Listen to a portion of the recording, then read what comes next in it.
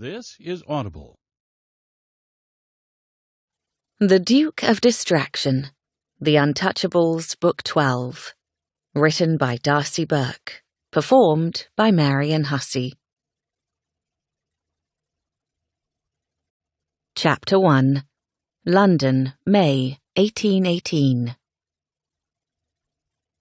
"Is that another new hat, Miss Colton?" Sarah brought her hand to the side of her poke bonnet, trimmed in Pomona green and persimmon-striped ivory ribbon and bright yellow flowers with persimmon-coloured centres. "Yes." Mrs. Wetherell clucked her tongue. "It's absolutely stunning. Wherever did you buy it? I must have something just like it." "Well, not just like it, I hope." Sarah smiled demurely, and her mother's friend laughed gaily. "Of course not just like it," Mrs. Wetherell said. "But that striped ribbon is gorgeous. It pulls the green from your gown so beautifully." Sarah's walking dress was Pomona green with an ivory sash. The striped ribbon and yellow flowers were a bold choice, according to her mother, but Sarah thought they worked together perfectly. "Thank you," Sarah said, inwardly beaming. Lavinia, the Marchioness of Northam, and Sarah's dearest friend, approached with a wide smile. "Why, Sarah, you look particularly fetching today."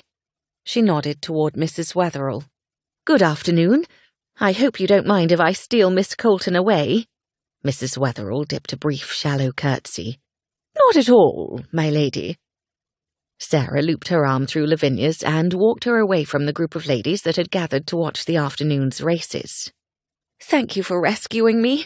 I need to place my wages." Lavinia narrowed her eyes slightly as she cast a sidelong look at Sarah. "How much money have you made on these races?" It was the third week of a tournament, with 2 more weeks after this one. Sarah shrugged as she steered them toward the table where Mr. Kinsley was collecting and recording wages for the 5 races taking place that day. 2 for the women and 3 for the men. "I'm not getting rich, if that's what you're wondering." She was, however, accumulating an adequate purse, and might just achieve her goal today, if she was lucky. "I presume you'll be wagering on both Lucy and Dartford," Lavinia said. "Of course." Their friend Lucy, the Countess of Dartford, was racing in one of the women's heats, while her husband was racing in the men's. "I will also place money on Lady Exby and Mr. Wakeham." "Indeed?" Lavinia sounded surprised. "Mr. Wakeham over Lord Ponsford?" "It's a bit of a gamble, but that's the point of it." If Wakeham won, it would surely fatten Sarah's purse to precisely where she needed it to be. "I'm surprised you haven't taken to gambling with Lucy." Lavinia waved her hand. "Never mind, your parents would be horrified." Livid was perhaps a better description. They'd notice her wagering at social events, but not on these races. Her father rarely came to the park, and her mother stayed far away from the races, which were for the younger set anyway. "The only reason Mother allows me to attend these is because there are bachelors." Now on her 4th season, Sarah felt an intense pressure to marry. From her parents. From herself, she felt only an intense pressure to be happy, and marriage alone wasn't enough. Now, marriage to a man she loved. But she wasn't holding out for that.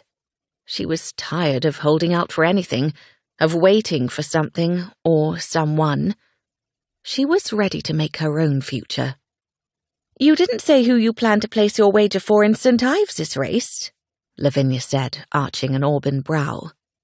The Earl of St. Ives had seemed to be on the verge of courting their friend Fanny, but then she'd left town abruptly, retiring to the country with her sister, who was expecting her 2nd child. "St. Ives is by far the better racer," Sarah said. Lavinia scowled. "But we're annoyed with him because it seems he might have driven Fanny away." They'd discussed it, and that was their estimation. They'd written to Fanny asking about her relationship with him, but had yet to receive a response. Sarah exhaled. "Even so, I will bet on him." Lavinia looked at her shrewdly as they arrived at the wagering table. "You are definitely trying to make money." Letting out a nervous laugh, Sarah withdrew her arm from Lavinia's when the handsome Mr. Kinsley, who was also the Earl of St. Ives' secretary, took her wages. He winced when it came to his employer's race. "I'm afraid St. Ives has forfeited his race today." Sarah frowned. "Why would he do that? It was almost certainly going to be him and Dartford in the final in 2 weeks. "He had to leave town." Sarah exchanged a look with Lavinia, whose elevated brows surely mirrored Sarah's. Sarah returned her attention to Mr. Kinsley with a murmured, "Indeed?" "Did he go to Yorkshire?" Lavinia, who often lacked subtlety, asked. Mr. Kinsley gave a bland smile. "I'm not entirely certain." Sarah and Lavinia shared another look that silently communicated their extreme scepticism about that. "Well, we shall hope he went to Yorkshire," Sarah said as she handed him her money. Mr. Kinsley finished recording her wages, and Sarah turned from the table with Lavinia. As soon as they put some distance between themselves and Mr. Kinsley, Lavinia asked, "Should we write to Fanny and tell her he's left town?" "What if he isn't going to Yorkshire? We mustn't interfere." Lavinia pushed out a frustrated breath. "You're right. I didn't like it when Beck tried to interfere in matters of the heart." Her husband, Beck, had been the self-described Duke of Seduction, penning poems to young ladies with the goal of elevating their popularity on the marriage mart so that they would gain the attention of marriage-minded bachelors. He'd written about Lavinia and Sarah before Lavinia had put a stop to his help. While some ladies had appreciated the assistance, others had not. Sarah's mother had loved the attention Sarah had received for a few weeks. However, it hadn't lasted. Sarah had liked it at first too, but then she'd realized she was a novelty, and that the men were less interested in her than they were in joining in the fun created by the Duke of Seduction's notoriety.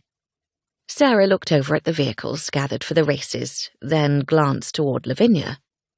"Are you sad you're no longer racing for the championship?" Lavinia, who had lost her race in the second round, lifted a shoulder.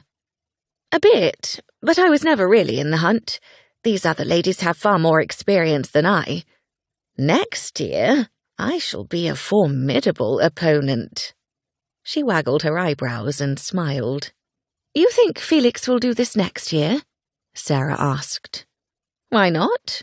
What else would he do? It's not as if he'll be married." That much was true. Sarah's gaze found the man in question.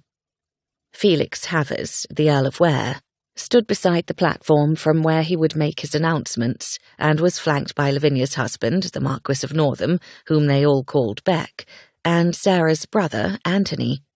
She and Anthony had known Felix most of their lives, having met him when he and his father had come to stay when he and Anthony had been 8.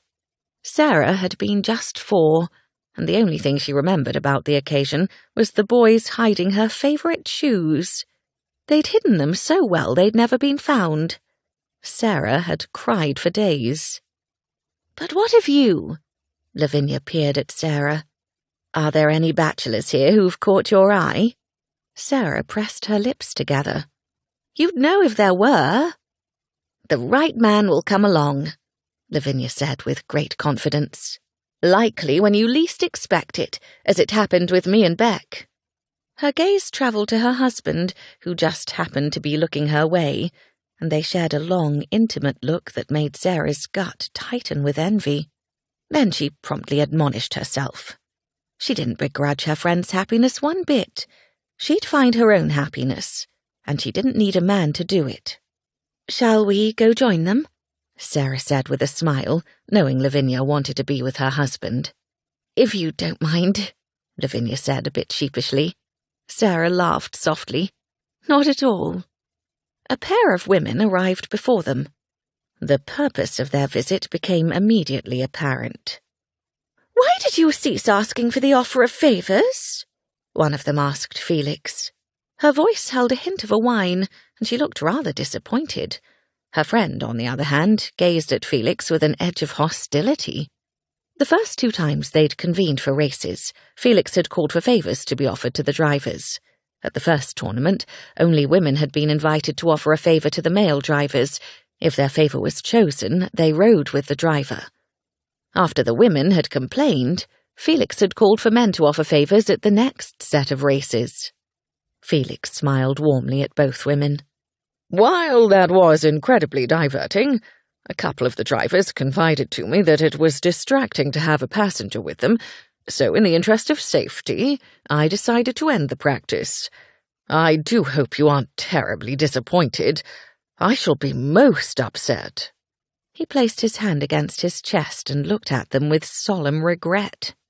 Both ladies seemed to melt beneath his charm, and they spoke over each other in their effort to assure him they understood. Sarah rolled her eyes. If they were hoping to attract Felix in any way, they would be sorely disappointed. After the ladies departed, Lavinia blinked at Felix. Did anyone other than me complain? Actually, someone else did, Felix admitted. Though, in his case, I'm not sure his passenger had anything to do with his loss. Well, Beck was entirely the reason for mine. Lavinia slid her husband a heated glance.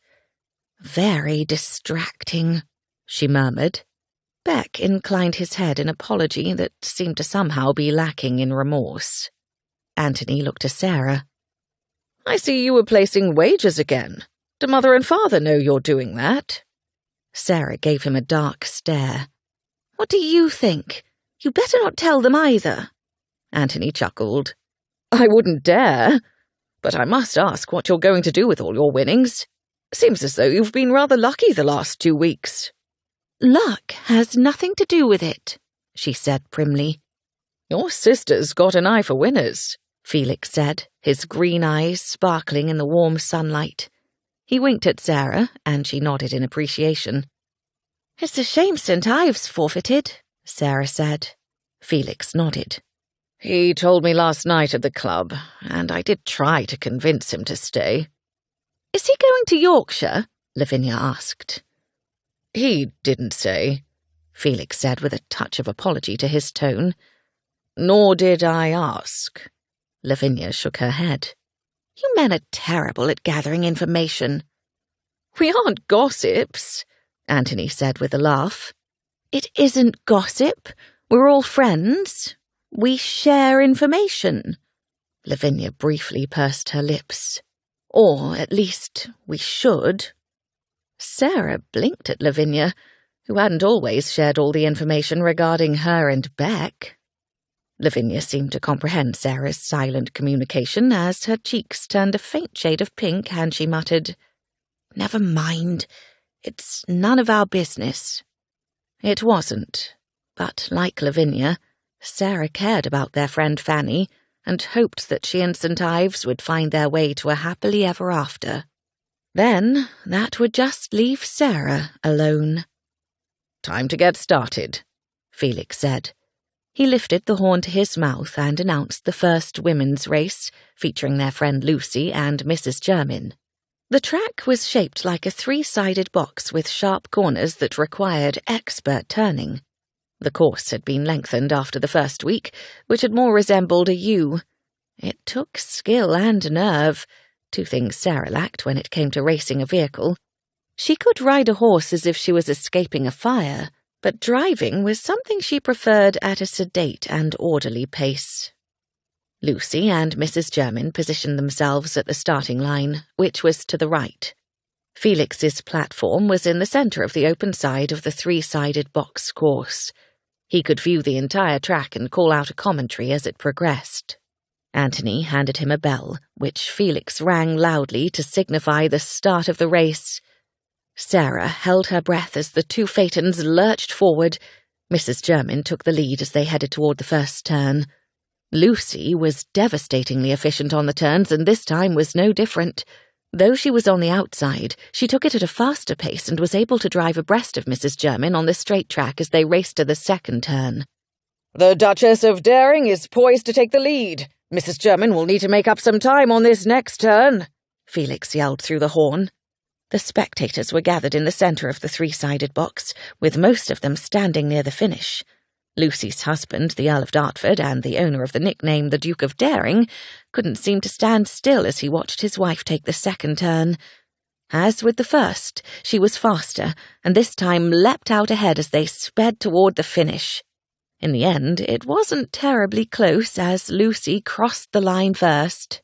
"And we have our first participant in the Women's Championship," Felix called, "the Countess of Dartford." The cheers were loud and boisterous, and Sarah joined in. She mentally calculated her winnings. If she could win the Wakeham race, she'd have what she needed. Sarah and Lavinia went to congratulate Lucy, whom they knew. She was a close friend of their friend Fanny's sister. The Countess was overjoyed, and the pride shining on her husband's face was nearly as bright as the sun. Felix announced it was time to ready the next race between Lady Exby and Mrs. Childers. Both women were in their 30s and were admirable drivers. Mrs. Childers possessed a more dashing style and was faster, but Lady Exby's skill and quiet confidence were the reasons behind Sarah's wager. Sarah migrated back to the platform where Felix stood. "You have the best view, you know," she said. "I do." He smiled down at her. "Come see." He held his hand out to help her up the steps. Sarah put her hand in his and climbed onto the platform. It was only 3 or so feet off the ground, but it did provide a better vantage point. She looked out over the crowd and the track. "You should build platforms for everyone to stand on next year." He slid her a sly glance. "You think there will be a next year?" "Why not?" He shrugged. "You know me. I always find something else to occupy my mind. Besides, I don't think I'd be allowed to build something that large. This thing is portable, but, as you can see, barely large enough for 2. It was, indeed. She had to stand quite close to him, not that she minded. Felix was the only gentleman around whom she felt utterly at ease, probably because he was the only gentleman she didn't have to worry about impressing. "Did you wager on Mrs. Childers or Lady Exby?" he asked. "Let me guess, Mrs. Childers." "I did not, in fact," Sarah said. "I'm surprised. You've made some daring wagers the past 2 weeks, and from reviewing the ledgers, you've earned quite a sum." Sarah flinched, then looked up at him, for he was at least 6 inches taller and perhaps more like 8. "Please tell me you haven't shared that information with Anthony." "I haven't. People's wagers are private and not mine to disclose." He shot a glance toward the track. "Are you saving for something specific?" "Merely planning for my future of spinsterhood." His gaze snapped to hers. "Why would you do that?" "Because it seems prudent." She laughed. "If I have enough money to support myself, my parents can't force me into a situation I don't want." Felix looked mildly horrified. "And what would that be?" "Marriage to a man I don't love." That would be rather odious," he murmured, looking toward the starting line where Mrs. Childers and Lady Exby were preparing themselves. Sarah snorted in a most unladylike fashion, but she never felt the need to censor herself in front of Felix. "You think all marriage is odious?" He grinned down at her. "I do indeed." "But surely even you will have to relent. You've a title to pass on." "My cousin is more than capable of becoming Earl," he said. "My uncle is making sure of it." Sarah hadn't ever met his uncle. "That seems rather presumptuous of him." "I don't mind. In fact, it makes things simpler knowing I don't have to marry." He gave her a pitying look. "I'm sorry you feel as if you do." She let out a hollow laugh. "All women feel that way, because it's our duty." "It's bloody ridiculous. You should be able to invest your money and live your life as you see fit." "How forward-thinking of you, Felix." "Yes, well, independence can't be overestimated." He straightened his coat. "And now I should begin the next race. Do you want to stay up here to watch?" A thrill shot through her. "Yes, if you don't mind." He slid her a half smile. I wouldn't have offered if I did. Felix lifted the horn to his mouth and announced the race was about to begin. The participants took their marks, and Anthony approached the platform. "What are you doing up there?" he asked Sarah. "Watching the race, isn't it obvious?" Anthony narrowed his eyes with a smirk as he handed the bell to Felix. "You've never invited me up there to watch. It's not a very large space, and your sister is far more petite," Felix said. "She's also much prettier." He winked at Sarah, and she laughed before giving her brother a superior look. Anthony shook his head but smiled. "Now we race," Felix called. "Ready? Go!" He rang the bell, and the women started from the line. Lady Exby seemed to have a bit of difficulty getting going, and Sarah suffered a moment's concern. Perhaps she should have wagered on Mrs. Childers, who was off to a rather fast start. In fact, it seemed the fastest start of any of the women over all the races. "That was an incredibly fast start by Mrs. Childers," Felix yelled through the horn. "I thought so too," Sarah said, her heart speeding up as the racers approached the first turn. "She's not slowing down at all." Mrs. Childers was mad to take the corner at such a speed. Sarah held her breath as she turned. One of the back wheels of her phaeton came off the ground, and the entire vehicle teetered. Sarah had heard of accidents where the vehicle tipped over, but had never seen such a thing. Without thinking, she grabbed Felix's forearm and squeezed. The phaeton went over, and the air filled with screams. Bloody hell. Felix's whispered oath reached Sarah's ears, and she turned to see that he'd gone completely white. Horror slammed through Felix, and he abruptly turned, nearly knocking Sarah from the platform. She clasped his arm more tightly, and he grabbed her by the waist, pulling her toward him so their chests almost touched. "My apologies," he murmured. "I need to go." "Of course." She moved around him so he could descend the stairs.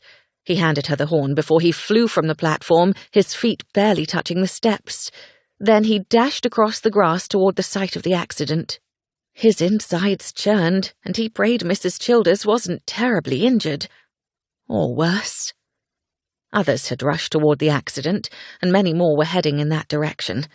However, Felix was still one of the first to arrive. Mrs. Childers lay on the grass, her face pale, and appeared to be unconscious. Lady Exby had stopped her phaeton and exited the vehicle. She knelt beside her opponent with a stricken expression as Felix squatted down on the other side. "Why did she go so fast?" Lady Exby asked, lifting her dark, tear-filled gaze to Felix's. "Charlotte! My Charlotte!" Mr. Childers practically fell to his knees beside Felix. In his early 40s, Childers was an affable fellow with a penchant for drink. Indeed, he seemed as though he'd already imbibed quite a bit, if the colour in his cheeks and stench from his breath were any indication. Childers cupped his wife's head and shot a venomous glance toward Felix. "This is your fault! These bloody races!" Felix was horrified by what had happened, but was it his fault the man's wife had taken a reckless pace? "You should have at least had a surgeon present," Childers raged as he stroked his wife's face. "Wake up, my dear." Mrs. Childers's lids opened. She blinked up at her husband. "Did I go over?" "Yes, you were driving much too fast, you silly woman." "You needn't call her silly," Lady Exby murmured. Felix looked over at the toppled vehicle, but more importantly at the pair of frightened horses still attached to the phaeton. Dartford and a few other gentlemen, including Felix's friend Beck, were tending to the animals and working on freeing them from the vehicle, as well as trying to return the phaeton to its upright position. "How are the horses?" Mrs. Childers asked. Her eyes seemed a bit unfocused, the pupils larger than normal. "Hopefully not damaged."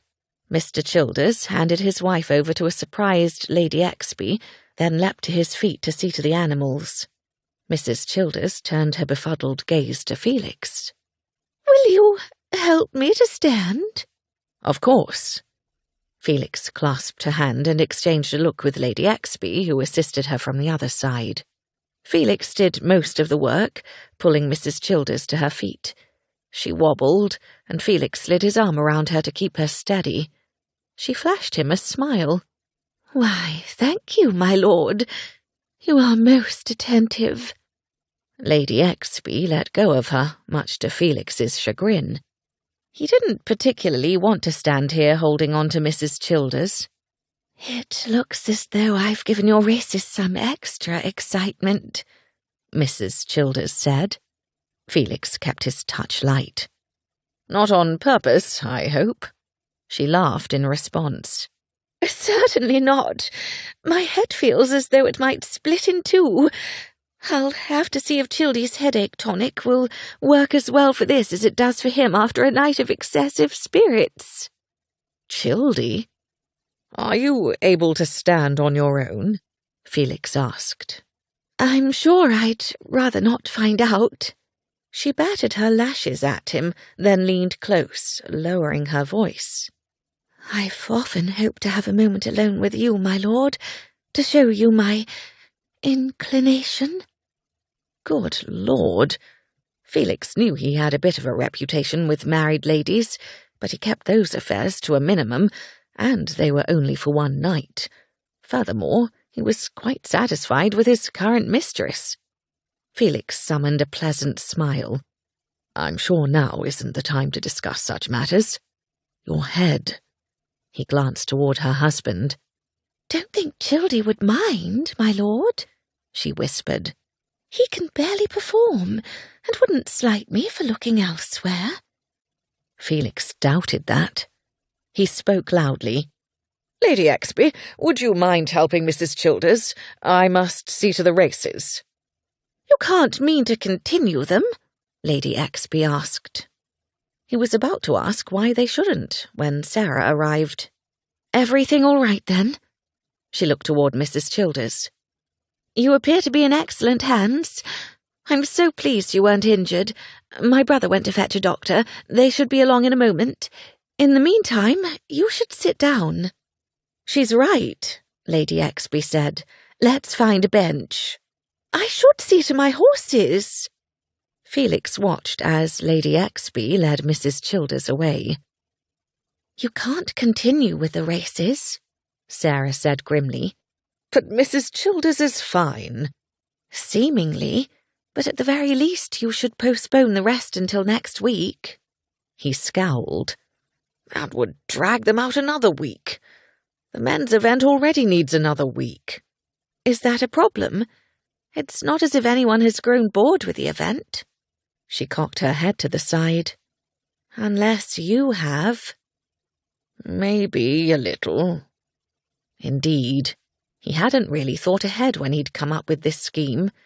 He'd committed himself to coming here 5 weeks in a row, weather permitting, and so far, the weather had more than permitted. Sarah exhaled.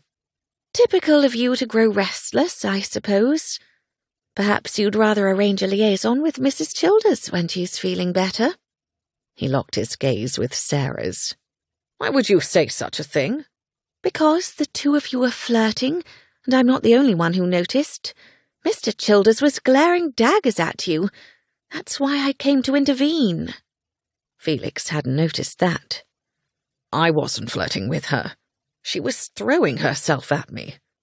"Well, whatever the specifics, might I suggest you stay away from her for a while?" "You don't need to." He narrowed his eyes at her.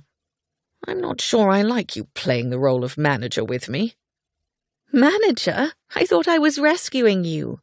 She laughed softly, and he let out a low groan because she was right. "Whatever you're doing, it isn't seemly. We shouldn't be discussing my... Never mind." He looked toward the horses, which were now free of the phaeton. Several of the gentlemen were working to right the vehicle. Mr. Childers was not one of them. He was glowering at Felix. Bloody hell. And now he was stalking straight for Felix. Thankfully, Anthony arrived at that moment with a physician in tow. "I've brought a doctor," he said.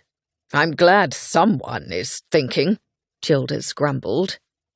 "Where is the patient?" the doctor asked. "This way," Childers said, leading the man toward his wife, where she sat on a bench beside Lady Exby. Felix exhaled with relief, at least for now. "Shame the races are over for the day," Anthony said. "Sarah, it looks like you won't be fattening your purse any more today." "It does not." She sounded disappointed. Felix knew how much he'd made and wondered if she was really just saving for a lonely future. Lonely? Was that how he thought of spinsterhood? He didn't plan to wed. Why couldn't she make the same choice? Furthermore, he didn't expect to feel lonely, so why should she? Alas, none of it mattered, because women and men weren't afforded the same choices. He could be a bachelor, and she'd be a spinster. "Felix isn't certain the races are over," Sarah said, eyeing him. Anthony stared at him. "Are you mad? You can't mean to continue, not today. Why not carry on with the men's races tomorrow?" Because he had appointments tomorrow. "Do you people think I have nothing better to do than host entertainments?" "No," they answered in unison, and he was torn between growling at them and laughing. What came out of his mouth was an unfortunate mix of the two. Anthony laughed in response, and Sarah merely arched a brow. It was true that he spent most of his life in the pursuit of entertainment and diversion.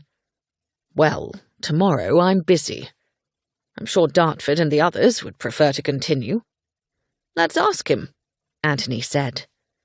Before they could do so, Childers marched back over to them, not stopping until he was nearly in Felix's face.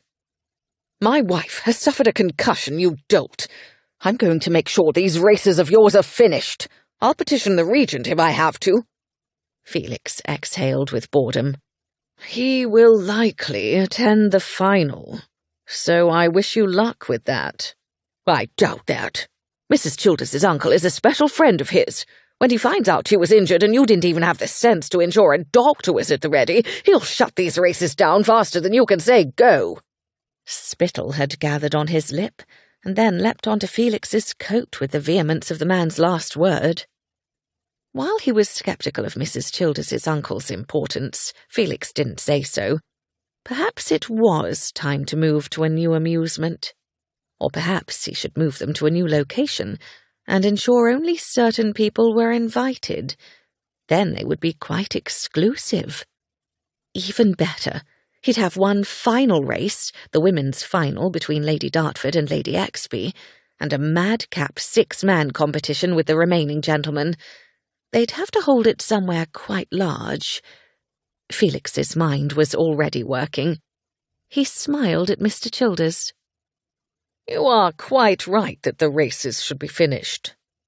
Felix went to Sarah. "May I have the horn?" She placed it in his hand. "Certainly."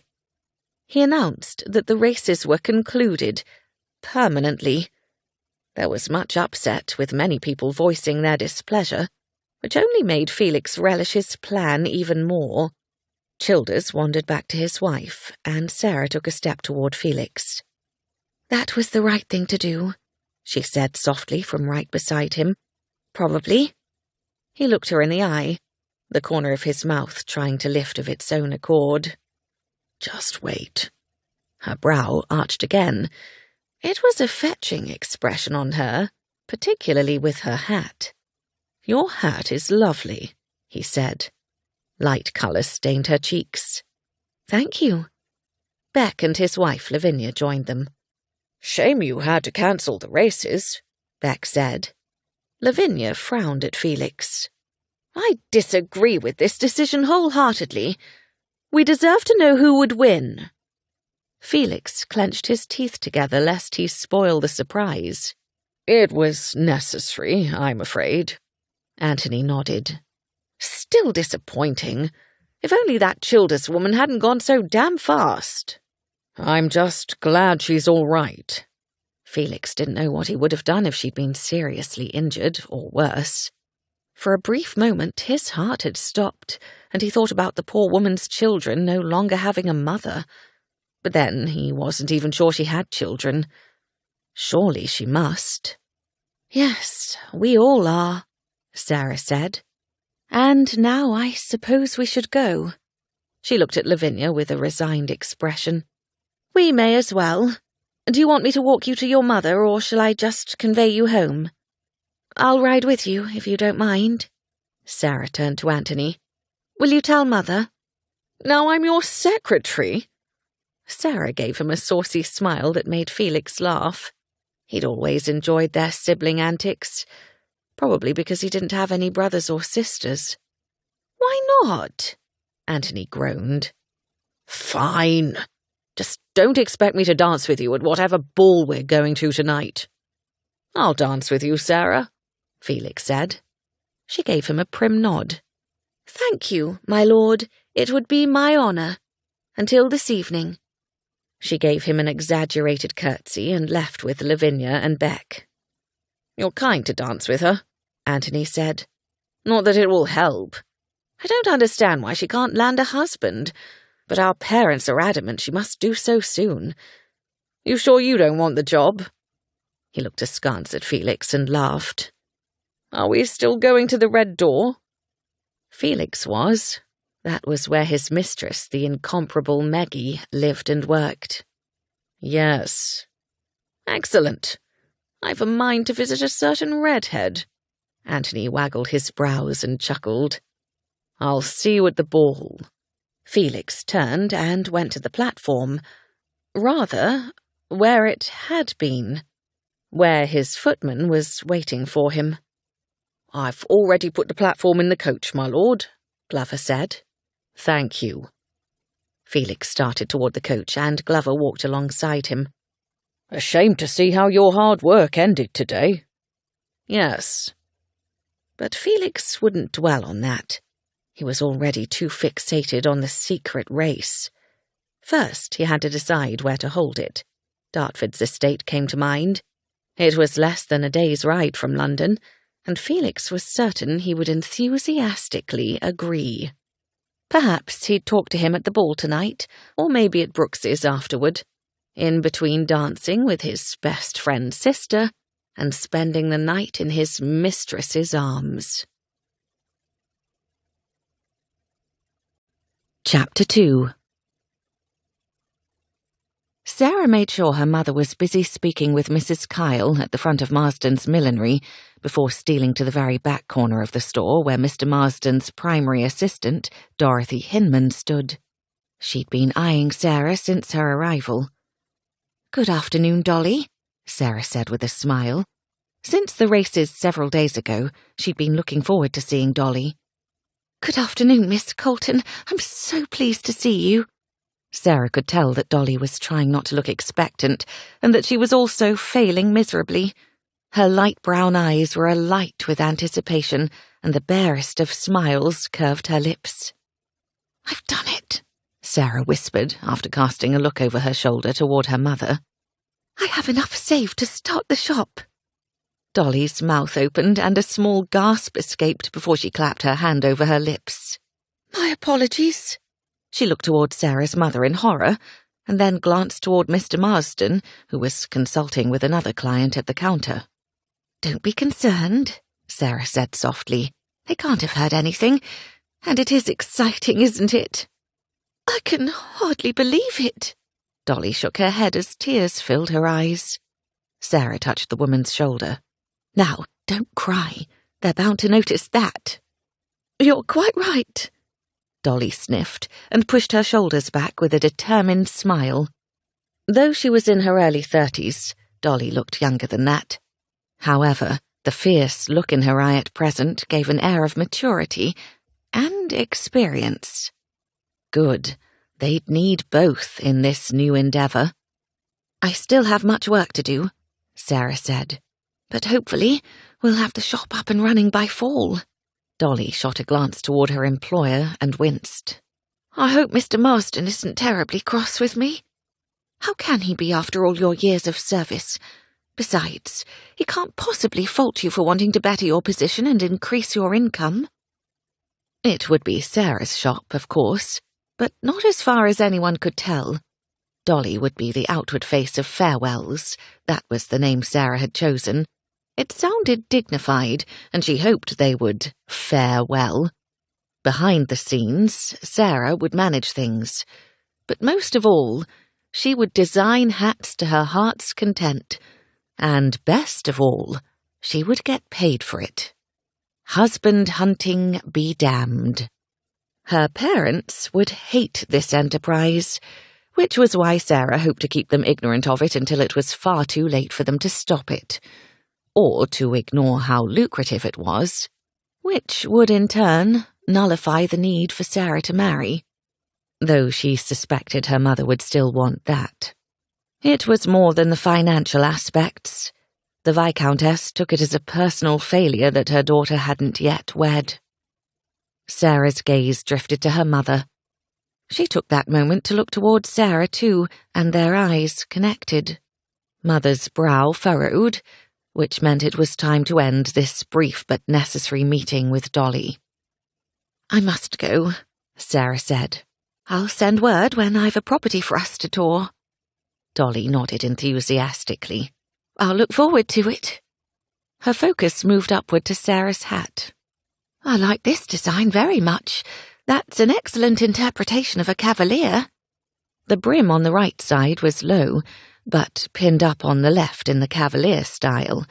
However, instead of installing feathers where it was pinned, Sarah had affixed them to the top, which added height and volume. "I'm pleased you like it. I've attracted a few stares. I was worried it was a bit daring." She grinned, then left Dolly before her mother came to interrupt. Sarah joined her mother and chatted with Mrs. Kyle for a few moments before they made their excuses and left the shop. As they walked to the coach parked just up Bond Street, Sarah's mother glanced in her direction. "Were you discussing your new hat with Mr. Marsden's assistant?" "I was. She was very complimentary." "It's rather fetching." Her mother's blue-grey eyes kept fixating on Sarah's hat. "I still can't believe you made that entirely on your own, but then I know you didn't purchase it. Come to think of it, when was the last time you purchased a hat?" "It hasn't been that long," Sarah said. It had, but she tried to distract her mother from realizing how long Sarah had been creating her own hats. At first, she would purchase the basic hat and trim it herself, as many women did. But in the last couple of years, she'd taken to making them entirely herself. Forming the hats, without attracting more than her maid's notice, was the most challenging part. "I might ask you to make me one in that fashion," Mother said as they reached the coach. Sarah's chest swelled beneath her mother's praise. Typically, Sarah disappointed the Viscountess in most ways, and was glad to know she didn't do so in everything. They returned home, and as soon as they stepped into the hall, Sarah's good mood was torn to shreds. Mother announced, "Sarah, please join me in the library with your father." Summons like these were never good. After handing her gloves and hat to the footman, she dutifully followed her mother to the library at the back of the house. Expecting to find her father seated in his favourite chair near the fireplace, she was surprised to see him standing instead. And he wasn't alone. Anthony sat in a chair near the window that looked out to the garden, and Felix stood near the corner wearing a look that could only be described as confused. "Ah, there you are." Father glanced toward the clock on the mantel before straightening to his full height. "I've an appointment in a little while, so let's get right to it." He looked toward Sarah. "It's time you—" "Let us sit down first," Sarah's mother said with a touch of heat, before ushering Sarah to the settee. Sarah didn't really want to sit. She wanted to flee. In compromise, she perched, her backside barely grazing the edge of the cushion so she could slip off and run at a moment's notice. Mother took the space beside her, although in a much more secure manner. "Now you may proceed," she said, smoothing her skirt and looking up at her husband with a bland expression, as if calling their daughter in for a lecture were an everyday occurrence. Well, it wasn't unusual, Sarah had to admit. However, this time felt different somehow. because Anthony and Felix were here. She could almost understand Anthony's presence, but Felix... Sarah slid a glance toward him and saw that he continued to appear befuddled. Or perhaps uncomfortable was a better description. Yes, she'd feel uncomfortable too if she were him. As if that mattered, she wasn't him, and she still felt uncomfortable. "It's time for you to marry," Father said, surprising no one. Or so Sarah assumed. Anthony knew how desperately they wanted her to marry, and she had to think Felix did too. Of course he did. Sarah was the first person to complain about the pressure they applied. "Pastime, one might say," Sarah murmured, and tried not to send an exasperated look toward her mother. "There's no need to be saucy," Mother said tartly. "Why must Felix and I be privy to Sarah's humiliation?"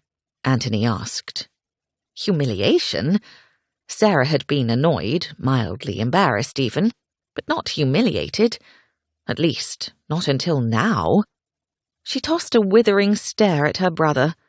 He had the grace to wince and look away. "There is a reason," Mother said, before inclining her head towards Sarah's father. Father coughed. Yes. We wondered if it might make sense for you, Felix, to wed Sarah."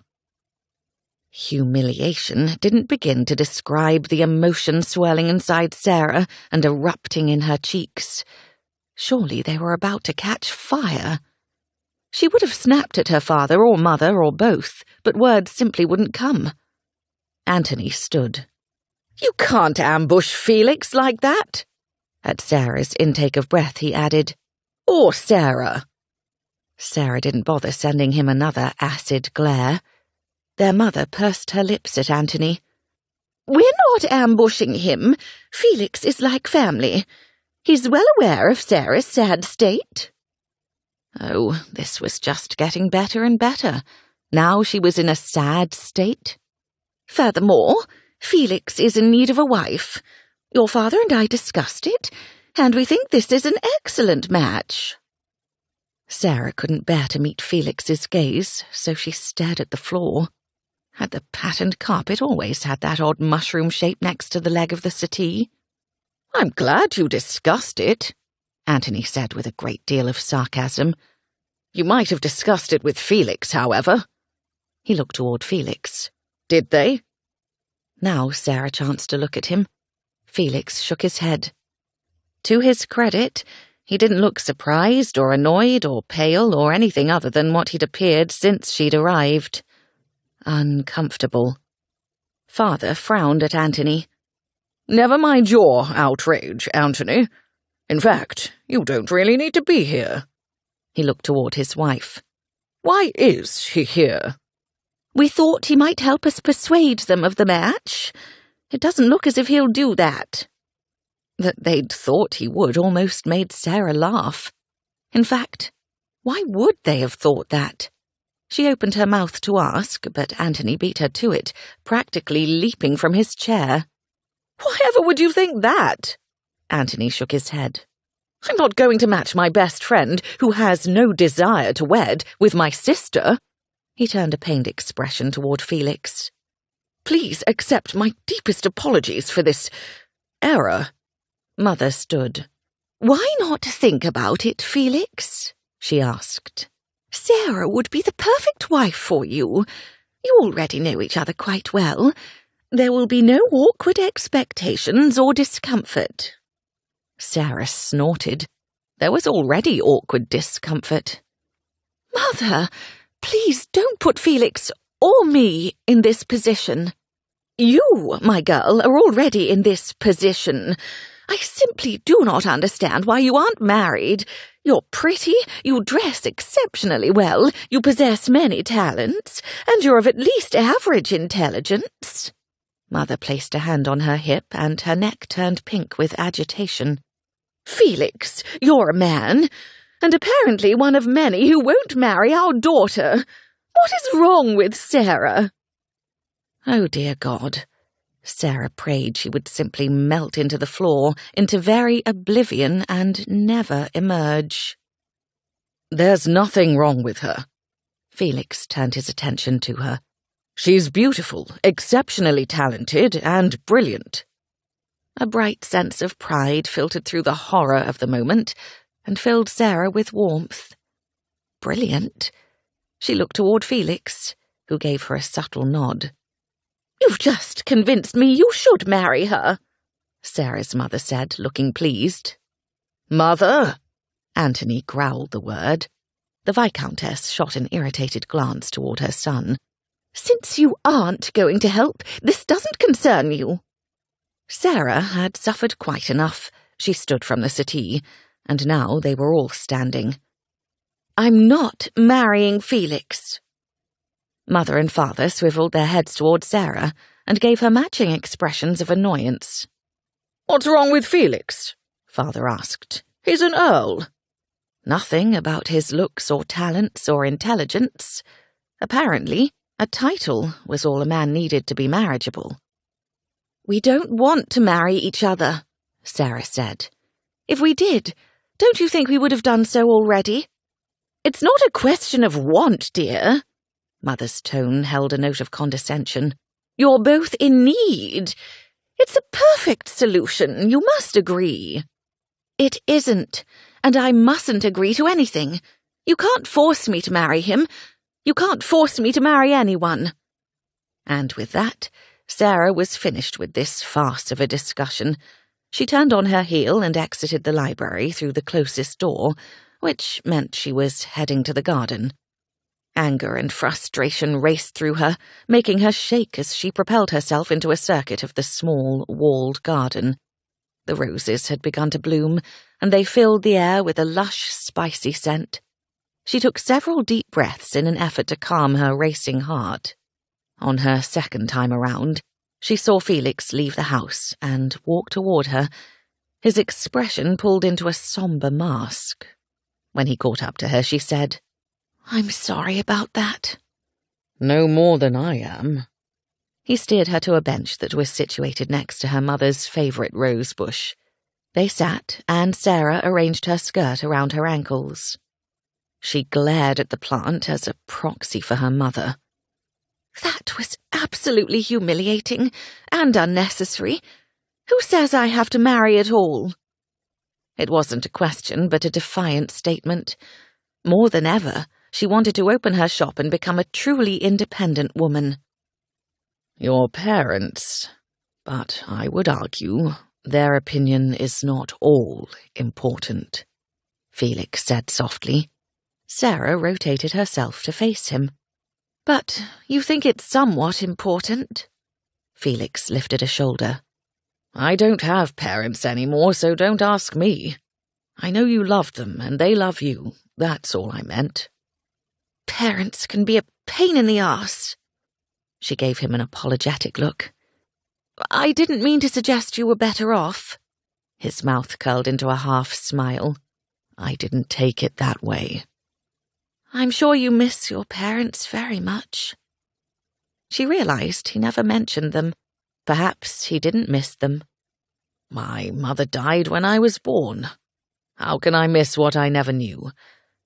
And my father?" He glanced away, and she found herself waiting expectantly for the rest of what he would say, only he didn't continue. "Your father what?" He looked back at her, his green gaze carrying an edge of steel. "My father has been dead a long time." When he said nothing more, she accepted that was all he wanted to express on the subject. "I'll help you find a husband," he said, startling her. "If that's what you want." She blinked at him, surprised at the offer. "Why? Did my parents ask you to?" She narrowed her eyes at him. "No. I did suggest it, and they were both relieved and pleased. It at least alleviates the pressure they've put on you." "Why? Because now I'm your problem instead of theirs?" She let out a soft snort. "You're not a problem. I meant what I said about you earlier." You'll make some man an excellent wife." Some man. I don't want to marry some man. Whom do you want to marry? He tipped his head to the side. No, the first question you must answer is whether you truly wish to marry at all. You told me at the races that you were planning for spinsterhood, and just a bit ago, you wondered why you had to marry. It sounds to me as if you might prefer to remain unwed. I'd be a pariah, particularly in my mother's eyes. He hesitated before answering. Not necessarily. Plenty of women never marry. She exhaled. Yes? And aren't they pariahs? I admit I don't know. He shifted his gaze to the side. My experience with, spinsters is rather limited. Is it? And here I thought you'd carried on with a few. She noted his discomfort and laughed. I'm teasing, but you are a bit of a rake. I suppose I am. He looked at her without apology. Yes, you should not be ashamed. We should embrace who we are. Would you like to know who I am? He leaned toward her, his gaze a bit rapt. Tell me. She took a deep breath. I'm a hat designer, and I only wish to marry for love. There, she'd said it out loud. She turned away from him, readjusting herself on the bench so she faced straight toward the garden. I've never told anyone that before. Not even Lavinia? Lavinia was her dearest friend, so of course it seemed she would have, or should have. She knows I like hats, and she knows I want to fall in love, especially now that she has. Watching her with Beck had transformed love from an intangible dream into a real possibility. They were both quiet for a moment, both staring at the garden, or so she thought from the limited view she had of him from the corner of her eye. He'd come out without a hat, so the breeze stirred a lock of his dark hair, brushing it against his temple. Then he turned his head toward her. How about I try to help you find a gentleman to love? Beck tried this with Lavinia. He introduced her to his friend from Oxford. Yes, Horace. I don't mean like that, Felix said. I don't actually have anyone in mind, but if I go out of my way to invite every single gentleman in London to one of my entertainments, then you'll at least have a better field to choose from. Don't you invite them already? I don't base my invitations on marriageability, he said wryly. But I will for the rest of this season. Everything I do will be for the primary purpose of finding the man worthy of your affection. When he said it like that, how could she refuse? He didn't assume she was faulty or that this was a difficult task. And he didn't treat her desire for love as if it were foolish. Why would you want to help me like this? Because you're my best friend's sister. And because by helping me, you avoid being snared in a parson's trap. He laughed, but his gaze was dark. It would take more than your parents' pleas to cage me. I believe that. If I could wager on you remaining unwed, I would. You're a gambler at heart. Would you prefer a gentleman who shares your adventurous nature? He thought her adventurous. Even if it only pertained to wagering, she'd take it as a compliment. Still, it wasn't entirely accurate. I'm not sure I'm a gambler at heart, or anywhere else. I wagered on your races because it was an opportunity to increase my purse. To prepare for spinsterhood. Would you like to know how? She asked softly. For some reason, she felt emboldened to share everything. At his nod, she continued. I plan to open a millinery shop. I design all my hats, and make them too. He turned toward her, staring, his gaze drifting to the top of her head, which was bare because she'd rushed from the library without sending for a hat. You're very talented. She laughed. There's nothing on my head. Not at present. but I do pay attention." Yes, apparently he did. He had, in fact, complimented her hat the other day, and today he'd called her beautiful. Did he really think so? That wasn't something she was bold enough to ask. Besides, it didn't signify. He wasn't the man she was looking for. "Your parents won't want you to open a shop any more than they would want you to become a spinster." Obviously. She angled her body toward him once more. I don't plan for them, or anyone else, to know. I already have an assistant who will manage the physical shop. She'll live there and oversee a small staff. I will design and create some of the hats, but neither I nor my name will be associated with the enterprise. "You've thought this through," he said. "How did you obtain the property?" I haven't yet. Now that I have enough money, because of your races, I'd plan to ask Beck, or maybe even Anthony, for help. "You can't put Anthony in that position with your parents." She frowned at him. Why not? I'm confident he would help me. "I am too. However, he shouldn't. It's better if he knows nothing. I'll help you." You're already helping me. "Precisely. May as well fulfill everything you require." He flashed her a smile, and she couldn't help but grin in return. What will you get from this arrangement, besides my eternal gratitude? He leaned forward again briefly. "That will be enough." "What are you two conspiring out here?" Anthony called out as he strode toward them. "Talk of the devil," Felix murmured, rising to his feet. Sarah bit back a smile and stood alongside Felix. Felix was merely offering moral support. "Isn't he going to help you find a husband? That's what he told Father." He's going to do what he can, Sarah said. But Anthony, I won't be forced. "Of course not. I pledge to care for you in your spinsterhood after Mother and Father are gone." He laid his hand over his chest. "I give you my word." His eyes danced with mirth. "Joke all you like, but I'm holding you to that."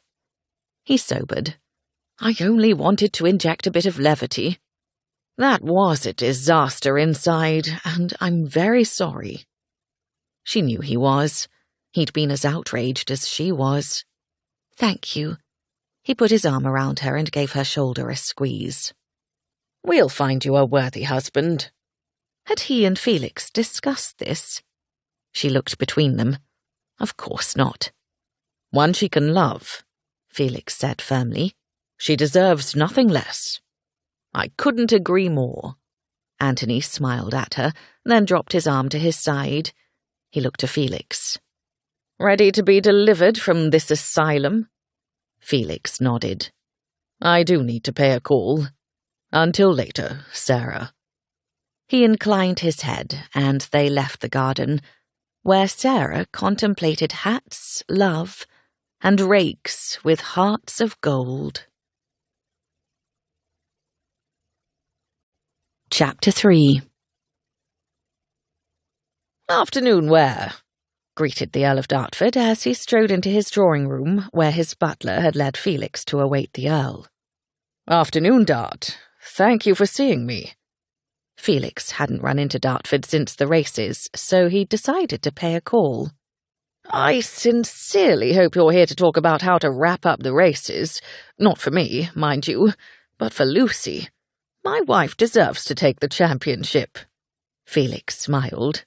"I will try to remain impartial," he said judiciously, which earned him a chuckle from Dart. "That may be difficult if you agree to my proposal, but I dare say no one will care if it means the races will have the opportunity to conclude." "I'm thoroughly confused," Dart said with a laugh, his dark eyes crinkling at the corners. "Sit." He gestured to a chair while he sprawled at one end of a settee. Felix took the chair Dart indicated. "I think it best to act as though the races are finished. Because of that dolt, Childers." Dart shook his head. "His wife was foolish. Now everyone else is paying the price." I don't know if he'd really get the Prince Regent involved, but I'd just as soon not find out. A wise decision. Dart stared at him with interest. What is your proposal, and what has it to do with me? I should like to continue the races. In secret. Dart leaned forward, his eyes alight. Ha! You did say act as though they're done. What do you plan? We'll need to stage them out of town, and I thought Darrant Hall might be the best location. Furthermore, I didn't think you'd... Felix didn't get a chance to finish. Yes! Hell yes! When? Whenever we can manage. In a week, perhaps. I can manage it. Just tell me what you need. Felix had considered a possible schedule, and now that he was using the event to help Sarah, he'd come up with what he hoped would be an enjoyable social occasion for everyone involved. I'm envisioning a 2-day affair. Guests will arrive in the early afternoon, and we'll have the next men's heat, followed by the women's final. That evening, we'll celebrate the winner with a feast. The following morning, we'll have the men's semi-final, and then the final in the afternoon. We'll finish off that night with another celebration. I will provide additional staff and pay for the celebrations. Nonsense! It's my house party, I'll pay. But they're my races, Felix said. You can contribute, but it will be a shared expense, Dart said firmly. Those are my terms. How can I possibly refuse? Felix asked with a smile. As I said, this event will be secret. I will invite very select people and no one in possession of a flapping tongue.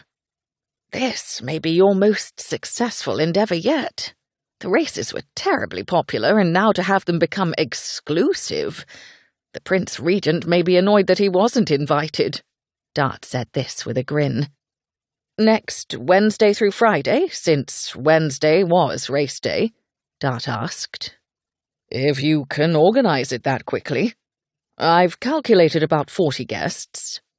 10 of them would be bachelors for Sarah to consider, but Felix wouldn't point that out.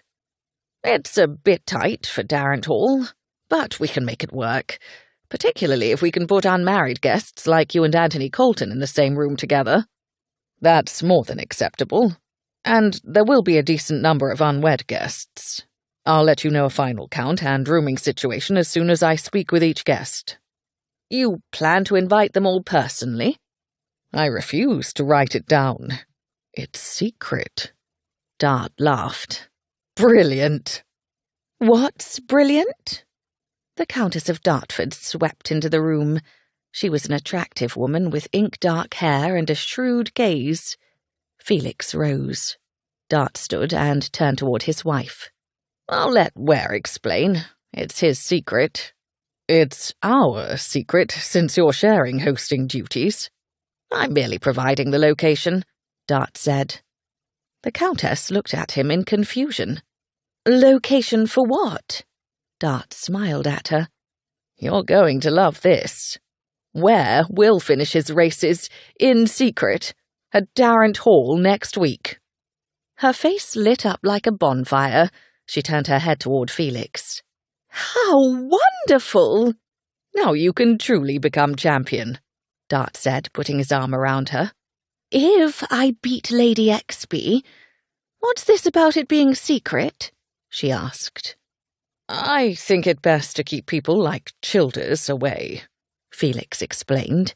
The Countess nodded. Good idea. I'll apprise you of the specifics, my dear, Dart said to her. How exciting! She glanced toward Felix once more. Thank you for planning this. It will be nice to finish it. Happy to, Felix said. I'll be in touch. He excused himself and left their townhouse, stepping out into the bright mid-May afternoon. A short while later, he made his way home and summoned his secretary to his study. He'd barely sat down at his desk when she breezed in the door carrying her typical ledger in which she kept all her notes and information. She called it her Bible. How did it go? Felix's secretary, Georgiana Vane, sat in her usual chair beside his desk. A pencil jutted from the blonde pile of hair twisted atop her head. Just a bit younger than him, she was astonishingly efficient and organised. She was also exceptionally beautiful, a fact that hadn't been lost on Felix's valet, who had married her last year. As expected, the party will begin next Wednesday. George opened her Bible and scratched her pencil across the paper. 2 dinners? Dartford insisted on sharing the expense. Draft a letter asking for the menu. I'll buy what's needed, and his staff can make it. Wine? She didn't look up. I'll let him provide that. Shall I do the same for other meals? Whatever you think is best, Felix said. He was renowned for his entertainments, and yet, without George's oversight, they wouldn't be nearly as successful as they were. Hell, they probably wouldn't happen at all. She snapped the ledger closed and slid the pencil back into her upswept hair. Have you completed your list of guests? He hadn't seen George since visiting the Coltons earlier. Not yet, and there's been a bit of a change. There will be 40 people instead of 30. I suspected as much, she said with a hint of a smile. You always think of people you've forgotten. In this case, I need to think of people. Bachelors, specifically. I need to find a match for Sarah Colton. George had met Anthony before, but not Sarah, though she'd heard enough about her to know who she was. You're adding matchmaker to your activities? Why am I not surprised? In fact, it's a wonder it's taken you this long. I am not becoming a matchmaker. I'm helping a dear friend. And escaping the parson's trap himself. In truth, the Colton suggestion that he marry Sarah wasn't terrible. If he had any interest in marriage, he would consider it. Or at least he would have before he'd known Sarah wished to marry for love. Now he would help her fall in love. Hell, he was a matchmaker. I'm only doing it this one time, he said firmly. George pressed her lips together and nodded. Help me think of bachelors to invite. George laughed. As if I'm acquainted with any of them in your circle. She had a point, but he grumbled anyway. You take care of everything. True, but I can't take care of this. The Brixcombe ball is in a few days. Surely that is a good place to find eligible bachelors. So was the club. Felix had only to pay attention. I'll rely on that if necessary. In the meantime, I'll look at the club later. Should I draft an advertisement to place in the newspaper? George possessed a fair amount of cheek. Yes, let's proclaim to all of London that Miss Colton is looking for a husband and I'm to find him for her. He shook his head, half smiling. Always happy to be of service, George said, rising from her chair. Is there anything else? He shook his head and she left. Felix leaned back in his chair and stared at the empty doorway, his mind going back to earlier at the Coltons. He'd been shocked as hell when her father had suggested Felix marry Sarah, but he probably should have seen it coming. He'd known their family for years, and since both he and Sarah were not yet wed, it made sense. Except it didn't. She wanted to fall in love, and he wanted to stay as far away from that emotion as possible. It had brought nothing but grief to his family, and he'd no wish to suffer its pain and disappointment. She also wanted to sell hats. Secretly. This made him smile. Whomever she chose to marry would have to support that. Or she could remain unmarried, an option that didn't seem distasteful to her. She was, he realized, a unique and special woman. Sarah was going to make some man blissfully happy. There's a new gentleman here tonight, Lavinia said, prompting Sarah to scan the Brixcombe's ballroom. How did you hear this? Sarah had just arrived with her mother and had left her to join Lavinia in their favourite position near the wall. Lavinia wasn't a wallflower any more, of course, since she was now married, but she still stood with Sarah. Oh, you know how that sort of information travels. Lavinia rolled her eyes. I'd scarcely been here 5 minutes before I heard of him. He's just returned from several years in India. I don't suppose he has a title? Sarah asked. My parents do prefer a title. Lavinia pursed her lips. This isn't about your parents. This is about you. Is it? She muttered. There he is. And no, he doesn't have a title. His name is Mr. Sylvester Fielding. Lavinia gestured toward a gentleman walking toward the doors open to the terrace. He's a bit ordinary, isn't he? He wasn't particularly tall, and his build was best described as stocky. His clothing was clearly very fine, however, and he wore a pleasant, welcoming expression. One person's ordinary is another's superlative. You are correct, Lavinia said. Shall we wander toward the doors? He hadn't gone outside, but was merely standing near them, as if he was hoping to catch a bit of the cool night breeze. It had been a warm day, but the temperature had dropped as clouds had moved in. There would be rain tomorrow. I suppose. But who will conduct an introduction? Sarah wasn't entirely in the mood to meet a new gentleman, or even be at this stupid ball. She was rather fixated on her hat business, and was frustrated that Felix hadn't communicated anything on that front. But then he hadn't communicated anything regarding a husband either, so perhaps he'd changed his mind. I'm a marchioness, Lavinia said with a touch of hauteur, followed by a grin. I'll introduce myself, and then introduce you. Sarah exhaled. Let's go. Lavinia touched her arm, her eyes sympathetic. We don't have to. We can stay here all night if you prefer. Well, until Beck arrives, that is. Her gaze turned sheepish. Sarah knew Lavinia sometimes felt bad that she'd found happiness and Sarah was still alone. And sometimes Sarah felt bad about that too, which was why she was focused on her millinery shop. It wasn't Lavinia's fault that she'd fallen madly in love. Furthermore, Sarah was thrilled for her, and never failed to regret the envy she felt from time to time.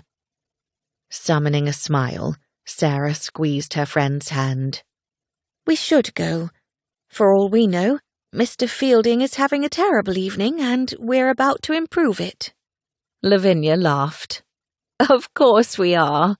She adjusted her spectacles on her nose and linked her arm through Sarah's.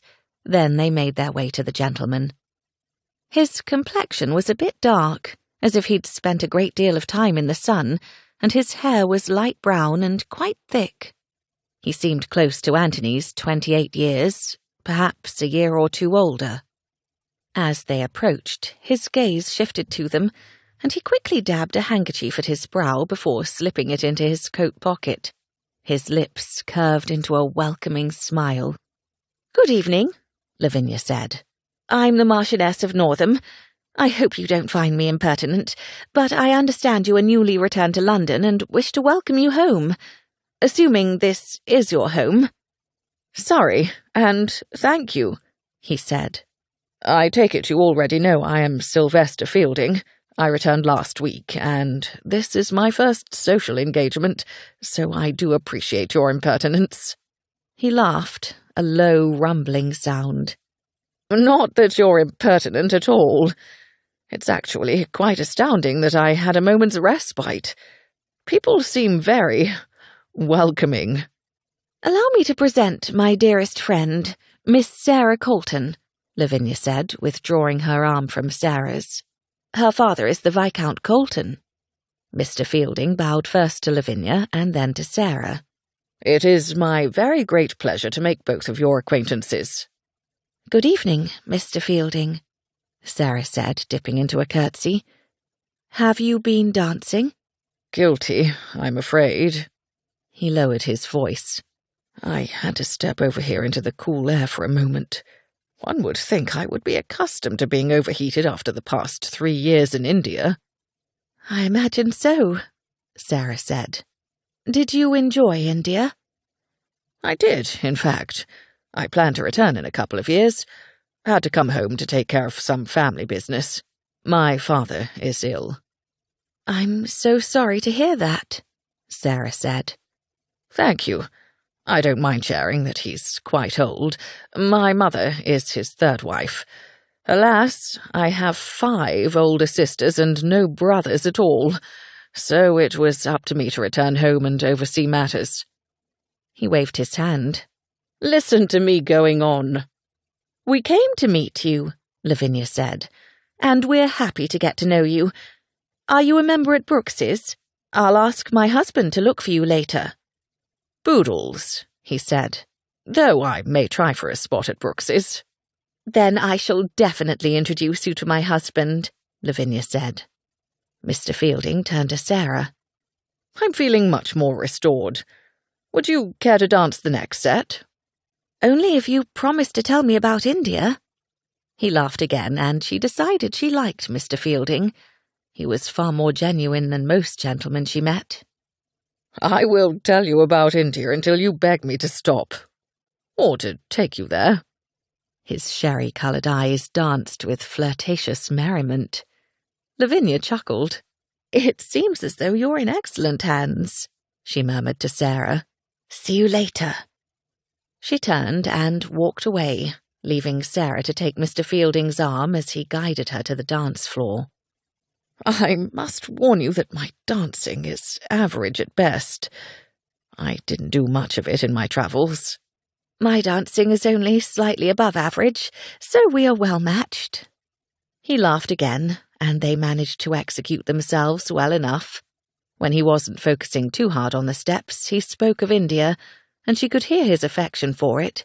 While he was charming and witty, she didn't think she could take him seriously as a potential suitor.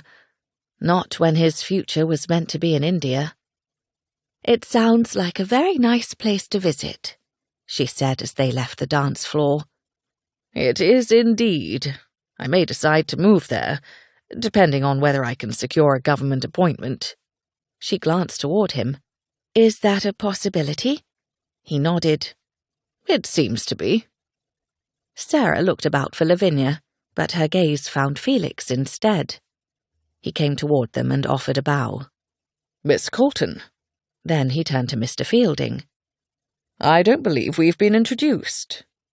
Taking her arm from Mr. Fielding's, Sarah angled herself toward both gentlemen and gestured to Felix. Allow me to present the Earl of Ware. Felix, this is Mr. Sylvester Fielding, newly returned from India. Welcome, Felix said. Have you been gone long? 3 years. A bit more than, actually. Pleased to make your acquaintance, my lord. He bowed and discreetly wiped a finger over his dewy temple as he rose. He may be interested in joining Brooks's, Sarah said. Felix looked at Mr. Fielding with interest. Indeed. I'd be happy to help if you require it. If you'll pardon us, I have a bit of business to conduct with Miss Colton. Of course. Mr. Fielding turned to Sarah with a warm smile. It was my honour to partner you this evening. I look forward to doing so again in the future. Thank you. I do as well. Sarah put her hand on Felix's arm, and he led her on a circuit of the ballroom. A potential suitor? He asked when they were some distance away. Doubtful. He's keen to return to India, perhaps with a government appointment. Felix lifted a shoulder. You don't wish to relocate to India? Not particularly. It's quite sunny there. Also rainy. Think of the headwear you could design. She sent him a wry glance. Speaking of headwear, have you anything to share regarding my shop? Precisely why I wanted to speak with you, Felix said. Do you mind if we go out onto the terrace? Not at all. He guided her outside. I'm not certain you can afford Bond Street, but I did find a small space on Vigo Lane that might work.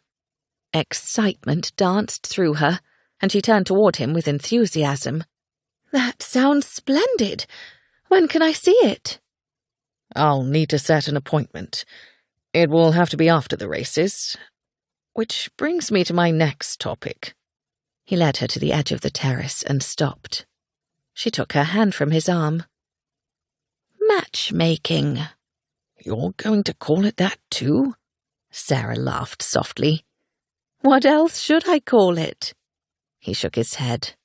Call it whatever you like, so long as it remains between us. She inhaled sharply. Can you imagine if people learned of this arrangement? Actually, it would be far worse for you than me, especially if you're successful. You'd have to pick up where the Duke of Seduction left off. Quash that thought right now, Felix said. I'm helping you, my best friend's sister, whom I've known for 20 years. It is like helping my own flesh and blood. I wouldn't dream of doing this for anyone else. She could see from the determined glint in his gaze that he meant it quite wholeheartedly. Have you found me a suitor already? I'm not going to find you a suitor, he said. I'm bringing bachelors into your orbit that you may not otherwise meet. I am not the sun, she said. You will be to your husband. She stared at him. Why, Felix, that's lovely. I do believe Beck is rubbing off on you. He let out a dark laugh. Hardly. I just hope you marry someone who values you in every way. Thank you. She hoped so too. I've scheduled the races for Wednesday and Thursday at Darrant Hall. She frowned. That's a long drive 2 days in a row. Yes, which is why it's a miniature house party. I will ensure several bachelors are in attendance. That's wonderful. However, I'm not sure my mother will allow me to attend, and she won't want to go. She didn't like the races. Sarah rolled her eyes. Which is why she isn't invited, Felix said with a delight that provoked Sarah to laugh. This is a private party. I'm inviting select people in person and swearing them to secrecy. She held up her right hand. I solemnly swear to keep it secret, except I have to tell my mother. Yes, you do. He looked out over the garden for a moment. Tell her Lucy is hosting a short party for her friends and that you'll be going with Lavinia. That could work. If not, tell her it's a bachelor forum. Sarah laughed again and couldn't stop for a moment. You really ought to consider opening such a place. It already exists. I believe it's called Almack's, he cracked. Another giggle escaped Sarah. You're in rare form tonight, Felix. Thank you. He inclined his head. I think. Please invite Mr. Fielding, she said. Felix arched his brow at her. I thought you weren't interested in him. Not particularly, but he was very charming, and since he's newly back to town, he could do with some engagement. You've a generous heart, Felix said. No more than you. He snorted. Hardly. As I said before, I am helping you and only you. Indeed, you're the only unmarried woman I can suffer. Well, now you're just flattering me, she said. Always. Shall we go back inside? She took his arm. If we must. You'll let me know when you schedule the appointment to see the shop in Vigo Lane? As soon as I know, you will. He steered her toward the ballroom, inclining his head at another gentleman who escorted a lady onto the terrace. And I'll invite Mr. Fielding. Thank you. I'm quite looking forward to the party. She turned to look at him. I assume I can discuss this with Lavinia? Of course, and Anthony and the Dartfords. He peered down at her. I trust you to know whom to talk to. There's your mother. Do you want me to take you to her or somewhere else? The latter, but she supposed she should talk to her about the party. To her.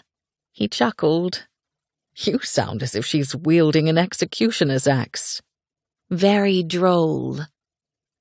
A moment later, He delivered her to the Viscountess and then took his leave.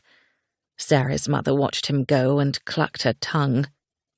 "I still say he's a fool not to marry you." "Mother, keep your voice down," Sarah said, though she hadn't spoken loudly. "I don't want to marry him." Mother gave her a resigned, somewhat disappointed look.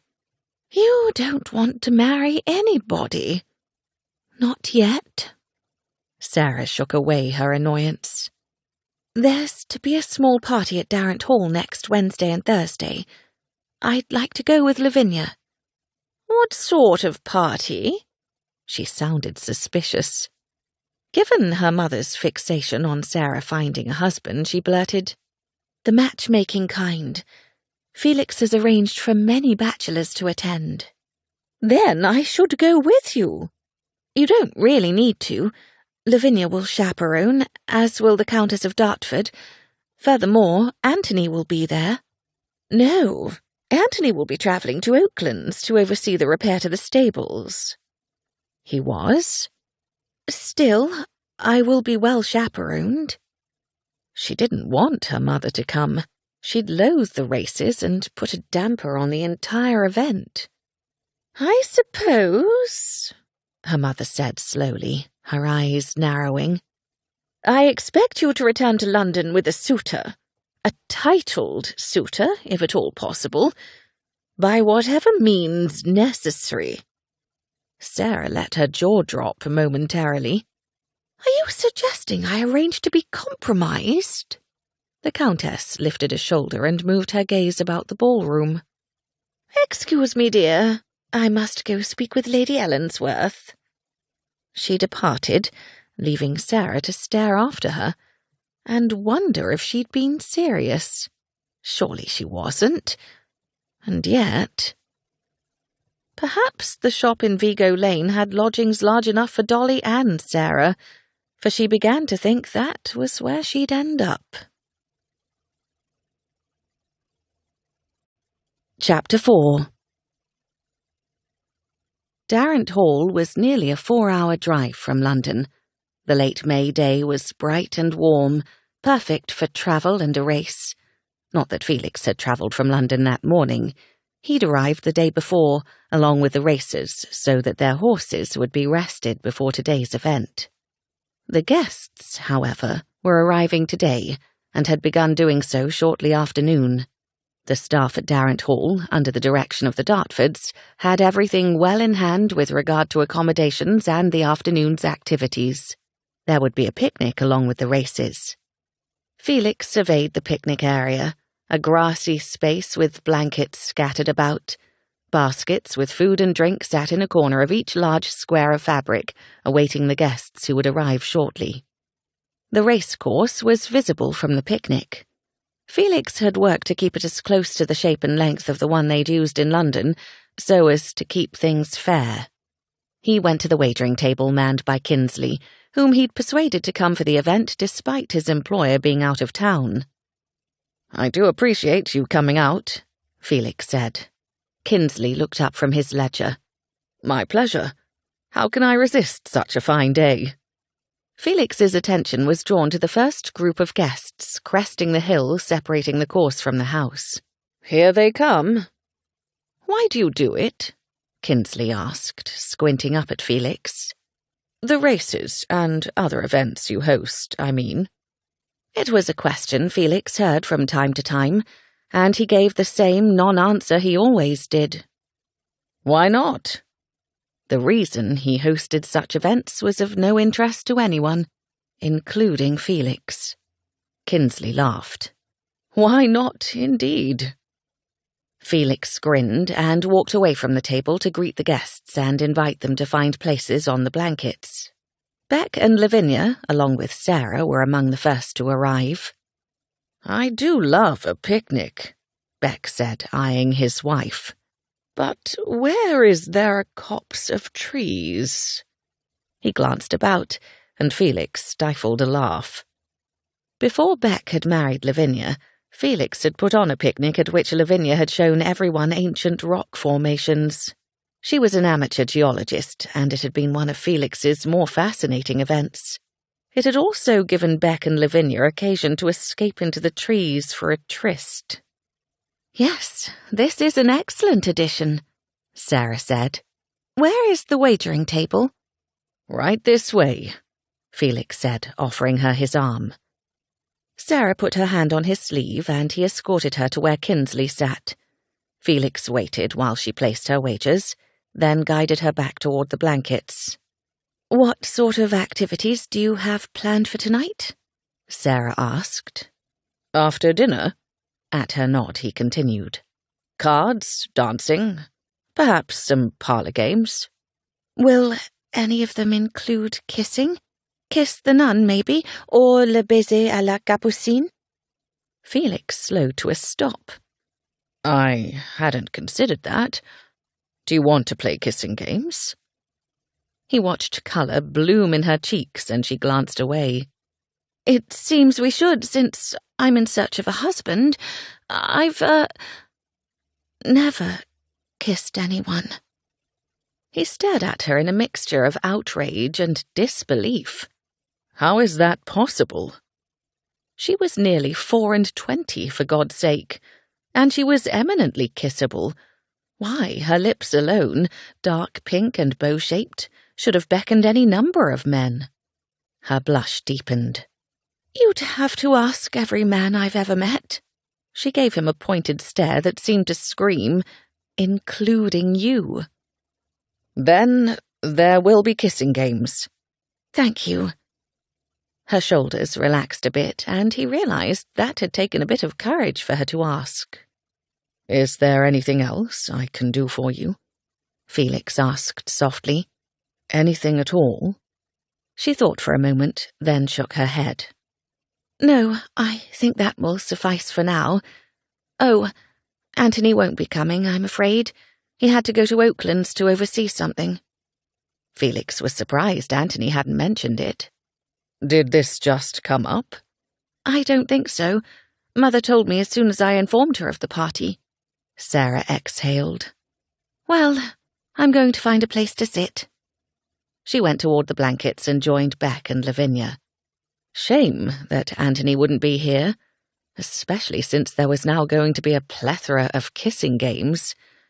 Felix could think of several, including the ones she'd mentioned, and maybe he'd come up with one of his own. He'd done it before. His mind conjured a series of potential ideas. "A picnic, eh?" Felix, startled from his reverie, blinked at the sound of Anthony's voice. "You're here?" Anthony looked around. "Should I be somewhere else?" "Oaklands, apparently.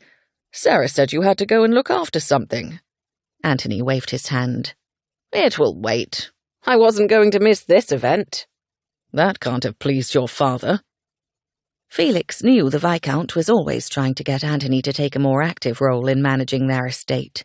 Anthony wasn't a slouch compared to some other gentlemen they knew, but he loved his life in London and didn't like to miss a thing. No, between his anger at me and my mother's desperation about Sarah, they were both in a fit. Felix glanced toward Sarah. The skirt of her coral-coloured dress spread across the corner of the grey blanket. Desperation? She made it clear that Sarah had better return from this party with a suitor. "And if she doesn't?" Felix asked. He knew the Coltons well, but really had no idea what they would do if Sarah didn't marry. Why did they care so bloody much? Wasn't it enough to ensure she was happy? The millinery shop would do that, not a husband. Anthony shrugged. "They claim they'll arrange a marriage, but I don't know if they will. They've threatened that before. Granted, there is an interested party." "Is there?" Felix would have invited him here if he'd known. "Who? I can send a message to London and get him here by tomorrow." Anthony stared at him for a moment. "You've taken this matchmaking role quite seriously." "Does everyone need to call it that?" Felix muttered. "You can't send him a message in London. Alan Court lives in Epping, and he wouldn't ever come to a party like this. He's nearly my father's age. He's already been married twice and has 3 daughters. one of whom is older than me. Age is just a number, as are daughters and marriages. Says a man who has none of the latter two, Anthony chuckled. Alan Court also despises London and spends most of his time in Epping. He is the magistrate for the surrounding area and takes his duties quite seriously. I have to think Sarah wouldn't get to spend much time in town. Felix didn't think she'd like that. She had friends and enjoyed social engagements. Furthermore, where could she show off her hats in Epping? Sounds as if we need to find her a husband, not just a suitor. We?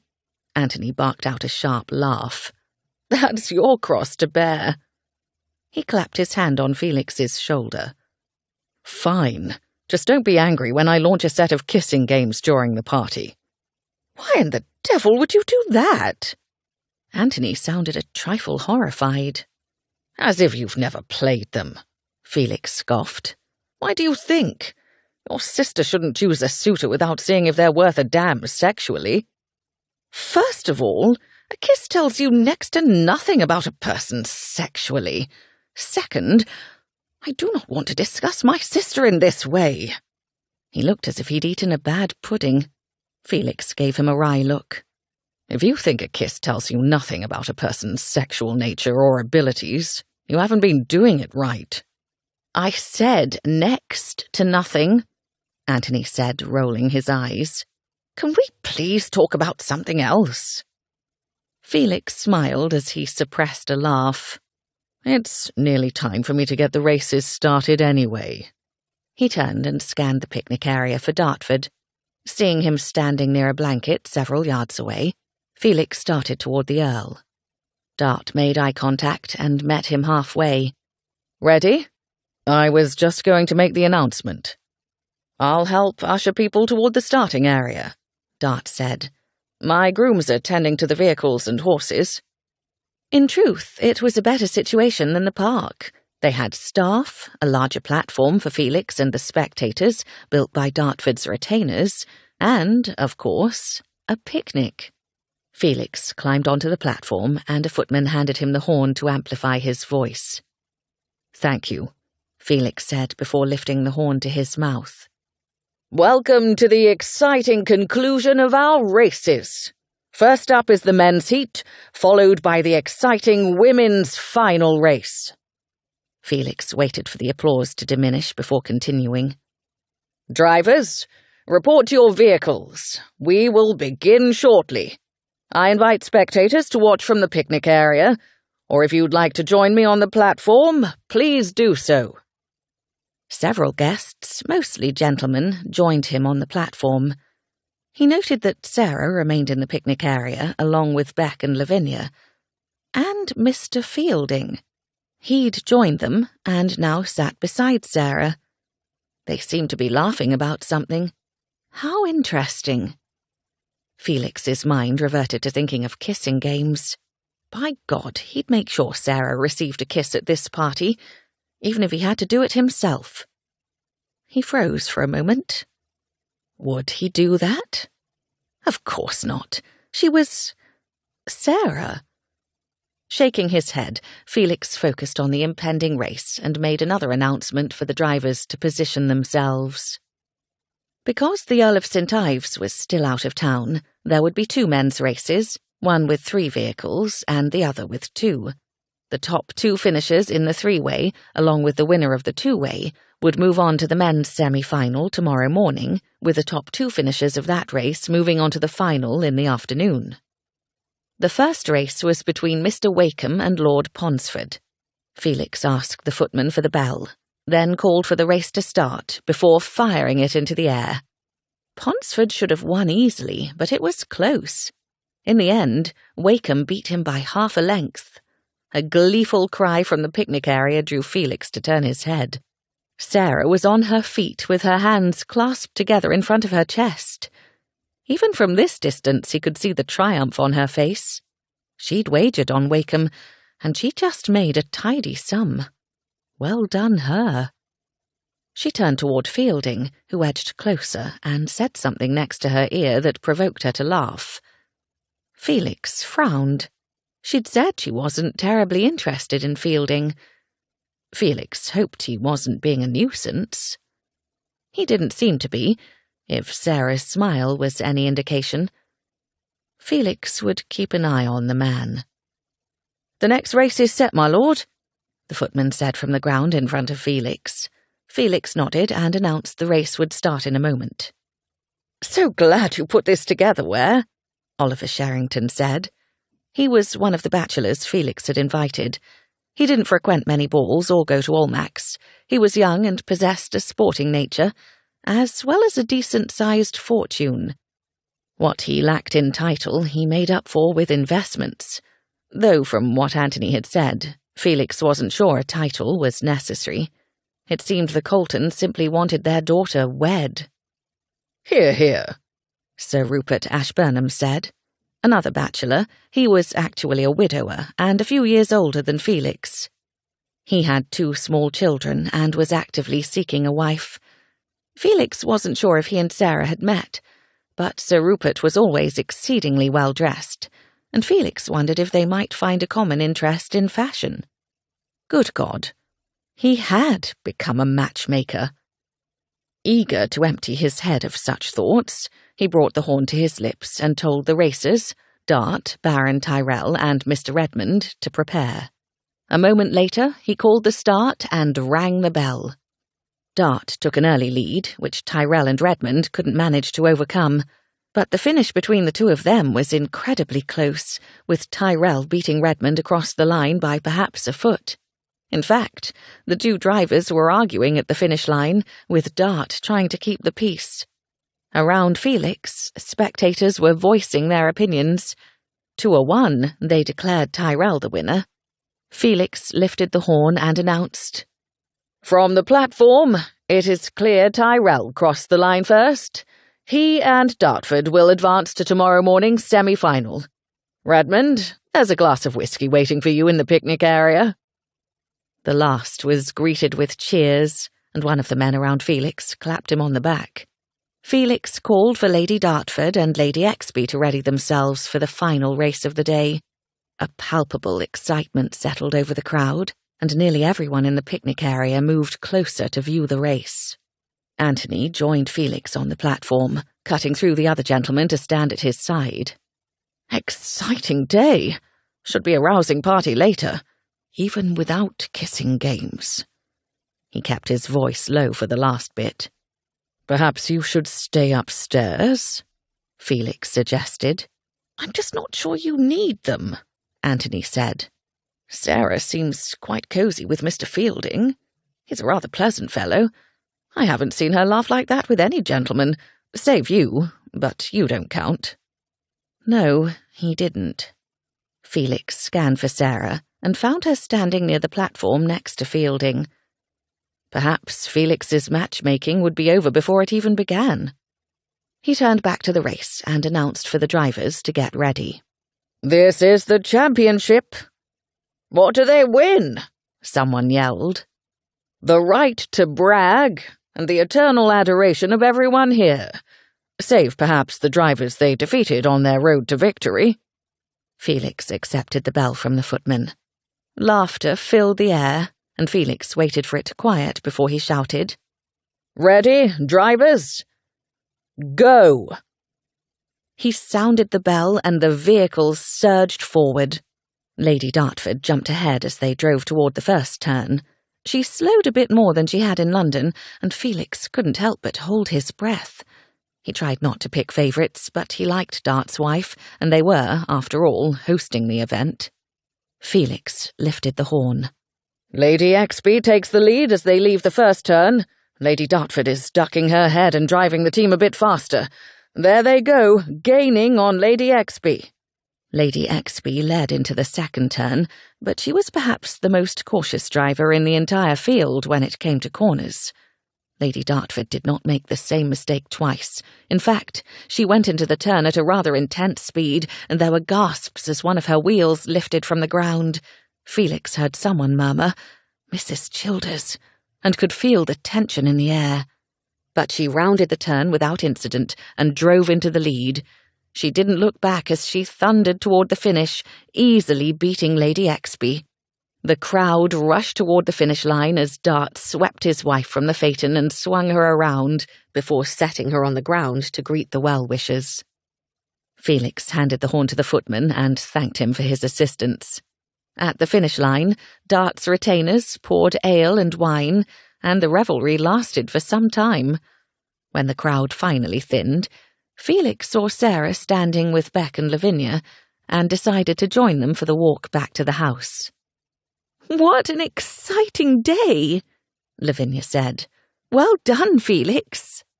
He inclined his head with a small smile. "Thank you, but the excitement was due to the talented drivers." "Yes, but there would be no race if not for you," Beck pointed out. "People are already talking about next year's matches, and we aren't even finished with this year's." Felix still wasn't sure he would continue them. "Felix may be too bored to repeat them," Sarah said, sending him a teasing smile. He laughed and offered her his arm. "You know me too well." She placed her hand on his sleeve, and they all started back toward the house. Sarah walked slowly, allowing Beck and Lavinia to precede them. Felix took the hint and followed her pace, assuming she wanted to speak with him about their objective of finding a suitor. "What do you have in store for this evening?" she asked him. He noted the faint colour in her cheeks. "In terms of the kissing games, you mean?" "I've begun my, assessment." Felix turned his head toward her. "You kissed someone?" She nodded, the pink still highlighting her cheeks. "Mr. Fielding." "I see."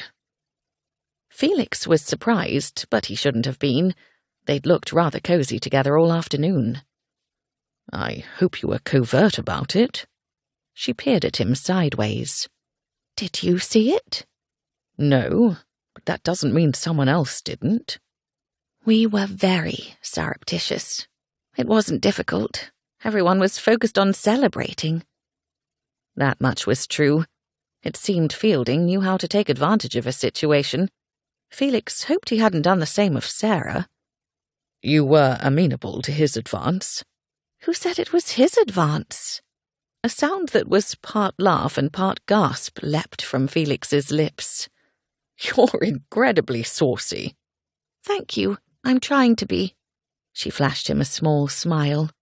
"In the hope that it will make me more attractive." "I think you've always been this saucy. You've just been hiding it. Be yourself." The recommendation burned the back of his mind where he hid all his own secrets and fears. Just because he gave advice didn't mean he had to follow it. They were nearing the house, and Lavinia seemed to notice that Sarah and Felix had fallen back. She looked over her shoulder at them and slowed. Felix rushed to ask, "And how was it? Is Fielding still a possibility, or should we focus our energies elsewhere?" "Oh, he's still on the list, but I should like to compare." She winced and shot him a slightly pained look. "Is that bad?" He laughed. "Not to me, but again, you must be covert." "Or disguise my objectives with a kissing game." She gave him a faux look of innocence that made him laugh again. "We'll play Kiss the Four Corners. That will give you another 4 observations." "Brilliant." Lavinia and Beck waited near the door, and Sarah and Felix were nearly upon them. Sarah stopped several feet away and took her arm from Felix's. "Thank you. I really do appreciate your help and support." Then she turned and went to join Beck and Lavinia before the trio headed inside. Felix watched her go and wondered at the odd sensation in his gut. He felt a bit unsettled. "Because you're playing matchmaker," his mind reasoned. Or maybe because things better left forgotten were nearly stirred to the surface. Either way, he shrugged the feeling away. It was time to plan the specifics for this evening. The following afternoon was not as bright and warm as the morning had been, and certainly not as glorious as the day before. It was still quite pleasant, however, and no one cared about the clouds moving in when they were too excited for the final race to begin. The morning semi-final had been another three-way contest between Dartford, Wakeham and Tyrrell. Tyrrell had fallen out of contention rather quickly, but Wakeham had given Dartford a good run. Dartford was the favourite for the final, but no one was completely discounting Wakeham. Sarah wasn't at all sure whom to place her wager on. She'd gone to Kinsley's table 3 times so far, and on each occasion had retreated without taking action. Lavinia joined her as Sarah contemplated what to do. "I hope you wagered on Dartford." "I haven't placed one yet." Sarah's stomach twisted into a new knot.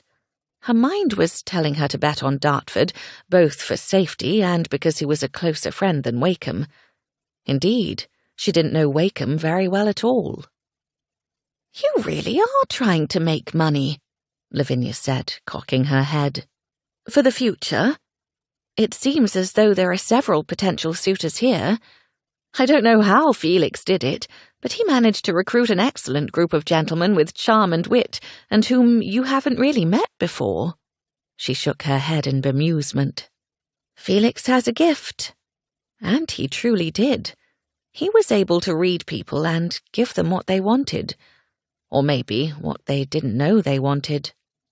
Several of the gentlemen here were confirmed bachelors, but that hadn't stopped them from flirting with Sarah last night. "He does indeed," Lavinia murmured.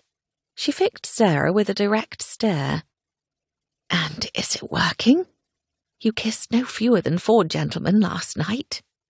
Don't forget Fielding yesterday afternoon," Sarah said with a laugh. She'd briefly mentioned all this to her best friend earlier in the day, but they hadn't had a chance to discuss anything in depth. Lavinia narrowed her eyes slightly. "I want details. Which one was the best kisser?" She shook her head. "No, never mind. How was it to go from kissing no one to kissing 5 men in one day?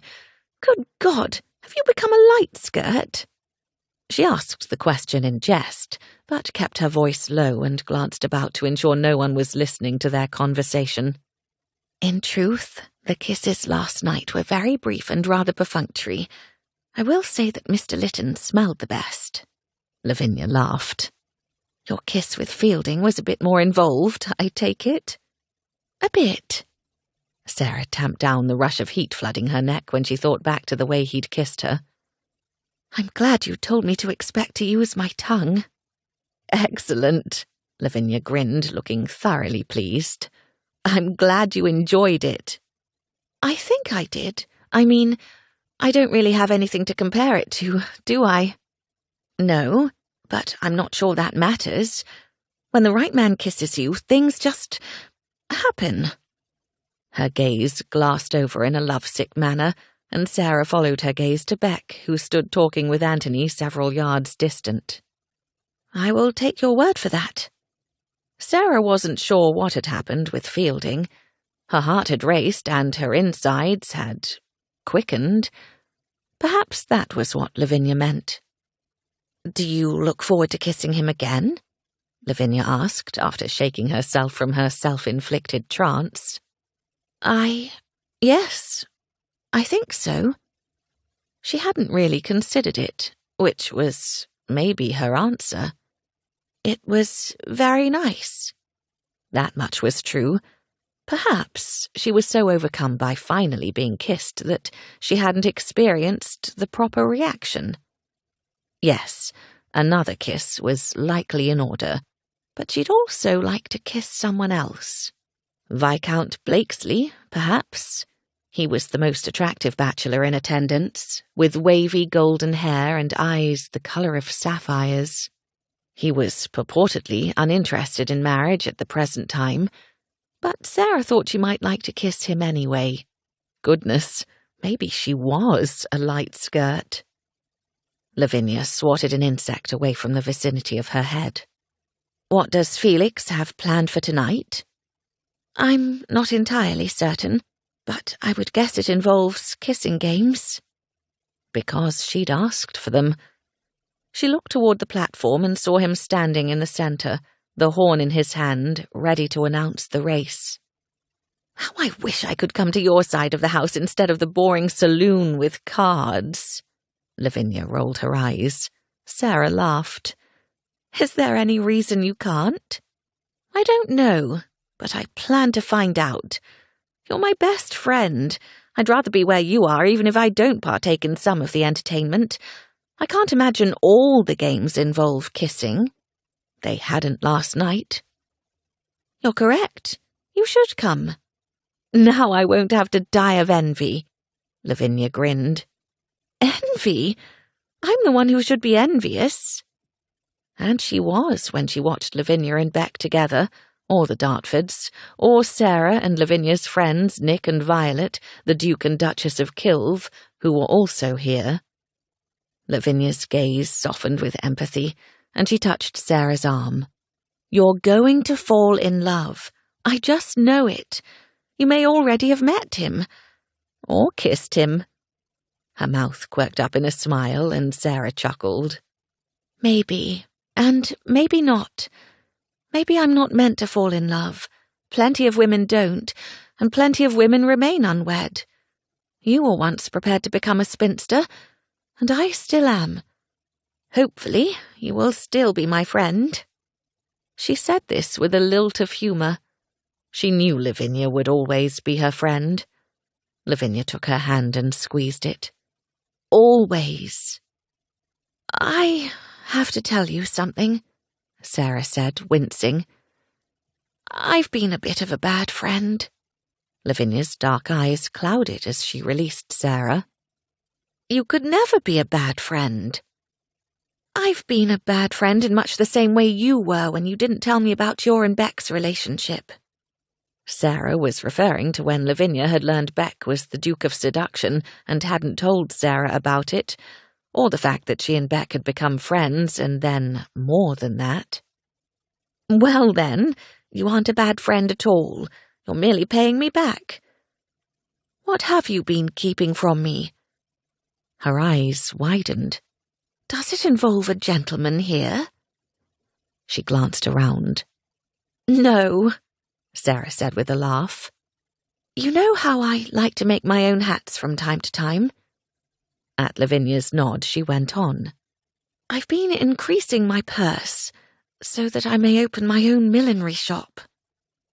Lavinia's jaw dropped. You're going into trade? Quieter, please, Sarah whispered as she looked about to see if anyone had heard. It didn't seem so.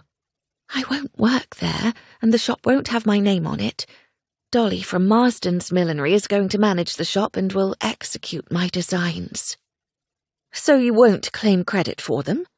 Sarah shook her head and Lavinia frowned. That's a shame. An outrage, really. It's not about gaining accolades, Sarah said. It's about securing my future and doing something I love. She smiled then, as she always did when she thought of building something of her very own. You will have the best millinery shop in the history of millinery shops, Lavinia said, her eyes bright with pride. The drivers should prepare to begin, Felix announced through the horn. It's almost time, Sarah said. I'd better place my wager. She dashed over to the table and blurted the first name that fell from her lips. As she made her way back to Lavinia, she prayed she'd made the right choice. A moment later, Felix called for the start and clanged the bell. Dartford and Wakeham raced forward, their vehicles all but even as they dashed toward the first turn. Sarah's heart pounded as both drivers took the curve as fast as they dared, faster than they'd seen in any race yet. Both phaetons tipped, and there was a collective gasp followed by exhalations of relief once the 8 wheels of the vehicles were back on solid ground and racing toward the second curve. Wakeham seemed to take this turn just a bit more cautiously, while Dartford pressed even faster. His phaeton teetered again, but he kept masterful control and then drove into the lead as they rounded toward the finish. "Come on, Dartford!" someone yelled as Wakeham seemed to gain on him as they neared the end. But it was Dartford who finished first, and Sarah finally exhaled fully. Lavinia laughed. I take it you wagered on Dartford. I did, Sarah grinned, and they made their way, along with everyone else, toward the finish line. As with yesterday, there was ale and wine and much revelry for some time. A pair of men hauled Dart up onto their shoulders and paraded him around to the cheers and adoration of everyone present. No one was prouder or more pleased than Lucy, however, as she gazed at her husband with glowing pride and love. Sarah caught sight of Felix a few feet away and went to congratulate him on a successful event. You really will have to do this next year. So I keep hearing. It was terribly fun, wasn't it? He asked with a smile. Did you win again? I did. Did you ever lose? She shook her head. Perhaps you should join the married couples in the card room tonight, he suggested wryly. Sarah laughed. Lavinia asked if she could join us instead. I'm thinking I should have come up with a game that involves gambling for kisses, he said. Why? Because I would win them all? Exactly. His eyes glinted with humour. How is everything going today? I saw you with Mr. Lytton earlier. Is he in the hunt? She shrugged. He smells nice. That is your chief requirement? He waved his hand. I'm joking. I have a special game organised for tonight. Tell me who you most want to kiss. In private. Sarah blinked at him. In private? How are you going to manage that? He gave her a devilish grin. You'll see. It's a variation on Guess the Kisser. It sounds rather daring. Will everyone want to play? Felix gave her a sardonic look. You were there last night, weren't you? I think this group is more than eager for a game like this. He was right. They were a rather audacious company, if last night was any indication. You need only tell me who you want to kiss, and I'll make it happen. Truly? Her gaze found the athletic form of Viscount Blakesley. I see where you're looking. Blakesley, then? She fought back a blush and answered before she could change her mind. Yes. Consider it done. Who are you going to kiss? She asked. No one. I have to oversee the game. And Anthony has offered to help me. The men outnumber the women by 2, and we'll need exact numbers for this game. Well, Lavinia would be glad to help too. Anything to rescue her from the card room. She's envious of our fun. Then perhaps she should not have wed, Felix said, waggling his brows. Perhaps you'll change your mind about marrying too. Change her mind? As if it were her decision. Her parents would ensure she wed, whether she fell in love or not. Chapter 5. After a rousing game of charades and several hilarious rounds of the toilette, most of the guests had accumulated a number of forfeits, which would need to be repaid at some point, typically after the games concluded. Felix had earned only 1 forfeit during the toilette. He'd taken the role of hairbrush and had failed to jump up fast enough when the acting lady had requested his assistance. Others had fared far worse. Sir Rupert had at least 5 forfeits from both games. Everyone seemed to be having a jolly time, and Felix was keen to unveil the game he'd concocted to ensure Sarah would kiss Viscount Blakesley. The former sat on the settee beside Lavinia, their heads bent together as they whispered.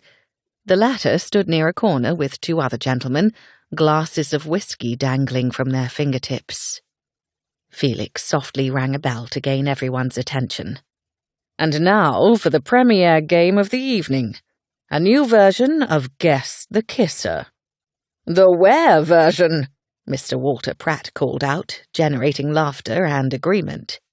Felix bowed. If you want to call it that. In this version, we will have the same number of gentlemen and ladies. For that reason, I and Mr. Colton will be excused.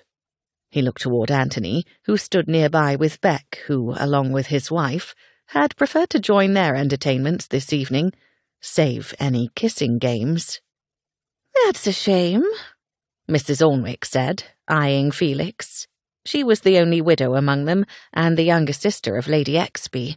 She'd been flirting with Felix all night, and he was beginning to consider meeting her for an assignation later. However, he didn't react or respond to her comment before launching into the explanation of the game. "There are 9 young ladies and 9 gentlemen. Dartford's footman and I will distribute a slip of folded parchment to each of you who are playing. On that parchment is a number.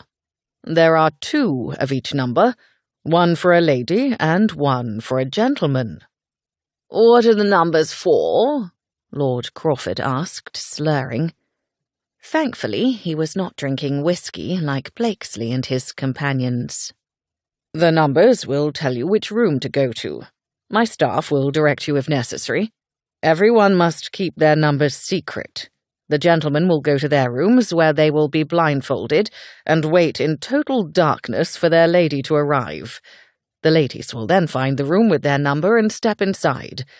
Once the door closes, the couple will have 1 minute to kiss, or not.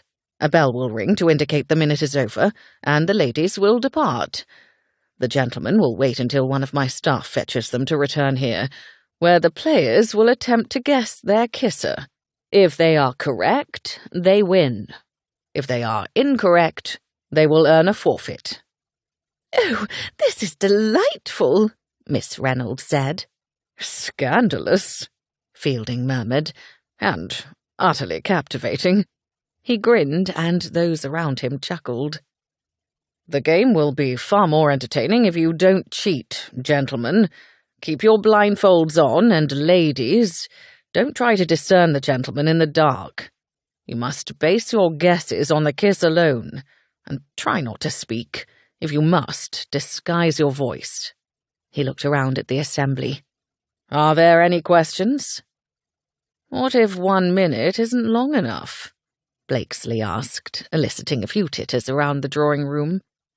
"If you take too long, I'll have the staff interrupt you," Felix said.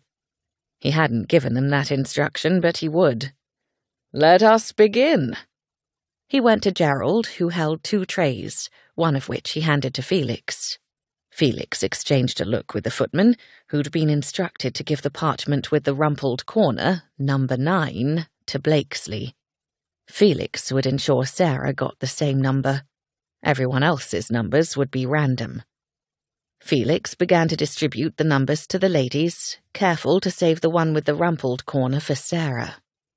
When he reached Mrs. Alnwick, who was seated in a wing-back chair, she gave him a cat-like smile. "I thought of a question after all. Are all the rooms nearby, or are some upstairs?" Since the bedchambers were upstairs, she seemed to be asking if any of the rooms contained beds. "They're all nearby, a couple of closets used by the staff," he said, handing her the paper. "How close?" She seemed to purr the words as she opened the paper. "Oh, look, number 2, she whispered. "You're supposed to keep it secret," Felix said, amused at her brazenness. "And I will. From everyone else?" Her lashes fluttered, and her lips curved coyly before he moved on. "What a deliciously inappropriate game, Felix," Lavinia said as he arrived at the settee she shared with Sarah. Felix handed the parchment with the rumpled edge to Sarah with a purposeful look. Her eyes widened slightly, and she glanced, ever so briefly, toward Blakesley. Felix allowed his lip to twitch up the barest bit. "Should I have allotted a room for you and Beck?" he asked Lavinia, smiling. She laughed. "We have one, thank you." Felix handed out the last slip of parchment and turned to address the room. "Gentlemen, please step out, and the staff will show you to your rooms and blindfold you." The men shot eager glances toward the ladies before leaving, some of them smoothing their hair or straightening their cravats. The ladies gathered at one end of the room, and chattered excitedly about the game. "How will we ever know?" one of them asked. "Scent," Sarah said. "My lord," Gerald interrupted Felix's eavesdropping. Felix turned. "Is there a problem?" "Yes, if you'd come with me." Felix followed him out, pausing near Anthony on the way. "I need to see to a problem. Keep the ladies in here for now." Anthony nodded.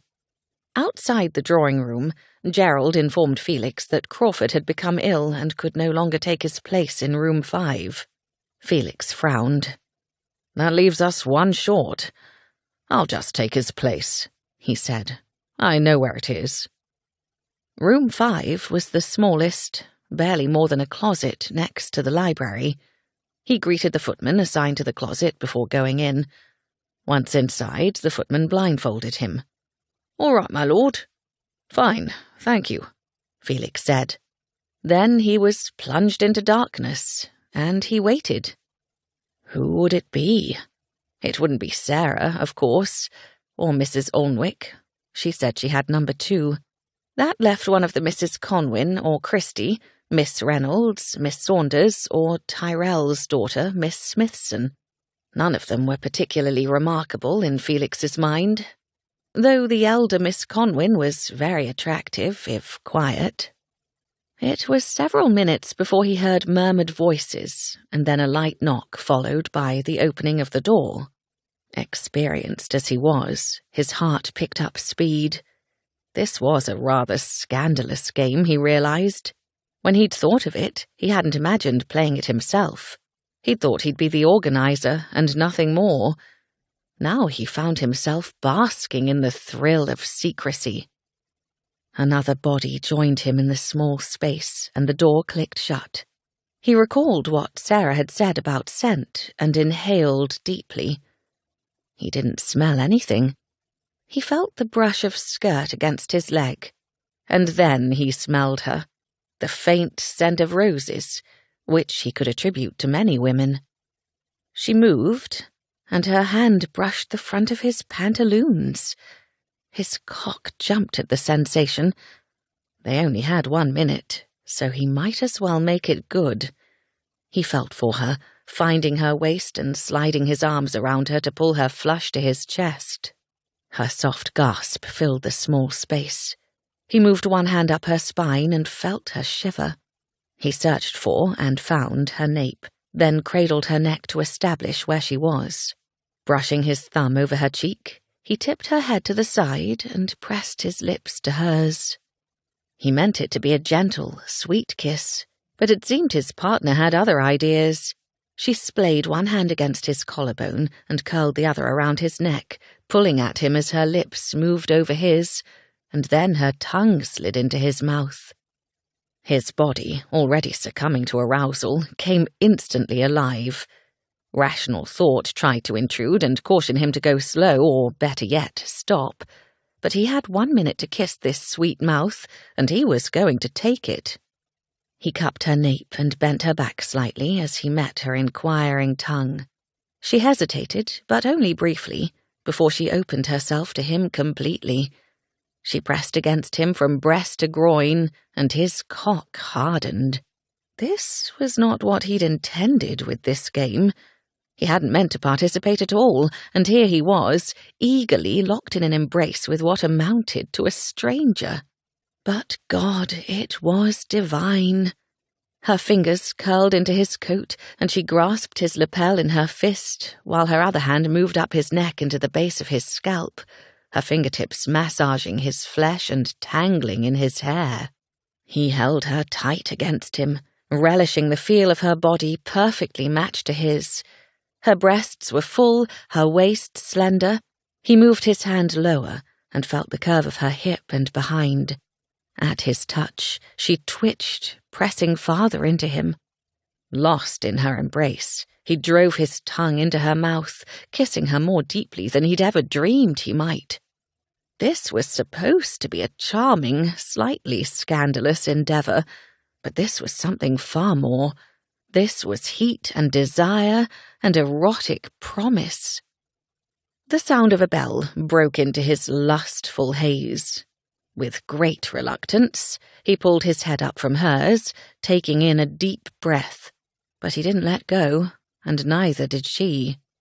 She dug her fingers into his nape, urging him back down. He barely needed her to ask. Angling his head the other way, he kissed her from a new direction, eager to taste her any and every way he could. It was never going to be enough, but it was all they had. She met his kiss, their tongues tangling as their hands moved over each other.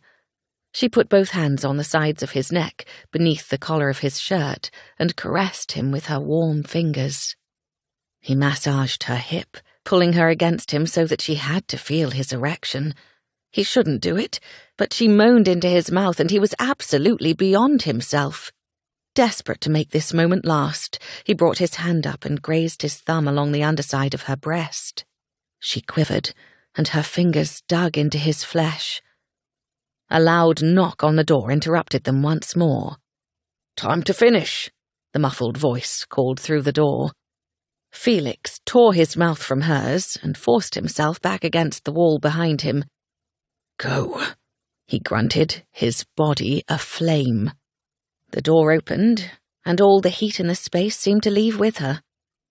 Realizing he was out of breath from kissing her, Felix fought to regain control of his body, taking deep breaths to slow his heart and, hopefully, calm his raging cock.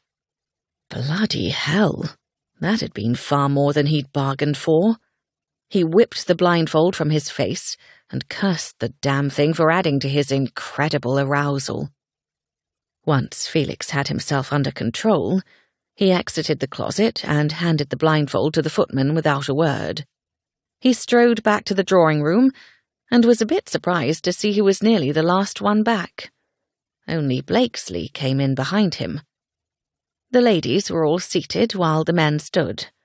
Everyone looked about the room in an almost comically surreptitious manner as they tried to determine whom they'd kissed.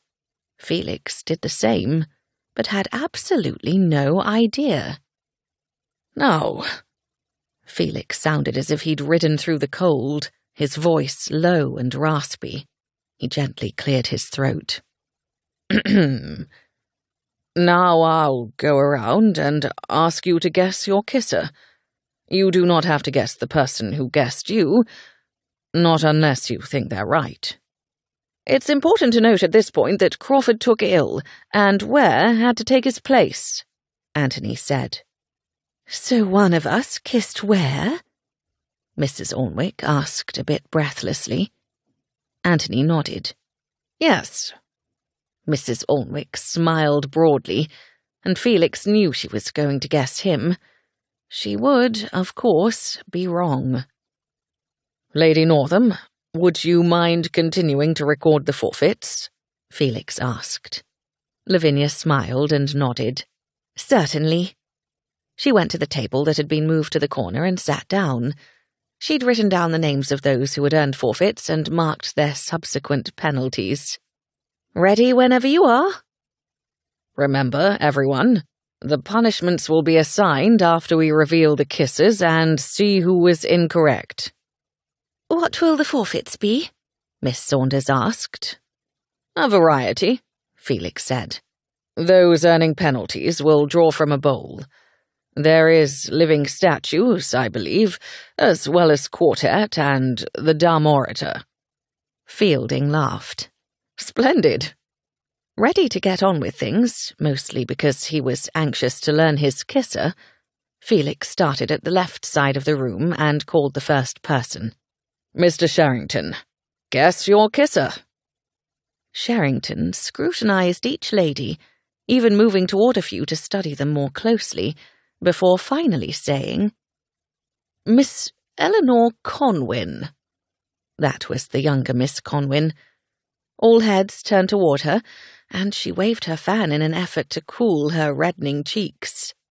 Felix moved on to the next person, and so on, until he reached Sarah on the settee. She took a moment to survey the room, but not as long as anyone else had done. "Viscount Blakesley." The Viscount gave her a wicked stare, and Anthony let out a very low growl that likely only Felix and Beck could hear. Felix shot him a quelling glance, and Anthony frowned in response. Rolling his eyes, Felix went back to asking the rest of the guests to guess their kisser. He went last and decided to choose the only lady who hadn't been chosen. The game had turned into an exercise in deduction. "Miss Reynolds," he said, wondering if he was right, and also wondering if there was anything to be done about it, for he would certainly dream of her tonight. "Now it's time to reveal what number room you were in or went to," Felix said. Everyone seemed to lean forward, and the tension in the room climbed. "Number 1. Who was the lady?" Miss Eleanor Conwyn raised her hand. "It was me." "Damn," Sherrington said, and everyone laughed. "And who was the gentleman?" Felix asked. "Me." Mr. Winston Witt waved at Miss Conwyn, who blushed profusely again and worked her fan. Her sister patted Miss Conwyn's shoulder, and Felix continued. "Who was the lady in room 2? He already knew, of course. "Me." Mrs. Ornwick batted her lashes at Felix. "And who was the gentleman?" "I was," Baron Hardwick responded, causing Mrs. Ornwick's eyes to widen and her lips to form a small, brief pout. She quickly recovered and sent a wave to the Baron, who chortled with glee. "I was correct in my guess," he said. "You were indeed," Felix said. "No forfeit for you." They continued on with the occupants of room 3 and 4, the latter of which the younger Miss Christie and Mr. Lytton guessed each other correctly. There was much laughter over this, as well as a few wagers that they would be wed by fall. Both turned pink, and Felix worried he would actually gain a reputation as a matchmaker. Because of that, he said, "I feel bound to remind you that these assignments were completely random." Almost completely. And now he was to room 5. His heart sped as he anxiously awaited the identity of the woman who'd stolen his equilibrium and probably his sleep for at least tonight. "Who was the lady in room 5? "Me." The voice slammed into him, upsetting his composure once more. Felix hadn't been looking at her. Why would he? She was one of 2 women who could not have been in that closet, and yet he knew her voice. His gaze snapped to Sarah. "It was you?" "Yes." Her answer was hesitant, almost worried. "Who was the gentleman?" But she seemed to already know as the colour drained from her face. "Me." Felix's answer was flat and completely at odds with the storm crashing inside him. How had this happened? How had he kissed Sarah? He didn't dare look at Anthony. He couldn't. He'd thoroughly kissed his best friend's sister, and worse, he'd enjoyed it more than any other kiss in his life. Sarah stared at Felix in disbelief. She'd kissed him. Twice. And touched him places, and he touched her. She thought about what Lavinia had told her about what it felt like to kiss the right man. No, not Felix. He was like a brother. Her gaze strayed to Anthony, who was glaring at Felix in what had to be an exact mirror of her own shock. Well, maybe not exact. Anthony's mouth was pulled tight, and there was a slight narrowing to his eyes. He looked displeased. It was all her fault. She'd bumped into Miss Reynolds as they made their way from the drawing room, and they'd both dropped their numbers. Sarah had thought Felix had given her number 9, but hadn't been positive. Besides, she couldn't have changed numbers because Miss Reynolds had scooped up her number and gone to the footman to be directed to the correct room. Sarah had briefly worried that she wouldn't kiss Blakesley, but decided it didn't really matter. Only it had. How was she to know Felix was going to be in a room? He was supposed to be overseeing the activity. her senseless and making her ache for more. Sarah stared at her lap as Felix continued with the revelations. He sounded a bit off, as if he couldn't focus on what he was doing. Good, he deserved that. Wait, was she angry with him? It had been a mistake, a complete and utter accident. Surely they could laugh about it. Someday. Maybe. For now.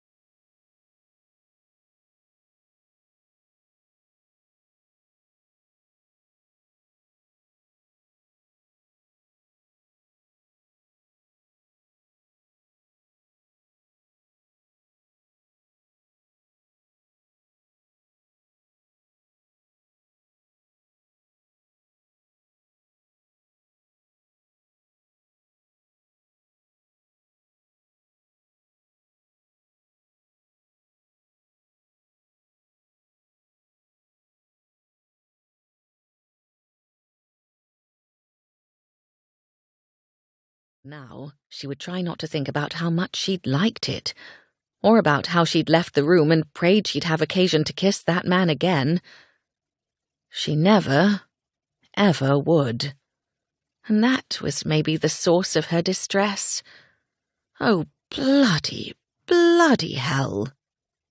Felix finished with room 9, which was Blakesley and Miss Reynolds.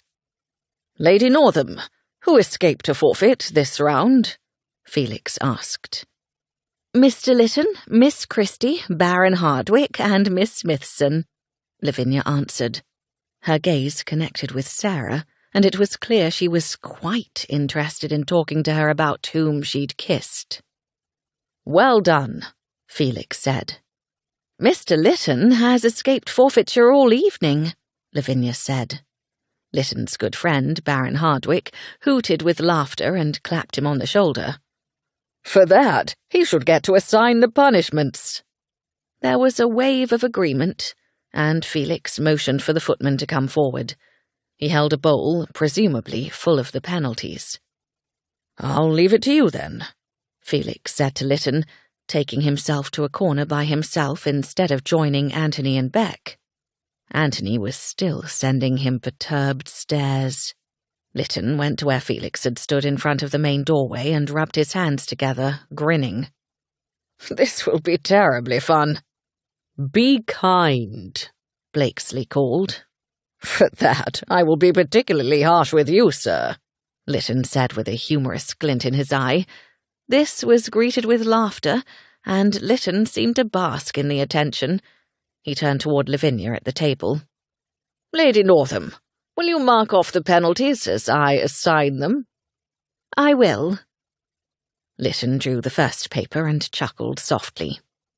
"I should review the list of forfeits to see who has how many," he said, moving to the table to stand beside Lavinia. The footman followed him. "Feel free to set the bowl down," Lytton directed. The footman did so and retreated to the doorway. "The first punishment is the dumb orator, and it's clearly going to be Blakesley doing the talking," Lytton announced. This was met with guffaws as Blakesley moved to the centre of the room. He bowed in a grandiose fashion and laughed as he straightened. "I'll choose Miss Saunders to be his arms." She bounded from her chair with a giggle and moved to stand behind the Viscount, who was considerably taller. "Fetch him a chair," someone called. The footman produced a chair, and Blakesley sat. Miss Saunders was visible over his head, but that only made it more humorous. "The two-headed dumb orator," Fielding cracked, much to everyone's continued amusement. Blakesley began an incredibly dull monotone oration on the colour of grass, of all things, while Miss Saunders gestured wildly with her arms. By the time they were finished, everyone was laughing so hard they were crying. Except Felix. Sarah glanced toward the corner, and he was staring at her, his mouth in a tight, unforgiving line. Was he angry with her? Why should he be? Because she'd gone to the wrong room? It was an honest mistake. "Time for the next penalty," Lytton said, drawing another paper from the bowl. "Oh, this is delightful. Le baiser à la capucine. Kiss the monkey." He looked down at the list in front of Lavinia, and then circled the room to survey the guests. "I must choose just the right pair." He stopped in front of Felix, and Sarah's pulse sped. "Lord Ware," Lytton said. Then he spun on his heel and looked straight at Sarah. "And Miss Colton. Clearly, their meeting in room 5 was unexpected." Clearly, because they'd both reacted with utter shock. Oh, this was bad, bad, bad. She didn't dare look at Anthony. Would he try to stop it? She also ignored Lavinia. Sarah didn't want encouragement or laughter or horror or anything but for this to be over as quickly as possible. Yes, she'd wanted to kiss the man in room 5 again, but to learn it was Felix and to have to kiss him again in front of so many people was absolutely horrifying. Sarah stood, her legs quivering. She prayed no one would notice. Felix moved toward the centre of the room, their eyes connected, and she tried to read something, anything, in the depth of his green eyes. But he was utterly inscrutable. Forcing herself to take a deep breath, she tried to wipe all emotion from her face. She knelt on the floor. "Do you need a cushion?" Felix asked softly. "No." She was glad her voice sounded calm. He knelt with his back to hers, and they both turned their heads toward each other. He was so close. The movement pushed her off balance, and he twined his arm around hers to grasp her hand, keeping her upright. It was an awkward but also intimate position, their hands clasped, their arms entwined, their backs pressed together. Their faces so close, she could see every detail of his dark lashes, and the way his green eyes darkened toward the pupil. Then he closed his eyes, and she did the same. His lips connected with hers, moving softly, gently, so unlike what had happened between them in the dark closet. But for the briefest moment, she was right back there, her body heating with desire. It was over as quickly as it had begun, and as quickly as it needed to be. Felix pulled his mouth from hers, and she opened her eyes to see him staring intently at her. She caught a flash of something, but it was gone so quickly she doubted what she'd seen. He went back to being unreadable. She was vaguely aware of people applauding. He released her hand and unwound his arm from hers, then stood and helped her up. She touched him as fleetingly as possible, too aware of how different it suddenly felt. She'd touched him countless times before, but now it carried a sensual heat that was impossible to ignore. How were they going to carry on after this? Sarah again avoided looking at her brother, or Lavinia, as she made her way back to the settee. She sat stiff-straight as she waited for Lytton to assign the remaining punishments, and prayed he wouldn't give her another kissing penalty. Thankfully, she had only one more. As it happened, Lytton chose her to be one of the living statues. Miss Saunders positioned Sarah in a crouching position with her arms wrapped around herself. It was difficult to keep her balance, but fortunately, she was one of the last to be placed and didn't have to hold her statue for long. During the last set of punishments, a quadrille, with 8 guests wearing blindfolds and 4 guests playing the instruments in a quartet, Felix left. Sarah chided herself to stop paying attention to him as Lavinia joined her on the settee. "I'm so glad to be done with the record-keeping," she said. "I never would have agreed had I known what would happen. I've been positively burning to come talk to you." She lowered her voice to a soft whisper. "I can't believe you ended up kissing Felix. You had no idea." Sarah was torn between wanting to tell Lavinia about the kiss and how she'd felt about it, and hoping the floor would open up and swallow her whole. "No. I had that impression. It didn't seem Felix knew either." No, he would have been just as surprised. He'd expected her to be in a room with Blakesley, and even if he had known, he presumably wouldn't have kissed or touched her like that. When she thought of the way his tongue had explored her mouth or his hands had caressed her back and neck, she'd best not think of it. "Where did he go?" Lavinia asked, then shrugged. "Anthony looked a bit displeased, didn't he?" Sarah shot a glance toward her brother. He was still frowning. "Yes," she murmured. "And poor Beck looks bored." "He is," Lavinia said with a laugh. "He'd rather be writing a poem or creating new music." "I'm sure he finds the quartet's music rather ghastly." Sarah began to relax in the company of her friend. Maybe it wasn't so bad. Hopefully, they could all behave as if it had never happened. But then Felix was beside the settee. She hadn't seen him return, and her heart threatened to leap from her chest. Pretend it had never happened? Ha! "Sarah, will you come with me?" he asked, offering her his hand. His demeanor was overtly gentle, his face creased with concern and, truthfully, a bit pale. Curious and a bit anxious, she put her fingers in his and stood. He kept hold of her, which she found utterly surprising, and led her to Anthony, which she also found shocking. "Anthony, come out with us." "Yes," he said sternly, his dark brows dipping over his irritated gaze. He stalked from the room, and Felix and Sarah followed.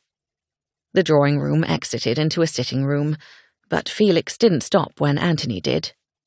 "Come with me," he said, and she noted a catch in his voice. What the devil was going on?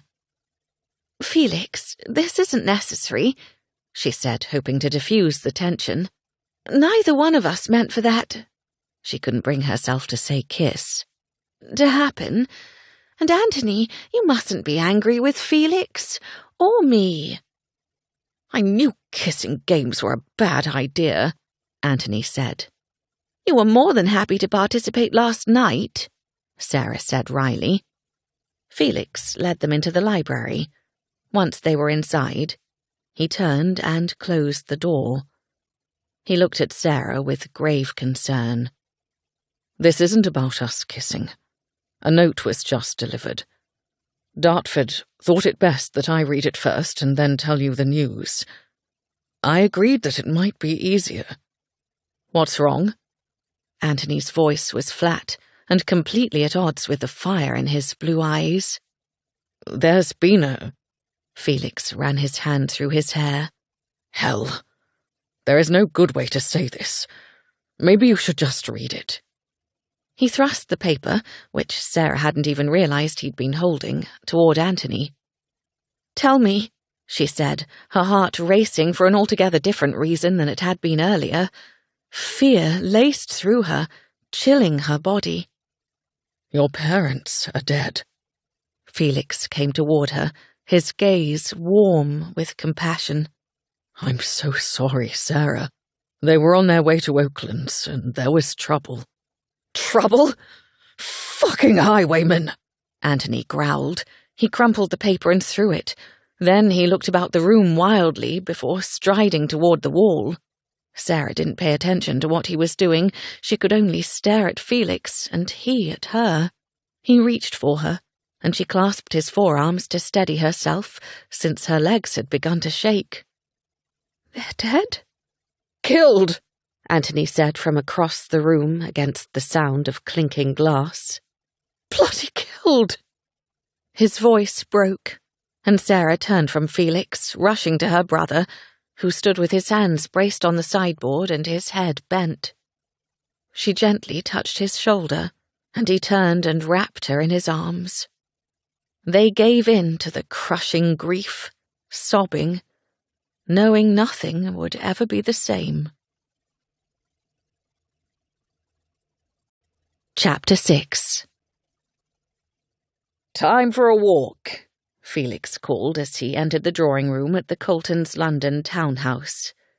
Every day for the past 24 days he'd come here and done his best to cheer Anthony and Sarah, and every day he'd left feeling helpless.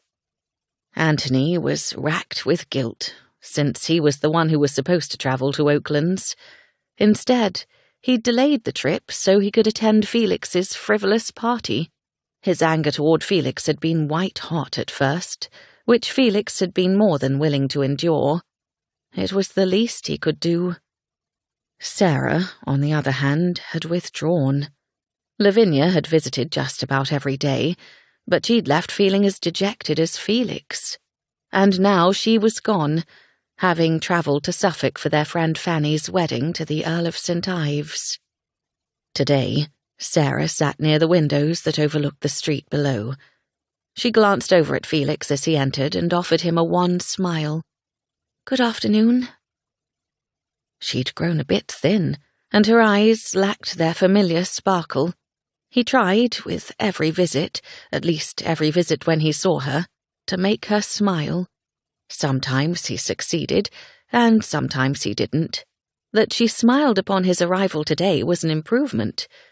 He took it as encouragement, and decided to see if she was ready to talk about the future. The space on Vigo Lane is still available, he said, dragging a chair to sit near her in front of the windows. Would you like to go see it tomorrow? She didn't register she'd even heard him. He said her name, and she turned her head toward him. I've given up on the shop. It was a silly dream anyway. He hated hearing the sadness in her voice. It wasn't. Why are you giving up? Why would I need the shop now? There's no one to care that I've become a spinster. Her jaw tightened, and she looked back at the window. I care. So does Anthony. She tossed him a skeptical glance. Are you certain about that? The only thing Anthony seems to care about is a bottle that holds alcohol. That much was true. Felix had tried to drag him out of the house, but he simply wouldn't budge, not even for a trip to the Red Door. Not that Felix had been since the party. Since the Coltons had died. They'd been like family to him, but he couldn't possibly feel the loss as deeply as Sarah or Anthony. Felix tried taking another tack regarding the shop. What of your assistant? Isn't she expecting to manage the shop? I sent a note to Dolly explaining everything. She understands. He let his frustration get the better of him. I'm sure she said she did. What else is she supposed to say? And what am I supposed to do? Pretend my parents weren't killed and everything is fine? Her voice rose, and he was glad to see her display emotion. No, but you don't have to stop living just because they did. She stood abruptly, the dark grey skirt of her gown moving against the chair as she took a step toward the window. It isn't fair. What happened to them? He rose and moved to stand next to her. No, it isn't. But they wouldn't want you to stay in this house forever. No, they'd want me to marry. So I should do that. She turned to face him, her eyes sad. Fanny married David yesterday. At least, I think it was yesterday. You should have gone. Felix had tried to talk her and Anthony into attending the wedding, but they'd refused. I'm in mourning. He wanted to say, fuck mourning. When his father had died, he'd been 13. His uncle hadn't forced him to mourn, and Felix hadn't wanted to. But then, he'd felt relieved to finally be free of his father's oppressive despair. That was, he realized, probably why he was becoming so infuriated with Sarah and Anthony. If you couldn't let the dead go, you were no better off than they were. That doesn't mean you can't enjoy life. Honor your parents by being happy, by finding joy. That was the only thing that had kept Felix from taking after his father. I'm not sure I know how to do that right now. Her gaze found his, and he saw the tears welling in her eyes. Felix took her in his arms and held her against his chest. She didn't cry, though, not beyond a few sniffs. She was content to rest upon him, though, and he was content to have her there. I know this will get better, she said softly. It has to, doesn't it? Yes. Did you feel like this when your father died? He tensed, but forced himself to exhale and relax. It was a very different situation. My father was ill. When he died, it was a relief. She pulled her head back from his chest and looked up at him. It was? Her surprise reminded him that he'd never told anyone that before. As I said, he was ill, suffering. I was relieved to see him free of pain. That much was true. Felix remembered a disconsolate man who tried to engage with his son but eventually gave up on that too, as he had with everything else. I vaguely remember your father, she said. I think I only met him 3 or 4 times. That was probably about right. You were young. She laid her head back on his chest. The only thing I recall about him was that he went fishing with us in the pond. Well, I wasn't allowed to fish. You weren't? Felix didn't remember that. He did, however, remember his father swilling brandy all afternoon. She shook her head against him. My mother forbade it. She said it wasn't proper for a young lady. Neither was climbing trees, but I remember you doing that, Felix said. She would have been horrified. Sarah took a deep, shuddering breath, as if she were trying to keep her emotions in check. I disappointed her. Felix clasped her upper arms and held her while he looked into her eyes. No, you did not. You are a wonderful young lady any parent would be proud of. Your mother had expectations that didn't fit you. You can't think she loved you any less because you weren't yet married. And yet he could think so. He knew his father barely loved him, and his uncle had drilled into his head that love was a useless emotion, so what did it matter? But he knew it mattered to her. No, I know she loved me. I wish they weren't gone. Felix had spent much of his childhood wishing things were different, but you couldn't change reality. And this was their new reality. They needed to find a way to live in it. Fortunately, he was a master at that. He gave her shoulders a quick stroke, then stepped back from her. "Pack your things. We're leaving London." She stared at him. To go where? Why? "We're going to Stag's Court. You need a change of scenery, and London will soon be too stifling to stay." That is certainly true, but I can't go to Stag's Court with you. Not alone. She glanced briefly at his mouth before diverting her gaze to the window once more. In all the days since they'd left Darrant Hall, they'd never discussed the kisses. It was as if they had never happened, which he'd decided was for the best, especially given what had happened to her parents. He'd wanted to be there for her and Anthony as a friend and support, and awkwardness over what had happened during Guess the Kisser would have killed that effort. Felix had, at first, wondered if that was part of the problem, why she'd withdrawn from him. However, after speaking with the staff at the townhouse, he'd learned she was like that with everyone. "We won't be alone," Felix said, addressing her concern. "Anthony is coming with us." Her brows briefly arched up in surprise. "He is? When did he agree to that?" "He hasn't yet, but I won't give him a choice. I'll pour him into the coach if I have to." Pour was the best verb to describe it, since Felix was fairly certain Anthony was trying to drink his body weight in wine, brandy, whiskey, whatever he could find, every day. "He won't come," she said softly. "He will. Trust me, Sarah." Felix straightened. "We'll leave tomorrow morning. I'll be here at 8. "So early?" Felix started toward the doorway. 8. He climbed the stairs to the second floor and turned left to Anthony's bedchamber in the front corner. Though it was afternoon, Felix was confident he'd find him there. Sure enough, the room was dark, and it smelled of stale alcohol. Felix went to the window and opened the drapes. Light spilled over the dark interior, setting dust motes swirling and making the air sparkle with their flight. "What the bloody hell?" Anthony muttered from the bed.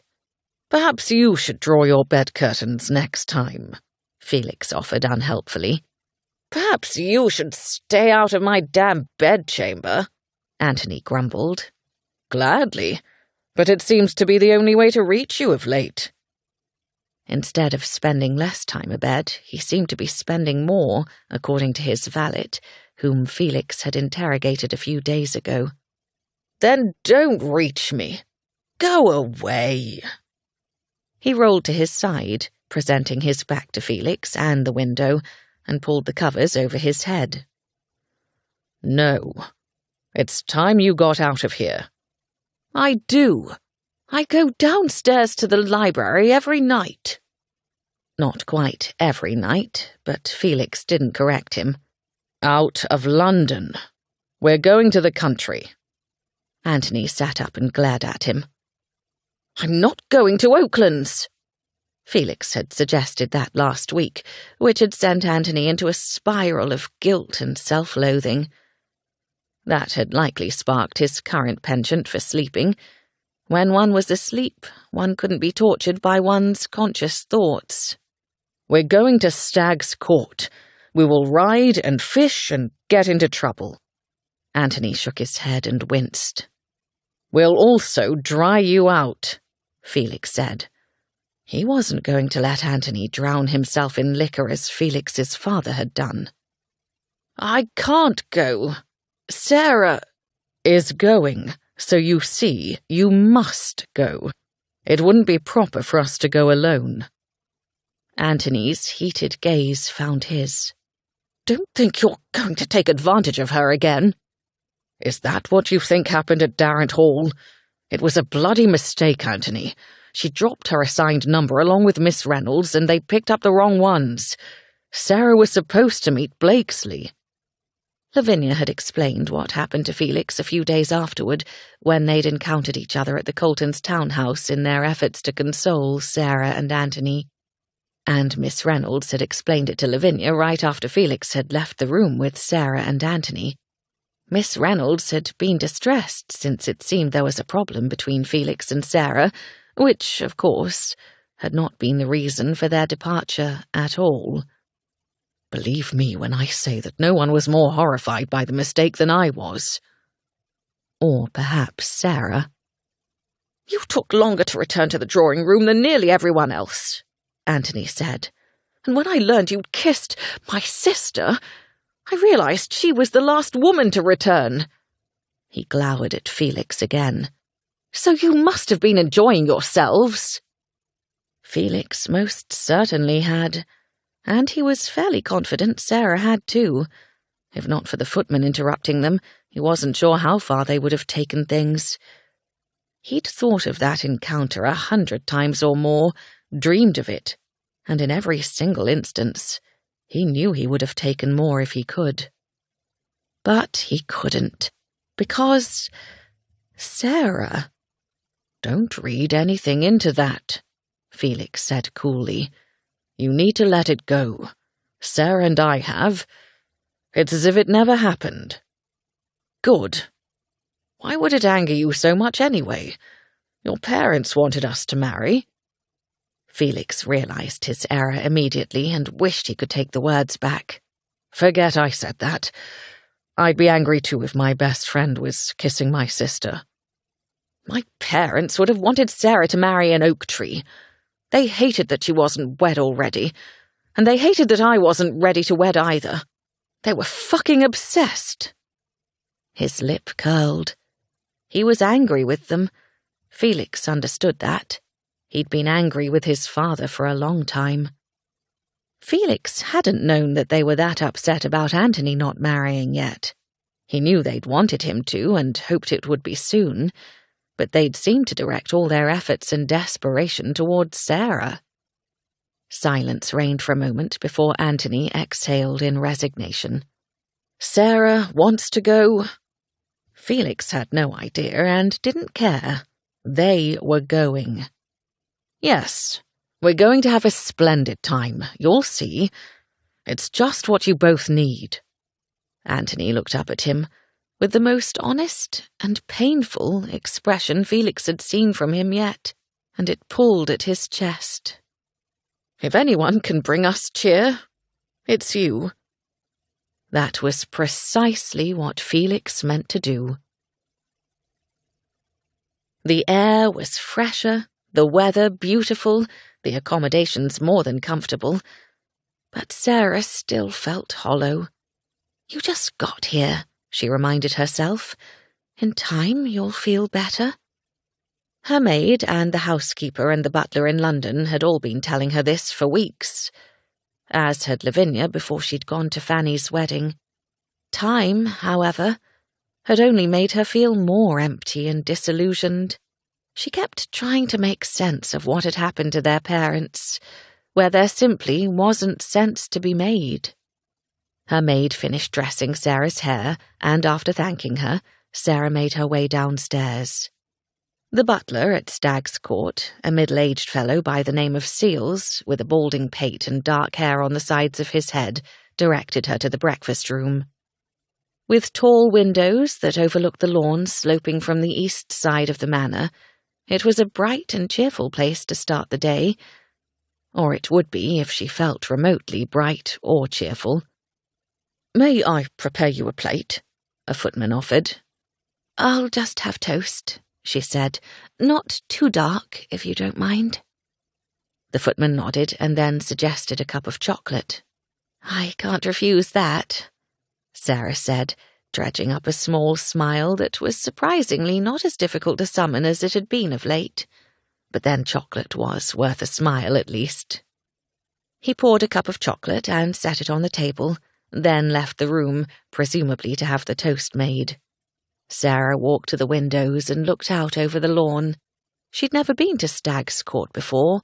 When they'd arrived last night, Felix had said his grandfather had added a wing to the back of the Palladian-style house. but that the rest had been built in the late 17th century. It was larger and grander than Oakland's, her childhood home, which was a mere 10 miles away. It was about the same distance from London as Stag's Court, and yet it seemed much farther away. Or maybe that was just because Sarah wanted it to be. The thought of taking the road her parents had taken, of seeing where they died, filled her with dread. The threat of tears pricked the back of her eyes and made her throat raw. She turned from the window and saw Anthony walking into the breakfast room. She blinked at him in surprise, unable to remember the last time she'd seen him before noon, yesterday's early departure notwithstanding. Granted, it was only a half-hour before that time. He was impeccably dressed and shaven, his hair neatly tamed, but he was a bit thin and pale, his eyes listless. He looked like she felt, and probably how she looked as well.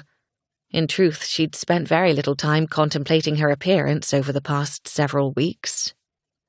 "Good morning," she said. "Good morning." He went to the sideboard where the chocolate pot sat and picked it up. "That's chocolate," Sarah said. "I think the other one is coffee, but I could be wrong." She knew Felix liked coffee. "No tea?" Anthony asked. "The footman will bring some." Or she'd get it herself. She was just pleased to see her brother drinking something other than ale. It seemed coming to the country had been precisely what he needed. "Is there food?" Anthony asked. "Somewhere."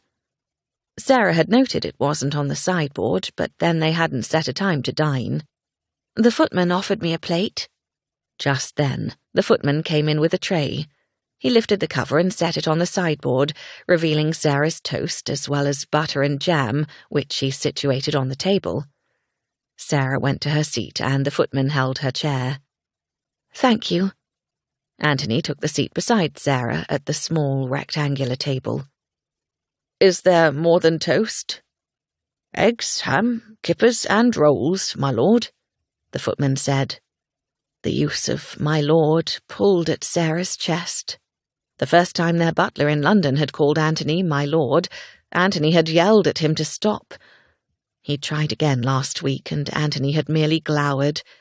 Today, Anthony's mouth twisted into a frown, but he said nothing. "Shall I make you a plate?" the footman asked. "Yes," Anthony murmured. He cleared his throat and said, "Thank you," with more volume and clarity. "Please bring some tea for him as well," Sarah said. The footman nodded and left again. Sarah buttered her toast and wondered if she and Anthony would ever return to the way they'd been. "Do you suppose we'll ever feel happy again?" Anthony asked, as if he'd read her mind. "We must," Sarah said, moving to slather strawberry jam on her lightly toasted bread. "I can't imagine a lifetime of feeling like this." She wasn't even sure how she'd describe the way she felt. Sad, certainly, but also angry and lost. "You seemed tense on the journey yesterday," he said. "I should have said something. Or done something." "You were tense too." She'd noticed, but, like him apparently, had been too wrapped up in her own emotions to help. "We're a pair, aren't we?" He blew out a breath and leaned his head back to look at the ceiling for a moment. "Disaster," he said quietly. He lowered his head and looked at her. "I couldn't stop thinking of them on their way to Oakland's." His voice was low and dark, ravaged. "Me too," she whispered. Her mind had conjured all manner of horrific images, of her parents begging to be spared, of the Oakland staff finding them after they'd failed to arrive. "I know I have to go there, but I just can't." His head drooped. "Not yet." She understood. Reaching toward him, she offered him her hand. He took it and squeezed. She was remarkably dry-eyed and yet full of emotion. He let go of her hand as the footman returned with a second tray bearing Anthony's covered plate and a tea service. He placed everything in front of Anthony and offered to pour the tea, which Anthony accepted. When the footman made to stay, Anthony politely asked him to leave them alone, which he did with alacrity. Anthony stared at his plate. "I'm a coward." Sarah froze in chewing her toast, and then had to take a sip of chocolate to wash it down. She turned to him. "Why would you say that?" "Because I've been hiding. Because I couldn't go to Oakland's. Because I still don't want to. Because it should have been me who died." "None of that makes you a coward," she said fiercely. "Father and Mother would have gladly gone in your place if they'd known what awaited them." Sarah might have grown frustrated with them in recent months, but she'd never doubted their love for her or Anthony. "I want to kill them," he said softly, with a deadly menace that made Sarah's neck prickle. "The men who killed our parents." Alarm sparked in her chest. "You aren't going to look for them? You'd be mad to do so. The magistrate hasn't found them yet." "And probably won't," Anthony said. "Well, I would prefer you were a coward and didn't look for them yourself," she said with heat. "I won't lose you too." That he would even put himself in danger fed her anger. He exhaled. "I won't go looking for them." He didn't look at her, and she wasn't entirely sure she believed him. He picked at his food, eating more of it than she'd seen him do since their parents' death, which wasn't hard to do. Meanwhile, Sarah nibbled at her toast and drank her chocolate. Felix came in then, and it was as if the sun had shone directly into the room. He was a whirlwind of energy and light, she realized. Well, she'd always known that, really, but in her current state, she was perhaps aware of him in a way she'd never been. Or maybe it was because of the kiss. She averted her gaze to her plate. Where had that come from? She hadn't thought of that in weeks. And it would probably be best if she didn't think of it at all, ever. "We're going for a ride this afternoon," Felix said, depositing himself in the chair at the head of the table next to Sarah. Anthony inclined his head toward Felix. "Good." Felix's eyes widened. "No argument. I was prepared to do battle." He picked up his napkin as the footman came in. "Would you care for anything, my lord?" Felix looked toward Sarah's plate and frowned. "Tell me you ate more than toast." "All right. I ate more than toast." He rolled his eyes at her and looked up at the footman. "Bring a basket of cook's rolls." He glanced at Anthony's food. "I see Anthony was smart enough to at least try one." The footman left and Felix continued. "You're both wasting away. We're having a massive feast this evening, and I won't let either of you leave until I'm satisfied your clothing is too tight." "That sounds rather uncomfortable," Sarah murmured. She appreciated his concern and his humour. Felix turned toward them, his gaze turning more serious. "I'm so glad you're both here. We're going to have a marvellous time." "I'm still a bit surprised you brought us here," Anthony said. "You never invite me here." "Not never." "Seldom, then," Anthony corrected. The footman returned and deposited a basket on the table. Felix reached for a roll. "True." "Why is that?" Sarah asked. She understood why Felix never would have invited her, but Anthony? Felix shrugged. "No reason." She studied him, wondering why she didn't believe that.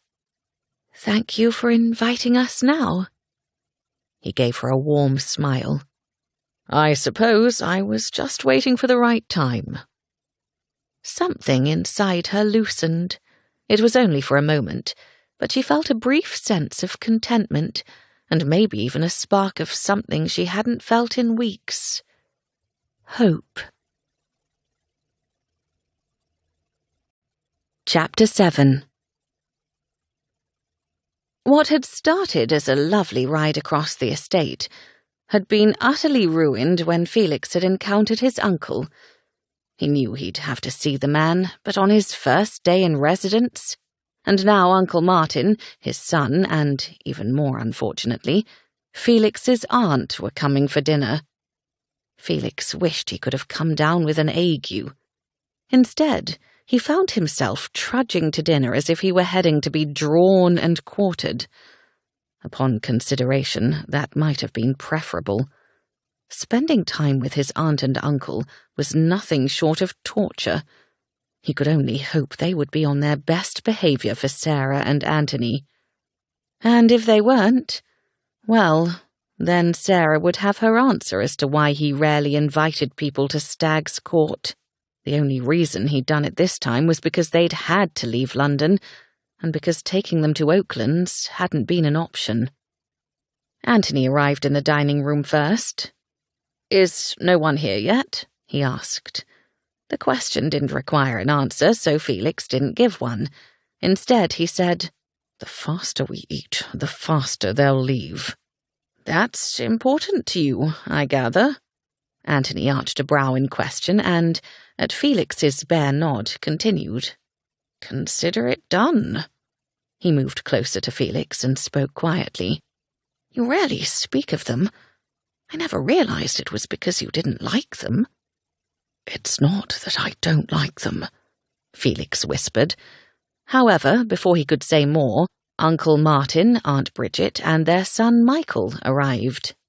Uncle Martin was shorter than Felix, with thick hair so overtaken by silver as to appear several shades lighter than the dark brown he'd sported even 5 years ago. His eyes were a bit too large for his face, which gave him the impression of intensity and made him look obsessively curious. Michael had inherited those eyes, along with his mother's coffee-coloured hair. He was the same height as his father, but sported a more slender build. Felix just then realized that Uncle Martin had been putting on weight over the last few years and was now verging on plump. Aunt Bridget, however, seemed to be defying age. She had hardly any grey hair, and her form was that of a woman who had never had children instead of delivering 3. Michael, who was just 19, had 2 older sisters who were already wed. "Why, Felix, it's been an age," Aunt Bridget said, gliding into the room and offering her cheek to Felix. He lightly kissed her cool flesh, trying to remember the last time he'd seen her. Last summer, at least. "Good evening, Aunt. I'm glad you could come for dinner." That was a bold lie. While he'd hoped to avoid Uncle Martin, who lived in the Dower House, he hadn't expected to see her at all. She spent most of her time in Bath or York with one of her sisters, alternating between the two.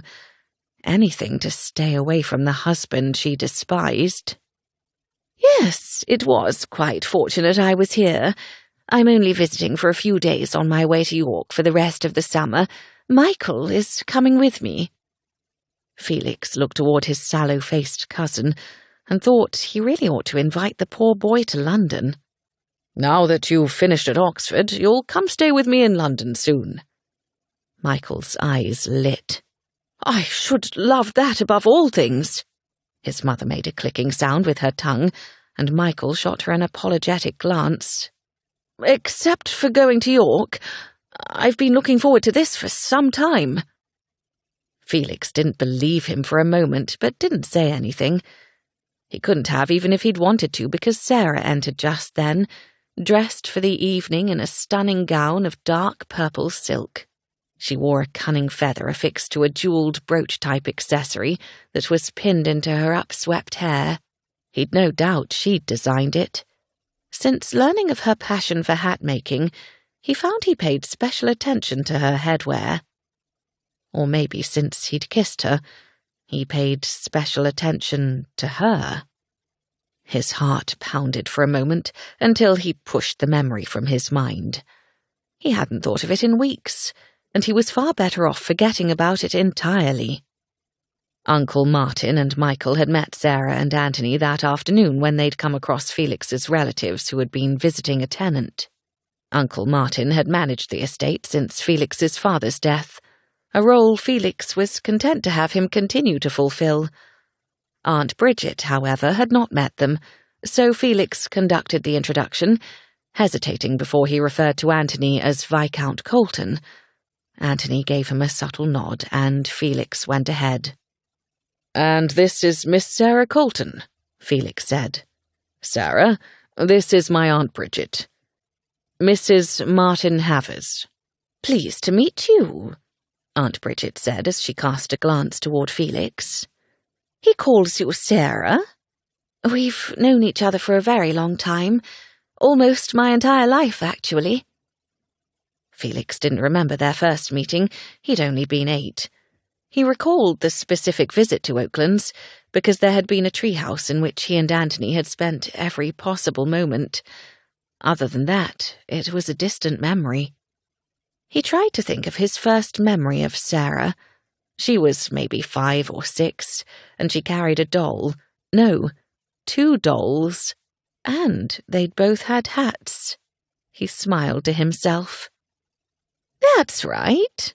Aunt Bridget looked between Sarah and Anthony. "I forgot you were the friends who live nearby. At Oaklands, is that right? How are your parents?" "Bridget?"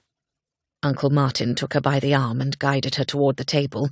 He lowered his head and whispered in her ear. She sucked in a breath and then swatted him away before glaring at Michael, who rushed forward to help her take her seat. Felix moved to help Sarah sit, offering the chair beside his. "I'm sorry," he murmured. "It's fine." She looked at Anthony, whose expression was stoic. He took the seat next to Sarah after she sat down. With Aunt Bridget across from Anthony and Uncle Martin at the other end of the table, Michael took the only remaining seat to Felix's right. Once they were all situated, a footman poured wine while another served the soup. "How was your season?" Aunt Bridget asked. "Full of splendid activities, I'm sure." "Felix organised a tournament of races," Sarah said. "What sort of races?" Uncle Martin asked before Aunt Bridget could do so. She'd opened her mouth, but Martin had rushed to speak first. It had always been thus. Felix groaned inwardly and took a long drink of wine. "Phaetons, mostly," Sarah answered. "It was very exciting." "I always wanted a phaeton," Aunt Bridget said with an overly sweet smile. "But my husband says they're frivolous, despite the fact that we could well afford one." "You've no idea what we can afford," Uncle Martin scoffed. "Besides, you spend more than your allowance as it is." Were they not even going to try to be pleasant in front of guests? Felix sought to rein in the conversation. "Uncle Martin, what is new on the estate?" He blinked at Felix. "Haven't you been reading your monthly reports?" Oh, for God's sake, of course he had. Just because he allowed his uncle to oversee an estate that Michael would one day inherit didn't mean Felix was oblivious. But since he wasn't Martin, he didn't say that out loud. Instead, he stretched a smile across his lips. "Promptly. I was merely trying to make pleasant conversation."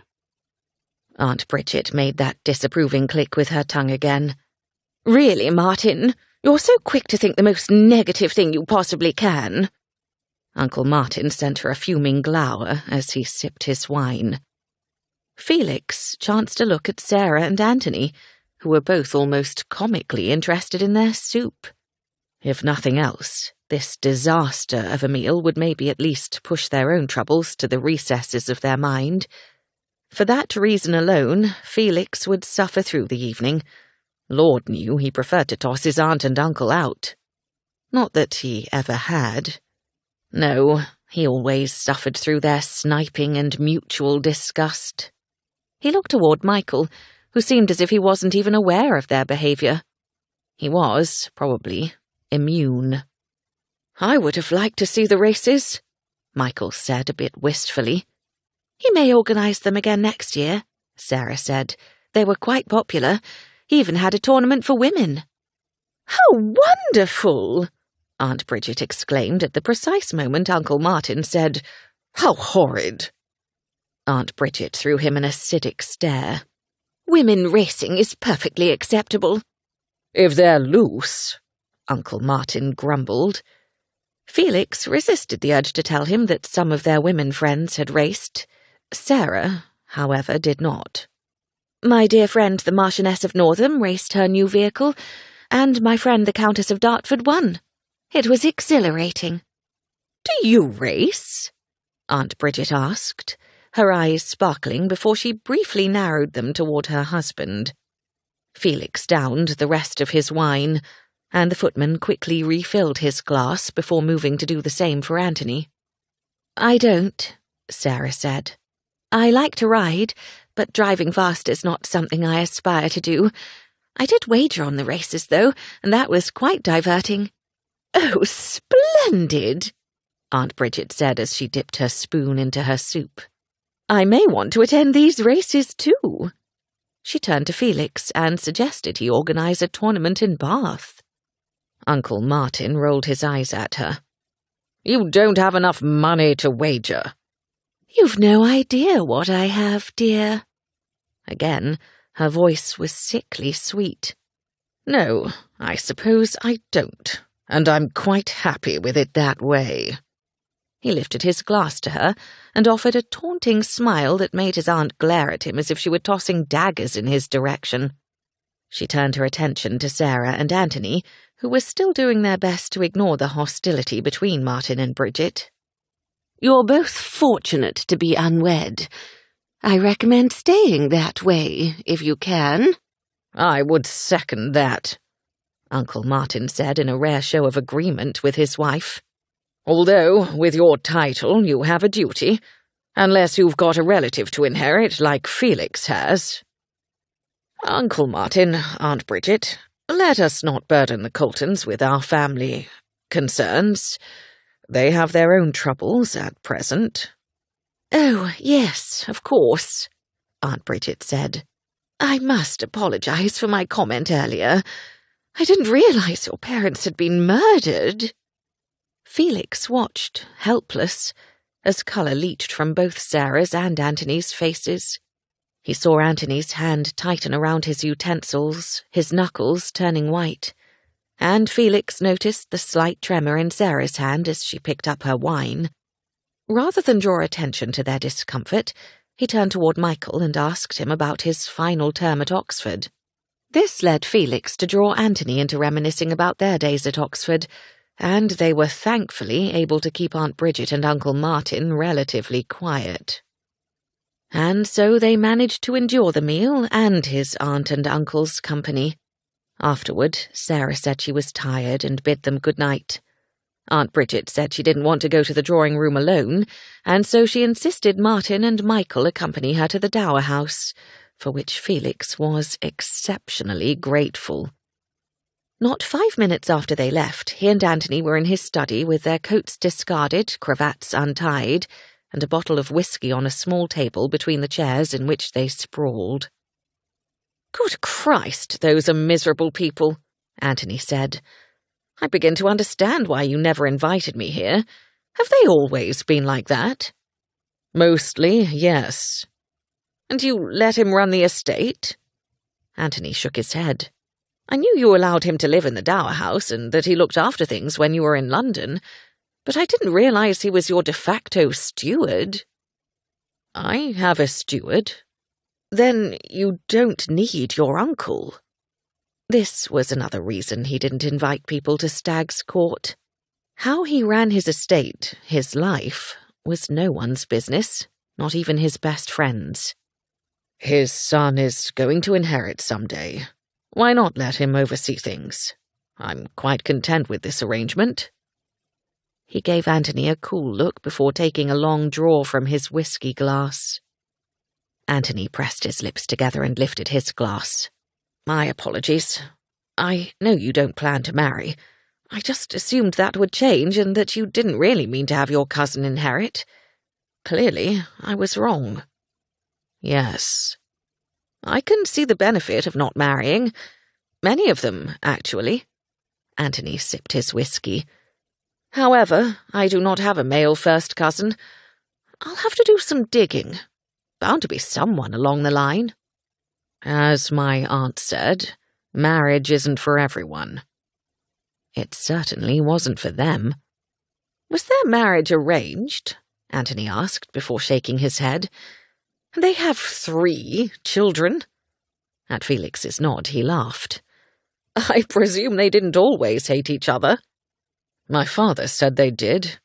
Since they had 2 daughters before Michael, I have to assume they fucked each other through their mutual hate just to have a son. Why does that sound vaguely arousing? Anthony said, laughing. Mutual hate-fucking, I mean. Because you had 4 glasses of wine at dinner and are nearly finished with a first glass of whiskey. Felix didn't want to encourage him to get drunk, not after he'd had such a good day. But the fact was that Felix was already more than halfway drunk himself, and going all the way sounded pretty damn good at present. Almost as good as mutual hate-fucking. Or just fucking. An image of a woman wrapped in dark purple silk vaulted into his mind. He drained his glass and poured another. Before he set the bottle down, Anthony held his glass out for a refill. Looks as though we're getting completely stewed, Felix said. Anthony held up his glass in a toast. No one I'd rather do it with. Felix had no idea of the time when he helped Anthony up to his bedchamber. They were both stinking drunk, but Anthony was nearly unconscious. His arm around Anthony's waist, Felix tried to open Anthony's door without losing hold of him.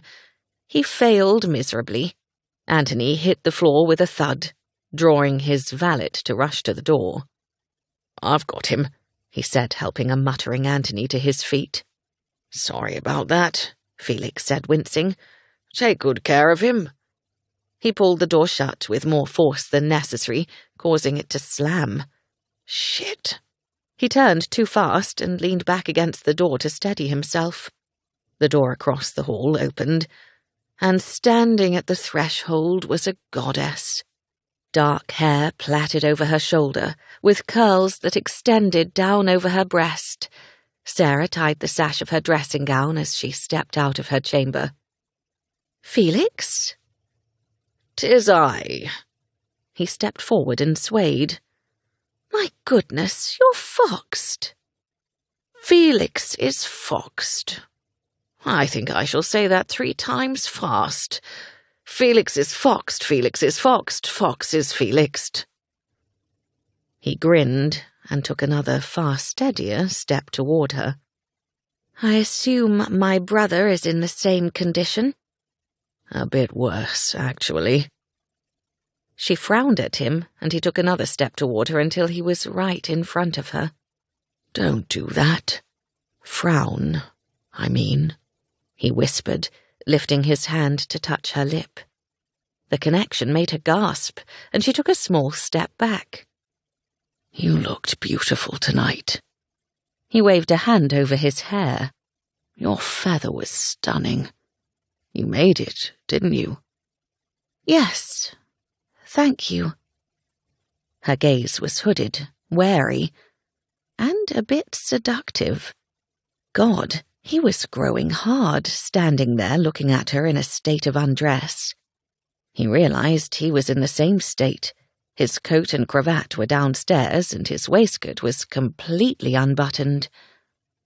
He wanted to touch her again, to kiss her. You should sleep, she said. Good night, Felix, or Fox, whatever your name is. Her voice was cool, and her gaze even icier. She turned and stepped into her room, closing the door firmly behind her. He'd completely cocked that up.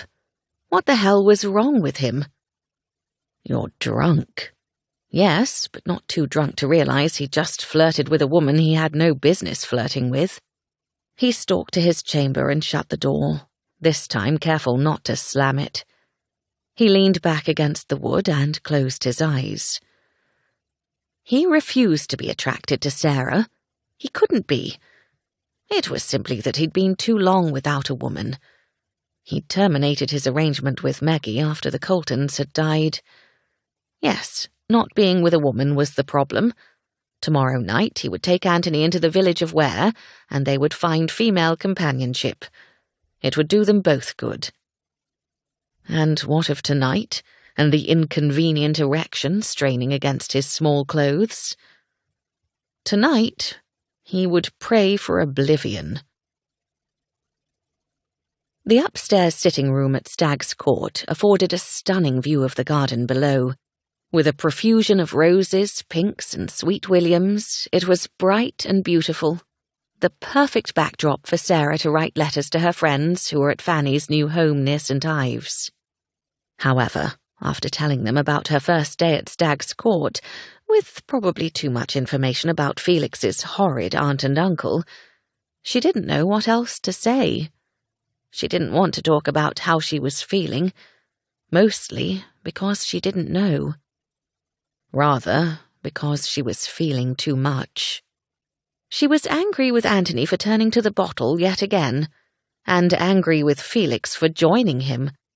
No, she was angry with Felix for flirting with her, for reminding her of how he made her heart race, and how she'd begun to think of their kisses and recall how much she'd enjoyed them. She was also sad, of course, but there were moments of hope and brightness, that things wouldn't feel so dark forever. She just wasn't sure what she was supposed to do.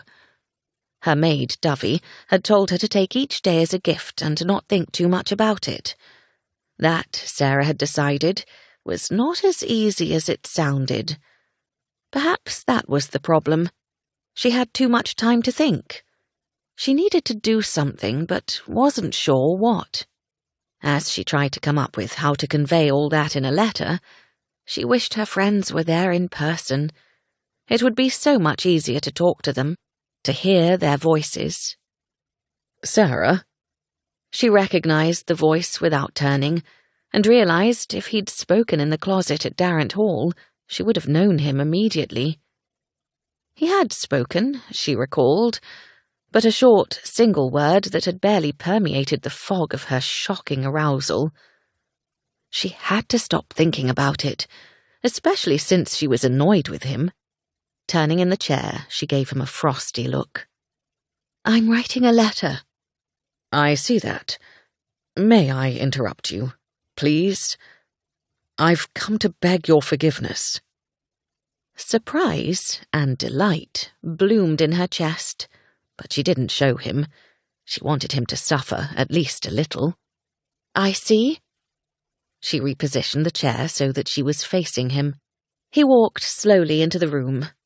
Garbed in a dark blue coat and grey breeches, he looked as fashionable as any gentleman strolling along Bond Street. But then Felix had always been well dressed. Sarah noticed these things, of course, just as she'd noticed his state of undress last night. She'd seen him in shirt-sleeves before, but had never been impacted by it. That had been before they'd kissed each other, however. Now she saw him, and his bare neck, in a wholly different light. He stopped a few feet from her chair, his face pulled into a wince of embarrassment. "I'm afraid I was rather foxed last night." "And Felixed, apparently." His eyes clouded with confusion for a moment, and then he laughed. "You remember?" she asked. "I wasn't as sotted as you probably thought. I was, however, heavily Felixed. Unavoidable, I'm afraid." His lips curved up in a self-condemning smile. "I am who I am." She almost smiled, but schooled herself not to. "You let Anthony get drunk again." He flinched and dipped his head in shame. "Yes, but I should like to blame my aunt and uncle, if I may." She would agree with doing that, but again she wasn't going to make this easy for him. Not when everything felt so difficult to her. That's a bit cowardly of you, isn't it? He put his hand over his chest. A direct hit. Your barbs have exceptional aim, Miss Colton. He was so good at livening every single moment. Too good. You shouldn't have let him drink so much. No, I shouldn't have, he said soberly. And we certainly didn't need to continue after dinner. Would it help to know that I think it was helpful for him? It wasn't like before. We were just being... While he searched for words, she offered, "Stupid men?" Yes, that, precisely. And I was even more stupid to behave as I did with you. What way was that? Had her voice risen? He briefly narrowed one eye at her. I think I tried, poorly, to flirt with you, but I stand by what I said. You did look beautiful last night. Her heart picked up speed, and she hoped he couldn't see the tremor racing through her body. You've never said things like that to me before. He frowned. Surely I've commented on your appearance over the years. Surely he had. Not in that way. And you told me not to frown. And you tried... She looked away from him, from the unbearable pull she felt toward him. I tried to touch you, he said softly. Sarah, I was not myself. My aunt and uncle, they bring out the worst in me. She snapped her gaze back to his. Touching me is the worst of you? He winced again, then wiped his hand across his brow. He tipped his head toward the floor. That didn't come out right at all. Hell, none of this is right. Not since Darrant Hall. He lifted his eyes to hers, and they simply looked at each other for a long moment. We can say it, she whispered, her voice sounding ragged. Since we kissed. I don't want things to be different. You're still my best friend's sister. Your family, now more than ever. She didn't want things to be different either. She needed all the family she could keep. We can forget the event ever happened. The edge of his mouth ticked up. I thought I had, for a while there. But I think pretending it never happened is probably the route I shall have to take. He was telling her he couldn't forget it. Well, neither could she. In fact, she feared they were to be the kisses by which she would measure all others. I shall do the same. As best she could. She exhaled with relief and perhaps with a tiny bit of something else. Regret, she realized. I'm glad we discussed it, Felix said, straightening and smoothing his hand over the front of his coat. I do hope you'll forgive me for all of it. I intend to nurse you and Anthony back to your gleeful selves. Is that really possible? Of course it is. He was so matter-of-fact that she couldn't help but believe him. I suppose it must be. You recovered after your father died? Yes. His tone was tentative. But I suspect that was much different. I was very young, for one thing. And? And? He shrugged. You find other things to think about. Like shopping. Come, I'm taking you into Ware. I'm having the gig brought round. Fetch your maid and meet me out front. Her maid? It took her a moment to realize she ought to take her maid. Yes, it was an open vehicle, and yes, she and Felix were as good as family. But for propriety's sake, she ought to bring Dovey. I'll just be a trice, she said. Good. He grinned at her and departed. She picked up her half-finished letter and dashed to her chamber, where Dovey helped her change into a walking costume. Sarah hurried downstairs and out into the bright afternoon, the brim of her hat shading her eyes from the sun. Felix stood next to the gig, his hat pulled low on his brow at a cocky angle. She'd never acknowledged how handsome he was before. and she certainly didn't need to start doing so now. He helped her into the front seat of the vehicle and then helped Dovey into the back, where was a short 2-mile drive. With malt houses, coaching inns, and shopping aplenty, it was a busy town, particularly with the traffic on the River Lee, which ran straight through. "We'll visit Scott's Grotto while you're here," Felix said. "My parents took us there once," Sarah said softly, remembering a day she hadn't thought of in years. Or maybe she'd forgotten it altogether, but Felix's mention of the grotto had resurrected the memory. It was summer, and the tunnels were cool. They were beautiful, the shells and rock. "I spent many a summer day hiding in them," Felix said. "Thankfully, Maria Scott has continued to allow people to visit. Her father built the grotto, if you didn't know. People would come from London to see it, which was his intent." Sarah slid a glance at him as they drove into town. "I'm surprised you don't build a grotto." "At Stag's Court?" He shook his head. "I don't have a chalk hill." "But if you had one, you would build a grotto?" "Of course." He flashed her a grin, and she was once again grateful for his sense of humour. He took them past a series of coaching inns and malt houses before parking the gig in front of a shop. Sarah looked at the sign and then toward Felix, who was already bounding from the vehicle. He came around to her side and offered her his hand. "You brought me to a millinery shop?" "Why not? I happen to know you like them." He helped her down, then did the same for Dovey, but she waved him away. "I'll wait here." "The gig will be fine," Felix said. "This isn't London." "It's all right, my lord. My back is paining me a bit today." Sarah hadn't known that. She looked up at her maid, who wasn't even old enough to be her mother. "Did something happen?" Sarah asked. Dovey winked at her. "Not at all. Just an old pain." That Sarah had never heard of. Was Dovey trying to give her time alone with Felix? Sarah would need to tell her that wasn't necessary, though it might not do any good. Dovey was as keen to see Sarah wed as her parents had been. A sharp prick of loss stabbed into Sarah, and she worked to push it away. It lingered a moment, reminding her for the 1,000th time that her mother would never see her wed.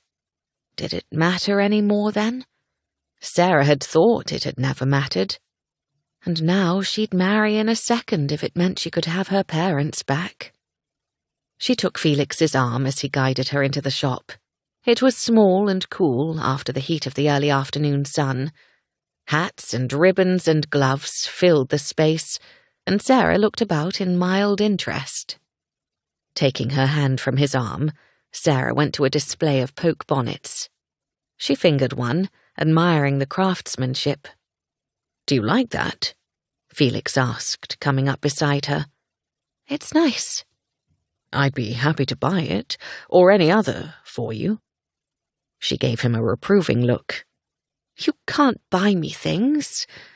Anyway, I don't buy hats." Because she made them all herself. But she hadn't wanted to since her parents had died. "And why would you?" he said with a smile. "Perhaps you should purchase some supplies, then. Some ribbons, some silk flowers." "I don't need anything, thank you." She went to look at gloves. He followed her. "I was hoping you could show me how to make hats." "You were?" She wasn't sure she believed that. "Why would you need to make a hat?" He shrugged. "You never know. I might find myself somewhere with no headgear to speak of, and find myself in desperate need." She cocked her hip and stared at him. "So you'd be without a hat, but have all the materials and implements required to make one? Seems like that could happen." He snorted. "Your sarcasm is killing me." She turned, notching up her chin. "I learned from the best. That would be you and Anthony, in case you didn't realize." "Oh, I realized," he said, chuckling. "Let me get some supplies. The sooner you get back to making hats, the sooner you'll feel like yourself." He could be right. But she wasn't going to do it. Instead of telling him so, she strode from the shop. He trailed her outside and touched her elbow. "Why did you leave?" She turned to face him, giving in to her irritation. "I don't want to make hats, and I don't need to get back to anything. My life is different now." He frowned, his brow creasing. "It doesn't have to be. You can still open your shop in Vigo Lane. In fact, it might even be easier." "Just stop," she snapped. "I'm not opening a shop in Vigo Lane." Her parents would have hated it, and she wasn't going to dishonor their memory in that way. He clasped her elbow and drew her to the side of the walkway. "Why deny that which would make you happy?" "Making my parents proud will make me happy." "So now you want to marry?" he said flatly. "I always wanted to marry." She couldn't help feeling, or sounding, apparently, defensive. He didn't appear convinced. "I believe you wanted to fall in love. Is that still a requirement?" "It is important. I'll accept a husband with whom I can be happy. Love isn't always necessary." She was now completely parroting her mother. Her throat constricted. "I want you to be sure you know what happiness is for you." He pressed his mouth into a determined line. "Come on, I'm taking you somewhere." She moved toward the gig. "Where?" He helped her up. "It's a surprise." She looked down at him from the seat. "I hope it's not another millinery shop." Maybe it was the grotto. "It's not. We're going back to the estate." He circled the vehicle and climbed onto the seat beside her. Not the grotto, then. As Felix took the reins, she was aware of his annoyance. Rather than upset her, it made her more resolute. She couldn't live her life like he did, pursuing whatever he wanted whenever he wanted. He allowed someone else to run his estate and had no intention of providing an heir. He had no sense of duty whatsoever. It was no wonder he couldn't understand that she needed to satisfy her parents' wishes. It was, to her, more important than she could have ever imagined. Fielding had sent a lovely note and flowers after her parents had died. Perhaps he was still interested in courting her. He'd said as much at Darrant Hall. Marrying him would mean travelling to India for an indeterminate amount of time, but there were worse things. And her parents would be so pleased to see her wed, even if he didn't have a title. They'd be especially thrilled if he was awarded a position with the government. Yes, Fielding might do nicely. She'd write to him as soon as possible. Chapter 8. Felix drove back to Stag's Court, perhaps a trifle faster than he ought, slowing as he reached a lane that would deliver them to their destination. The irritation he'd felt toward Sarah was still there, but it wasn't truly directed at her. She was grieving. She would come to her senses soon enough. He just hoped she didn't make any rash decisions before then. How could she, when she was here in the country, away from potential suitors? He relaxed a bit as he directed the gig along the lane. The house he was looking for came into sight as he rounded a bend. "Where are we going?" Sarah asked again. "Still a surprise," Felix said. "You are building a grotto." He laughed in spite of his lingering annoyance. "No, but if you keep haranguing me about it, I might have to." "I am not haranguing." When next she spoke, her pitch was elevated. "Felix, you must build a grotto. I should be devastated if you do not.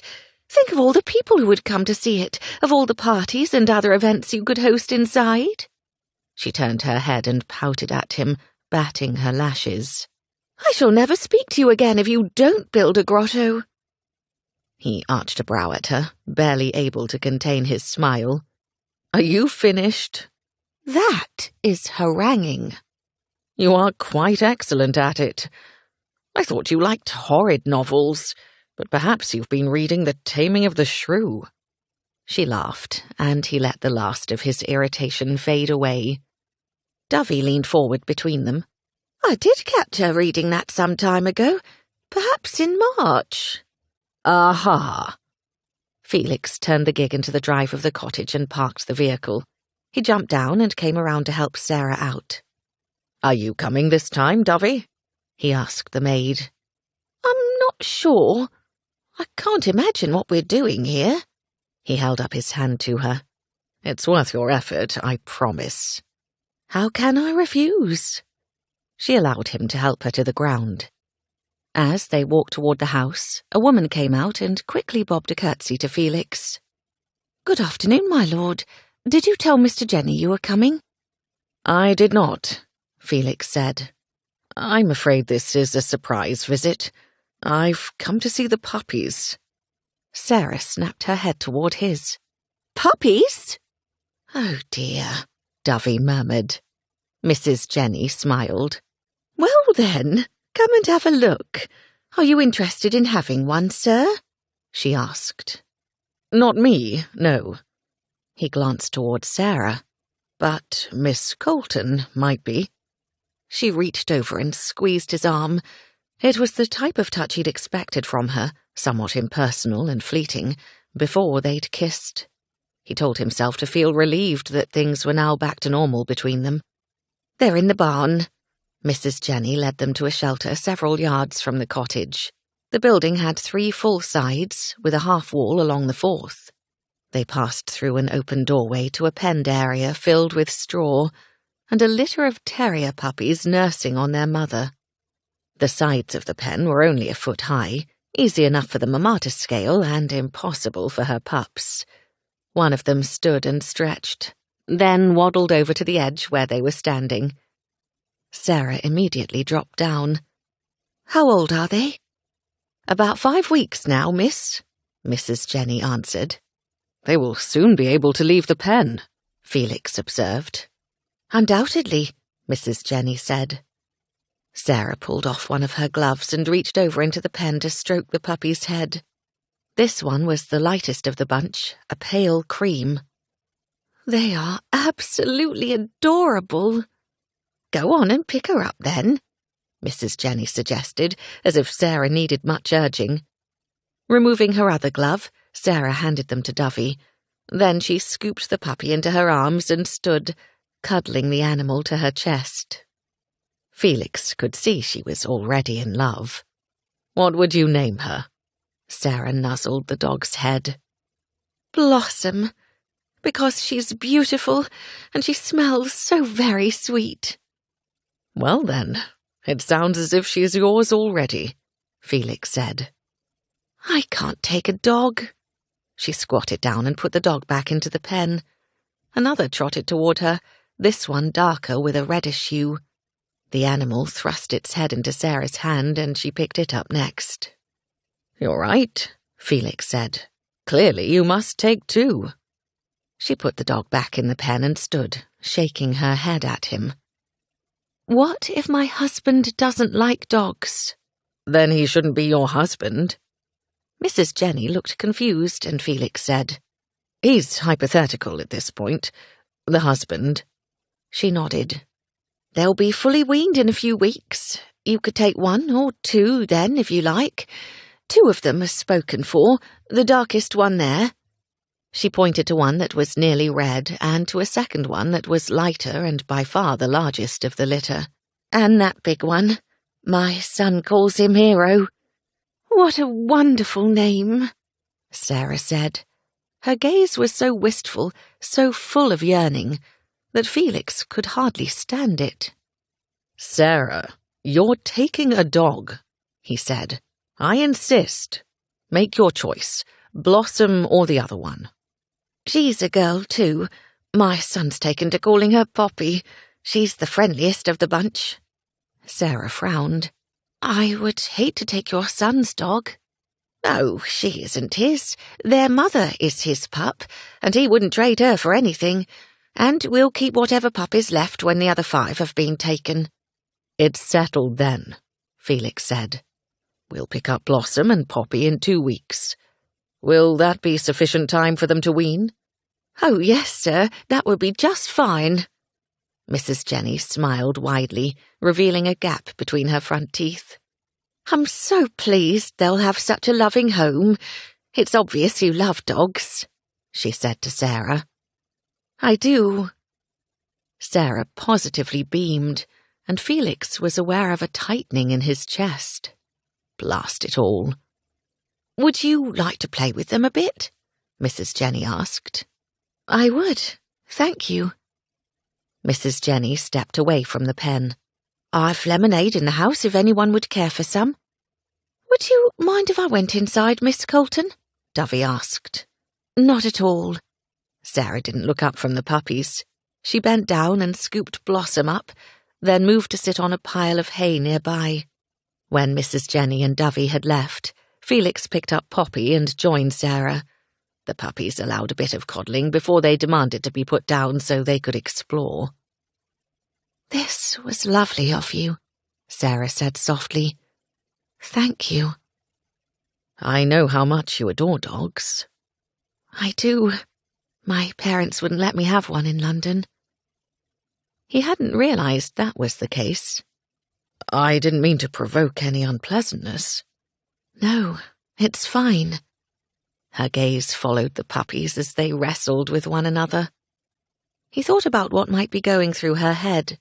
She wanted to honor her parents by getting married, and yet here she was with a pair of puppies, something they denied her. If she could accept the dogs, perhaps she'd come back around to pursuing her hat-making. He hoped that would be the case. She deserved happiness, a happiness of her own making and not anyone else's. "Such as you have." He swatted the voice to the back of his mind. She looked over at him. "Thank you. I shouldn't take them, but I will." "Good." She smiled, and while he'd provoked several the last few days, this was the truest, most brilliant one yet. Her blue eyes sparkled and her skin glowed. "This is the happiest I've felt in a long time." "I can tell." "What do you do?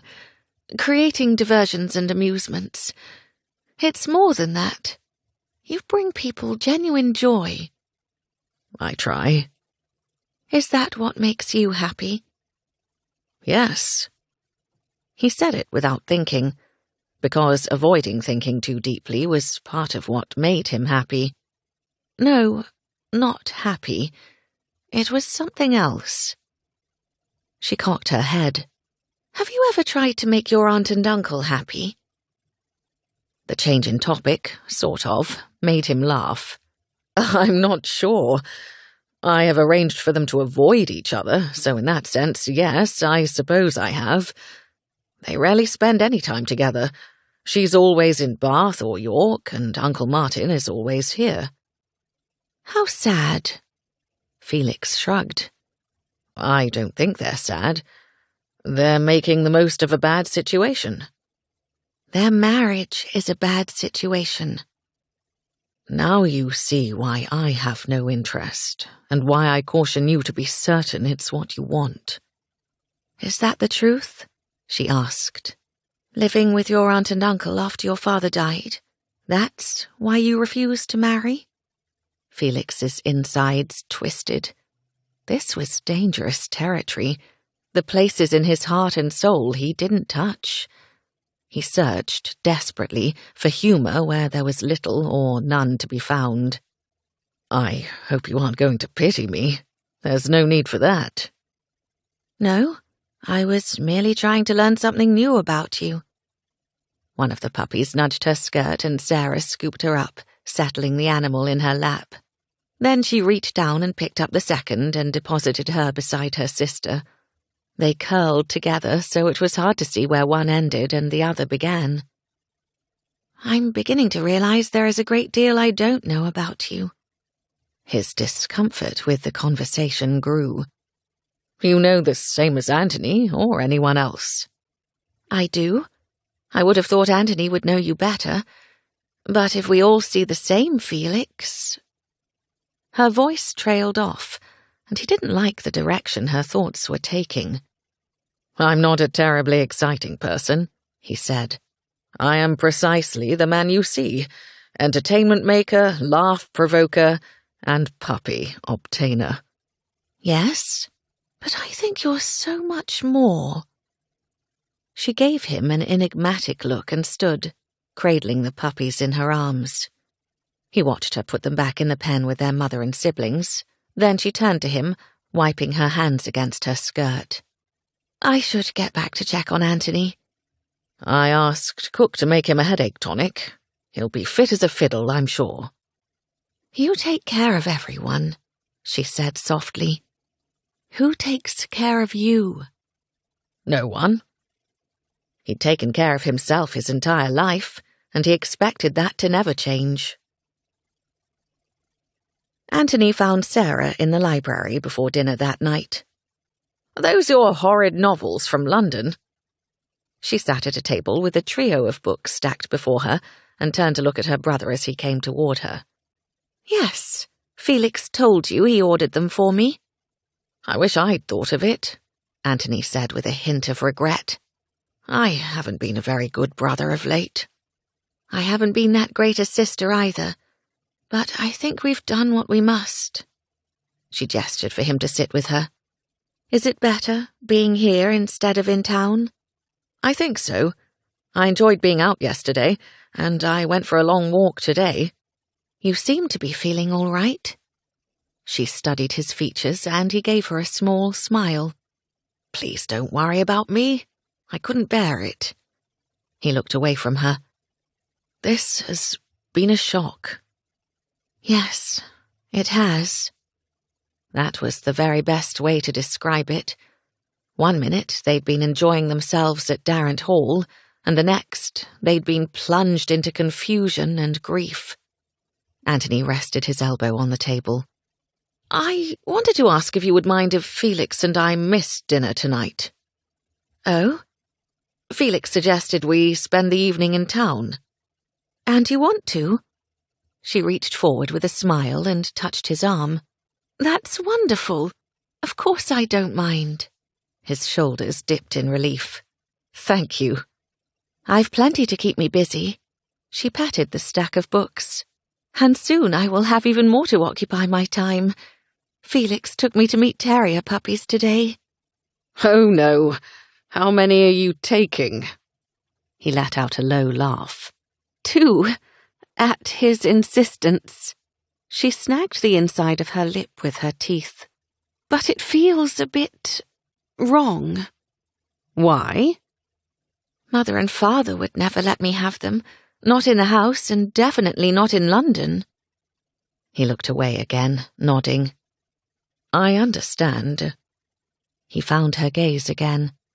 "And I think they would understand too. We must do what we can. If puppies will make you happy, you should have puppies." "What about you?" she asked. "What will make you happy?" He shrugged, letting out a deep exhalation. "Right now, spending the evening with my friend and pretending as if nothing has changed." "Can you really do that?" Sarah wasn't sure she could. "I'm going to try.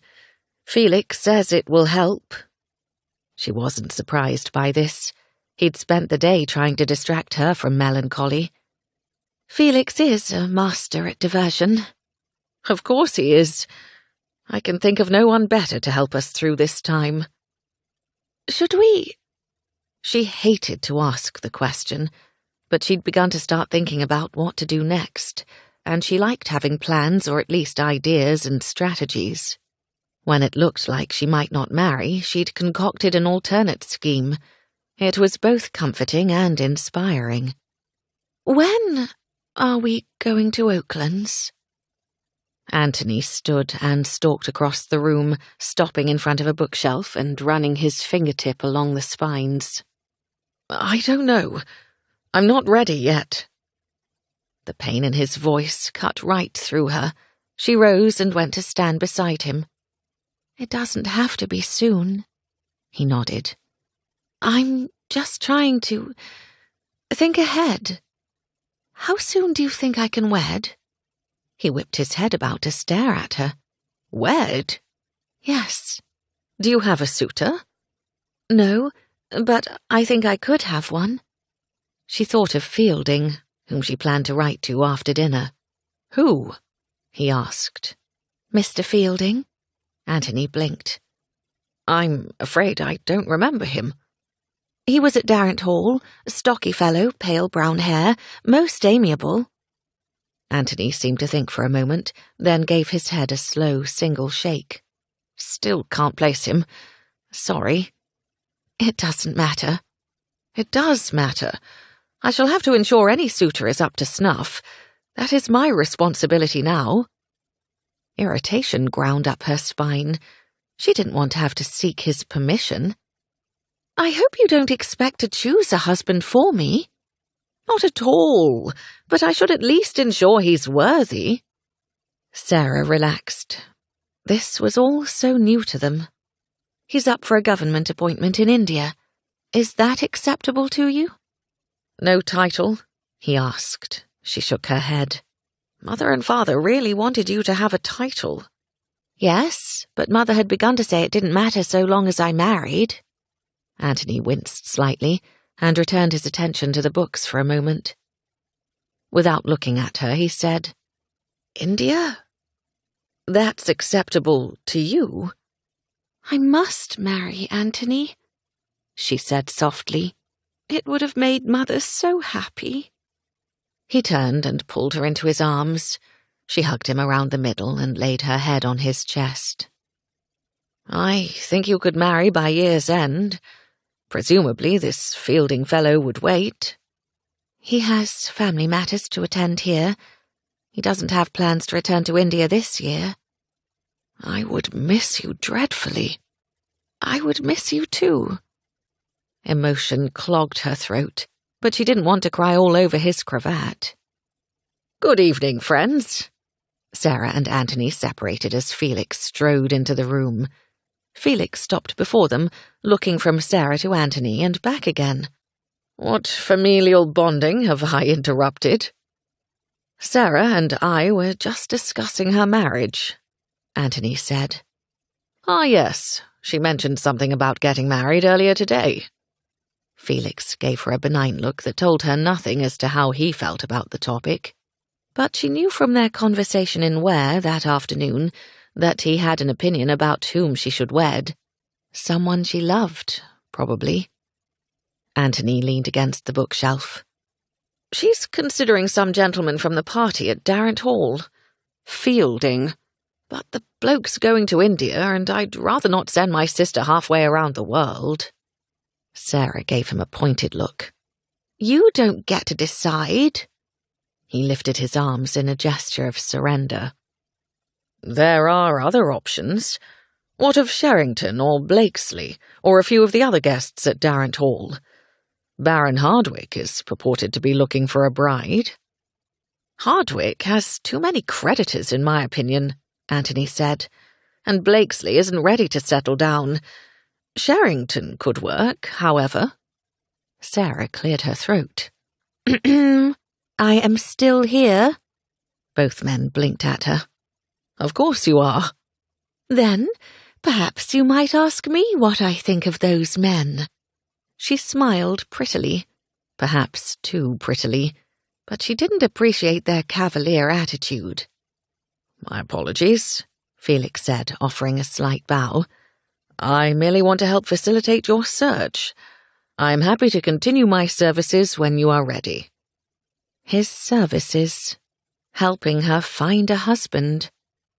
While she'd eagerly accepted his offer before, that was before. Now, the thought of him finding her a suitor felt a bit wrong.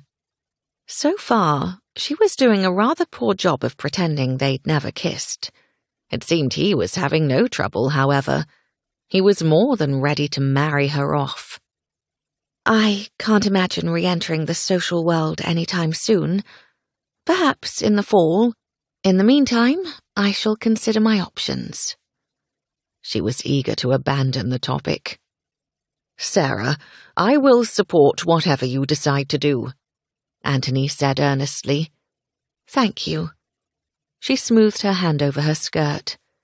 And now I understand you are both off to where, which leaves me to read my horrid novels. Would you like to take dinner in here? Felix asked. Or somewhere else? I can let the staff know.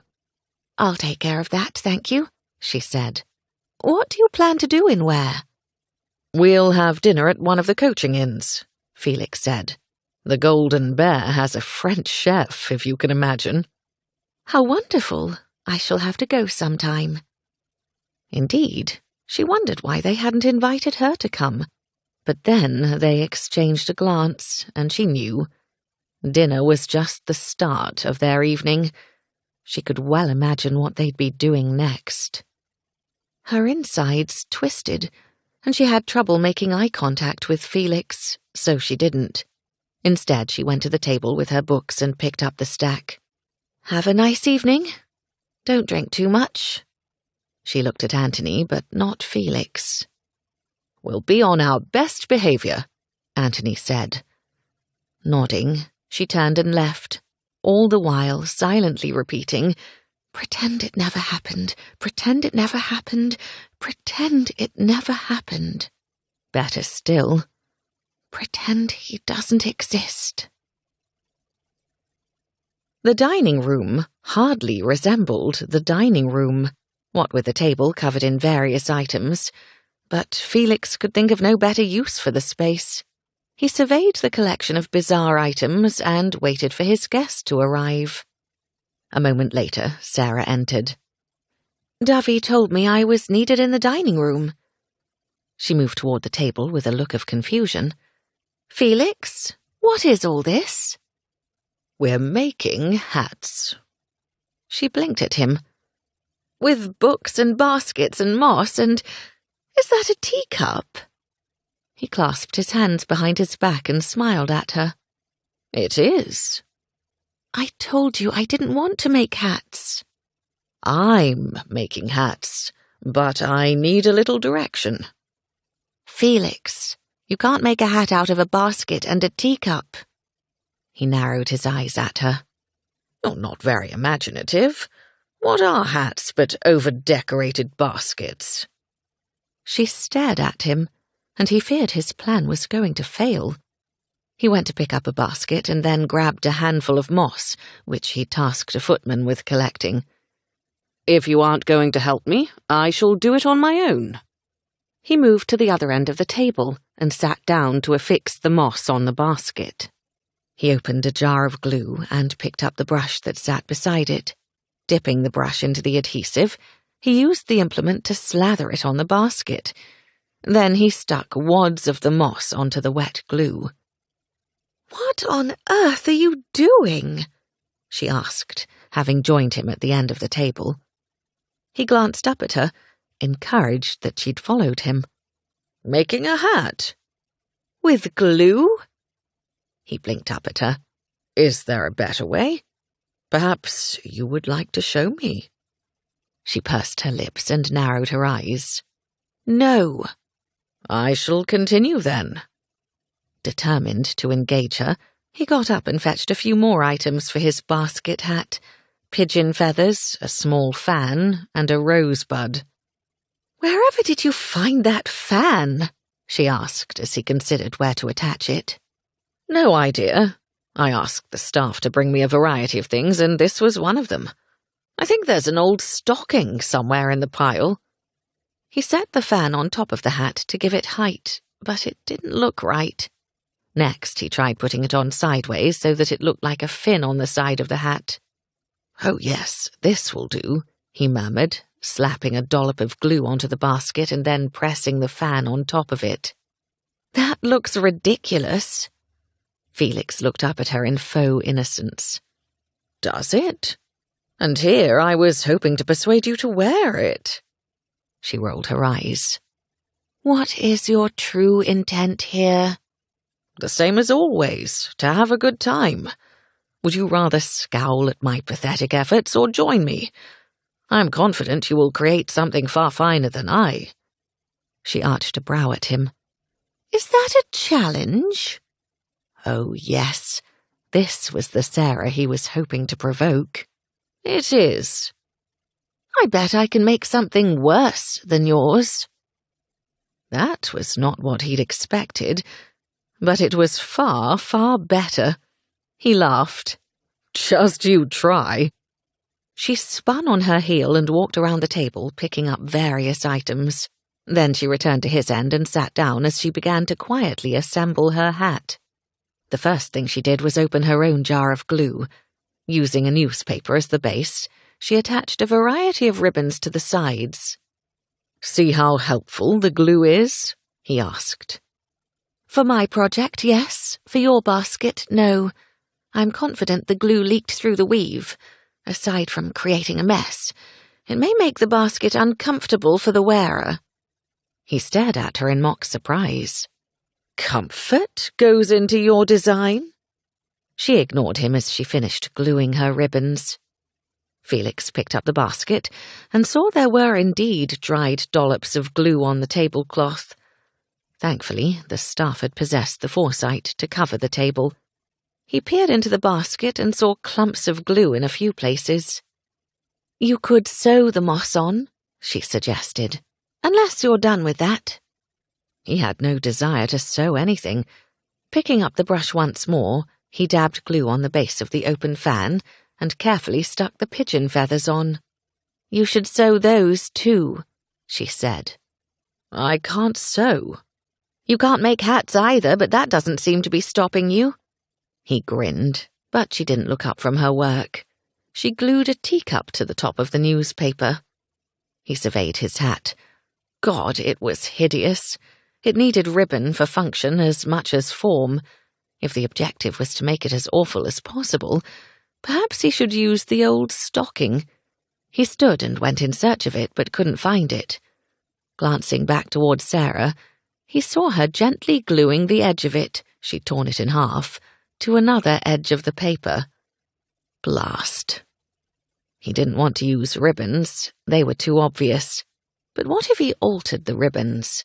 He found several that didn't match and then set to work gluing moss, small leaves, and rose petals on each of them. Rather than glue them to the hat, he wound them through the basket weave. "Finished," he declared. "I am too," she said, sitting back to survey her handiwork. It didn't even really look like a hat. "How shall we determine the winner?" "A panel of judges seems in order," Felix said. "Who?" "Let me see who I can find." He stood and went to fetch the first 3 members of the staff he could find. He returned with the butler, Seals, a maid, and a footman, and arranged them to stand near the end of the table where she and Felix had assembled their ghastly headwear. "Your job is to vote for the ugliest hat," Felix said. "Are you ready?" "Where are the hats, my lord?" Seals asked, appearing to take his assignment very seriously. "Right here." Felix picked up his hat and set the basket on his head. Then he attempted to tie the collection of ribbons beneath his chin. A clump of moss dropped to the floor, as did a rose petal. He looked to the side as Sarah rounded the end of the table. She'd put on her hat, and he knew he was sunk. She'd tied 2 of the ribbons beneath her chin, and the rest dangled free, like some sort of wild, multicolored hairstyle. Due to tying the ribbons, the newspaper curved around her head like an actual straw hat might have done, and the teacup sat in the place of prominence atop her crown. It almost invited one to pour tea into the vessel. Or perhaps she was collecting rainwater. Damn. Her hat was both comfortable, if she was to be believed, and functional, if entirely ugly. Finally, the stocking covered her face like a veil, lending a somber appearance to the most absurd piece of headwear he'd ever seen. "Whose hat is the most atrocious?" Felix asked, already knowing the answer. All 3 retainers looked towards Sarah. "Miss Colton's," they each said. Through the veil, she smiled beatifically. and Felix had no choice but to howl with laughter. How he wished he was skilled at art, for he would have sketched a picture of her to remember the moment. "I should let the lot of you go," Felix said, smiling. "Thank you. You're dismissed." The maid's eyes grew wide. "From our employment?" Felix shook his head in horror. "No, you're dismissed from here." Her body relaxed, and she responded with a smile. "Shall I clean this up, my lord?" "Later," he said. The trio left the dining room, and Felix turned to Sarah as she removed her hat. "You're taking it off?" he asked. "Should I wear it into town?" she laughed. "You look ridiculous." "Thank you. I had no chance with you. Your hat was hideous, comfortable, and functional." "Because it would keep the sun off my face. Yours would not," she noted. "Doubly functional, then. I was thinking you could collect rainwater to drink." She looked at the hat and giggled.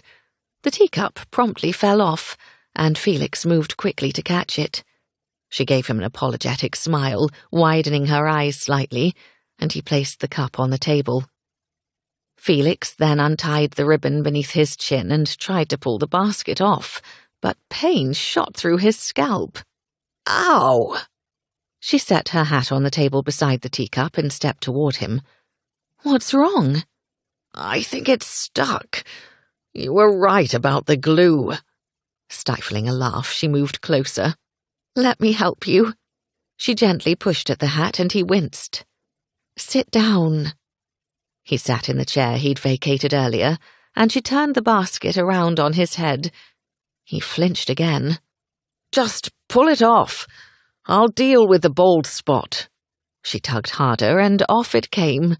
A sharp pain stabbed his scalp, and he reached up to rub the area.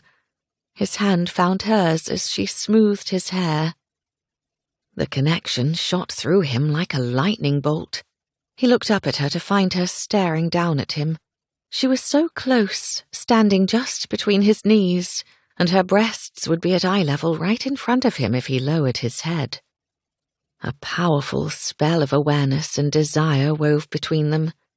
He skimmed his fingers along her hand atop his head and stared into the alluring blue of her eyes. This was what he'd missed when he'd kissed her. The anticipation of knowing it was her before their lips met. Would he have even had anticipation before that night? He would never have considered kissing her, not without fate stepping in and making it happen. She drew her hand away and took a step back, breaking the spell. The air felt suddenly cooler, and Felix suppressed a shiver. She put the basket on the table and wiped her hands against her skirt. "I still don't want to make hats, at least not as an enterprise.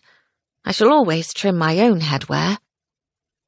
He exhaled, struggling with the desire still pulsing through him and trying to focus on what she said. Today was a success, then. She at least wanted to trim her own hats. "That's a start.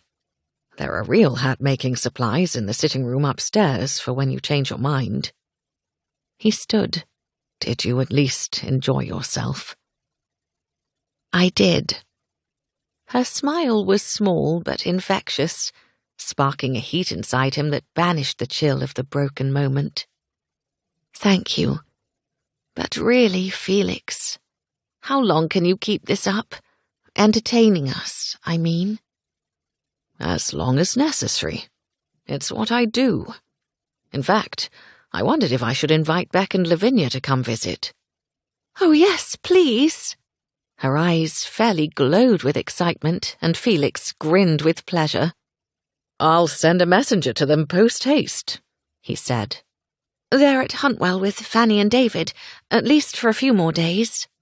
"Shall I invite them too?" "I don't know if they'll come. They are newlyweds, after all." "I'll extend the offer," Felix said. "Are you sure you don't want to make another hat? We have plenty of supplies." "No, thank you. I've a horrid novel to finish. Thank you for those." "It's my pleasure." Everything you do is for your pleasure, she said softly, and everyone else's. She was more right about the latter than the former. Pleasing others, seeing to their enjoyment, is what gives me joy. He hadn't meant to sound seductive or provocative, but saying those words to her, he realized he would like to please her in every way possible. But that was never going to happen. She was on the hunt for a husband, and she was not a woman with whom he could dally. She didn't break eye contact with him for a long moment, and the air between them seemed to heat once more. At last she pivoted, but before she left, she picked up her abominable hat and took it with her. Felix had given her joy, if only for a while, and that would have to be enough. Chapter 9. The horrid novels held no appeal for Sarah that night. After dinner, Anthony and Felix had left again, but this time they hadn't revealed their destination. She could well imagine where they'd gone, however. It was late when she found herself in the sitting room adjacent to her bedchamber. Several crates full of hat-making supplies stood against the wall. Kneeling in front of them, she looked through the forms and ribbons and fabric. There were a few flowers, but nothing that inspired her. She'd begun to fashion her own blossoms, and wondered if she might be able to use the glue to create something interesting. She sat back on the floor and pulled out a length of ribbon. She twirled it around her finger to make the bud of a rose. Yes, glue could work nicely. She began to think of the things she could make, and then she began to think of Dolly and her expertise, and how together they could create the most beautiful hats in London. "You can't do that!" Her mother's voice intruded on her fantasy. "Why not?" Sarah said to the empty room. The shop would make her happy, just as it would have disappointed her parents. And now there was no one to stand in her way. Her parents' death had made it possible for her to pursue the life she wanted. Her shop and marriage to a man she loved, if she loved one. The realization stole her breath for a moment. She couldn't be glad they were gone. Of course she wasn't, and she refused to benefit from them being gone. Hot tears tracked down her cheeks as anger and frustration boiled inside her. She threw the ribbon back into the crate and wiped at her face. "Sarah?" The sound of Felix's voice cooled her emotions. He came into the sitting room and sat down beside her. "Contemplating your next creation?" He smelled a bit like whiskey, but not overly so. His cravat looked as though it had been loosened and retied. She could imagine why that had been necessary. She sniffed. "No." He turned toward her. "Sarah, have you been crying?"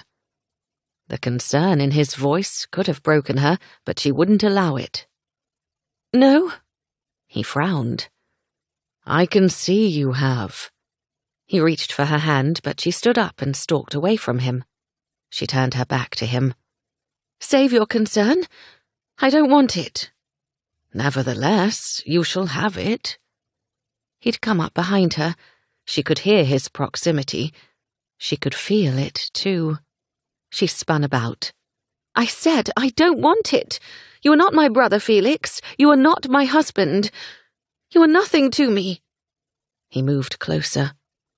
"Am I?" His voice was low, seductive, so tempting. This was not the way to pretend they'd never kissed. She glanced at his rumpled cravat. "Don't you dare flirt with me. Save that for your women. And especially don't do that after you've just been with one." He narrowed his eyes at her. "Where do you think I've been?" She crossed her arms in front of her chest. "I'm not stupid." "I've never for a moment thought you were. You think I was with a woman?" "Where else would you and Anthony go?" She uncrossed her arms as emotion welled inside her. Tears threatened once more, and damn it, she was tired of crying. She wanted to leave, but the only way out was past him. "Never mind. I don't care." She tried to walk by him, but he curled his arm around her and drew her into his arms. "I know how it feels to be so overwhelmed by helplessness that you can hardly see straight." She'd wanted to push him away, but his words froze her in place. He sounded small and young, and so unlike the Felix she knew. She let herself relax against him. He stroked her back, his hand moving gently up and down her spine. Suddenly, she didn't want to cry anymore.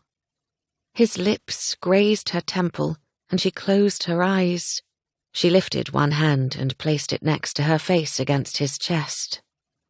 His heart beat strong and sure beneath her palm, a song to ease the agitation inside her. They stood together for what seemed forever, and Sarah thought she could go on like that for another eternity. She looked up at him, grateful for his presence. Standing on her toes, she kissed his cheek. His hand stopped moving along her back, instead flattening against the middle of her spine. The movement kept her on her toes, and he returned her gesture, pressing a soft, fleeting kiss on her face. It felt so nice, so right. She moved her hand up to his collarbone, steadying herself to brush her mouth against his. She shouldn't, but he was right there, and he was kissing her back. He brought his other hand up and cupped her cheek, holding her tenderly as their mouths moved together. It was gentle and careful, and not at all like their kiss at Darrant Hall. Until it was. She was suddenly aware of the hardness of his body and his crisp, masculine scent. She remembered it from that dark closet, and the memory sparked a need she'd tried to forget. His thumb traced from the corner of her mouth along her jaw to the sensitive spot just in front of her ear. His touch took the kiss from comfort to something far more dangerous. She should step away, but she couldn't. Nor did she want to. She wanted more, not less. She wanted him. Curling one arm around his back, she pushed the other up along his collar until she found his nape. She flattened her palm against the warmth of his flesh. She parted her lips as he did the same. Their tongues met, coming together with heat and passion. She gripped him tightly, never wanting to let go. His hands moved over her, stroking her back, her neck, her cheek, awakening her senses. She mirrored his eagerness, touching him everywhere she could, but never feeling a moment's satisfaction. She'd never experienced such a need, such a hunger. Because she wore only her night rail and a dressing gown, she felt him more than she had in the closet. But it wasn't enough. She brought her hands down between them and pushed at the front of his coat. He helped her cause, shrugging his shoulders from the garment as she shoved it down his arms. He tossed it away behind him and put his hands on her the moment he was free, caressing her shoulders, her side, her hip. It seemed he meant to explore every part of her. Good, she wanted to do the same. She grasped his cravat, searching for the ends. But then she recalled its rumpled state and finally had a moment's lucidity. She pulled back and looked up into his familiar face that suddenly looked very different than she'd ever seen it. His eyes were impossibly dark, the lids drooping low with seductive promise. His lips were red, his cheeks flushed. "Was there another woman tonight?" she asked softly, her voice a bare whisper between them. "There hasn't been another woman since Darrant Hall." Her knees wobbled and her insides melted. He held her fast as she found his cravat and plucked the knot apart. She gripped the ends of the silk and pulled his head down to her. Good. She closed her eyes and kissed him again, using every bit of skill he'd unwittingly taught her. He groaned into her mouth and swept her against him, practically lifting her from the floor. Her pelvis pressed into his, and she could feel his erection. The hard length pushed into her sex, and pleasure radiated from where they touched. She rotated her hips, wanting more. She felt helpless and desperate. He unsealed his mouth from hers and kissed along her throat, forcing her to cast her head back and open herself to his attention. It was glorious, his tongue and lips tantalizing her flesh as his hand came up and cupped her breast. He'd briefly done that in the closet, and the sensation of it crashed into her again. That was when they'd had to stop, when reality had rudely interrupted. She wasn't going to let that happen again, not tonight. Opening her eyes, she tore the cravat from his neck and dropped it to the floor. Then she tucked her hands inside the collar of his shirt, allowing her palms to caress his warm flesh. The muscles of his neck and shoulders corded beneath her touch as he stroked his thumb over her breast.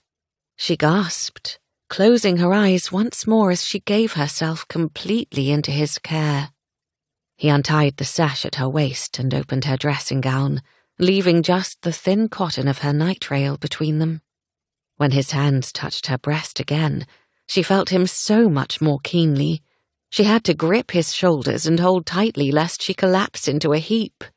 His mouth moved lower, kissing the flesh above the top of her night rail. He tugged at the fabric, making the garment rise up in the back and press against her neck. But it was enough to expose her breast. He pushed her flesh up, and cool air bathed her nipple just before his fingers closed around it. She thrust her hand into the hair at his nape, tangling her fingers in the soft strands and tugging with need. He pinched her gently, drawing a low moan from her throat.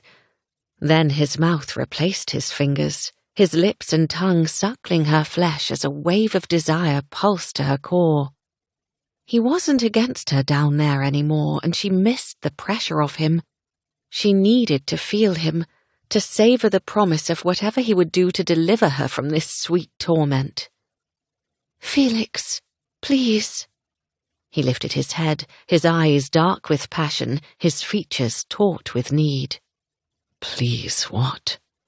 I don't know what I need." "This is not a good idea." And yet he didn't move. "No, but it's the only thing I've wanted in weeks." Was she asking him to fulfill her desires? That was what he did, wasn't it? Oh God, she couldn't ask this of him. There were limits to what a person could give, and there were certainly boundaries, especially between them. "Felix, I want you." "You want what I can give you." She wasn't sure what he was trying to say, and she was afraid the obstacles between them were too great. "Is that so bad?" He kissed her again, his mouth ravaging hers. Then he swept her into his arms, drawing a gasp from her lips, and carried her to the settee where he laid her down. He bent over her and drew in a ragged breath. "If you want me to stop, I will stop. You have only to say so, at any time." She reached up and unbuttoned his waistcoat. "I will expect you to do the same." Felix dropped one shoulder and then the other as she pushed the garment from his body, tugging it down his arms and then casting it aside. He leaned forward again and kissed her, a now familiar and incredibly arousing sensation that Sarah doubted she could ever get enough of. He put his knee between her thighs, pinning her clothing around her as he dragged his mouth down her throat, his tongue trailing along her flesh. Fire blazed wherever he touched her, sending her into a feverish urgency. Her flesh tingled, her breasts felt full and sensitive, her sex pulsed with need. She found herself pushing against his thigh to ease the craving she didn't know how to satisfy. His hand skimmed along her thigh, and he lifted his leg as he pushed the night rail up. As with her breast a few moments ago, cool air rushed over her sex. She felt utterly exposed and wanton. She should call a halt to this, but she could not. When his fingers touched her there, She rose up off the settee, her body tensing with a combination of surprise and yearning. He rubbed her flesh, feeding the flames burning within her. He teased one of her nipples with his other hand, stirring every part of her. Flooded with sensation, she cast her head back, desperate for wherever he was taking her. He stroked the flesh between her legs, pushing her toward something she was eager to grasp. She arched up, her body tensing, and grabbed his upper sleeve, her hand fisting around the linen. His arm moved as he touched her, his fingertips moving with deft precision, finding every spot that would elicit sensation more arousing than the last. Just when she wondered how this could possibly end, he slipped a finger inside her. She knew the fundamentals of sexual intercourse and that he would put a body part into her, but she hadn't expected that one. She hadn't expected any of this. She fought to hold on to rational thought, but it began to slip away beneath the onslaught of his attentions. In and out he slid, creating a delicious friction. She moved her hips, seeking, wanting, needing more. He'd managed to move her night rail to suckle her breast again, and the draw of his mouth, coupled with the stroke of his finger and the push of his thumb, sent her over the edge of the precipice she hadn't even realized she'd reached. Her body tensed as rapture spun through her. She was lost in a dark, sweet oblivion. His mouth crashed over hers, and she realized she'd cried out. But now he swallowed the sound, kissing her with deep abandon. Gradually, her body relaxed, and her limbs felt as though they would melt into puddles. He gentled the kiss and now pulled back, moving his lips across her jaw before leaving a final kiss just beneath her ear. He eased away from her, drawing her night rail down over her thighs. Sarah opened her eyes. "You're finished?" His eyes narrowed slightly, and there was a flash of uncertainty in his gaze. "You enjoyed that, didn't you? I was sure you did." "More than I can say. More than I ever imagined. But you? What about you?" He smiled and pressed a kiss to her forehead. "This was never about me." He took her hand and drew her up to a sitting position. She shifted her legs to the floor, but kept her body angled toward him. "I didn't realize that." If it was about her, then she really didn't understand. "I didn't ask you to stop." He sat facing her, his leg bent so that his knee was on the settee. "This is all we can, or should, do," he said. "Mostly." "Mostly?" She couldn't stop looking at the V of his chest exposed by the opening of his shirt. Dark hair peeked through the opening, and her fingers itched to touch him. "There are other things." "Such as you putting your cock inside me?" She used the word Lavinia had told her. He sucked in a breath. "Sarah, could you not use that word?" She flinched. "You find it offensive?" "No, I find it arousing." Heat swelled inside her. "Oh? Will you show me more?" "Not tonight, and I probably shouldn't ever." His face creased, making him look pained. "This was rather ill-advised." "I don't regret it, and I never will. Please don't tell me you do." She looked at him intently. "I'm quite serious. Don't tell me." He took her hand and lifted it to his mouth, pressing a kiss into her palm. "I could never regret anything with you." His words were as heady as the things he'd done to her, as the promise of the things he would do. "I would like you to show me more. And next time, it won't be entirely about me." She leaned forward and kissed him, her lips lingering against his for a moment before she pulled back and looked into his eyes. "It can't always be about pleasing others, Felix. You must let someone please you." "And that someone is you?" She gave him a saucy smile in response and stood from the settee. She pulled her dressing gown closed and tied the sash as she made her way from the sitting room.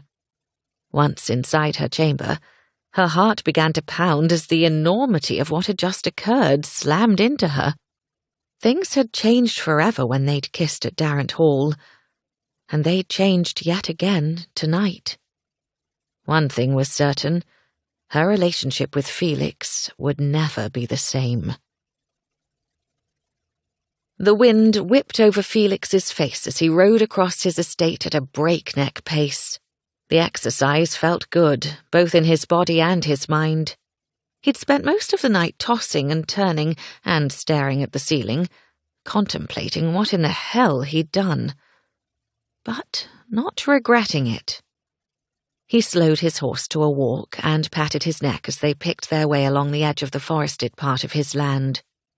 After days of fine weather, today was overcast and cool, but it felt good, probably because he was still overheated from last night.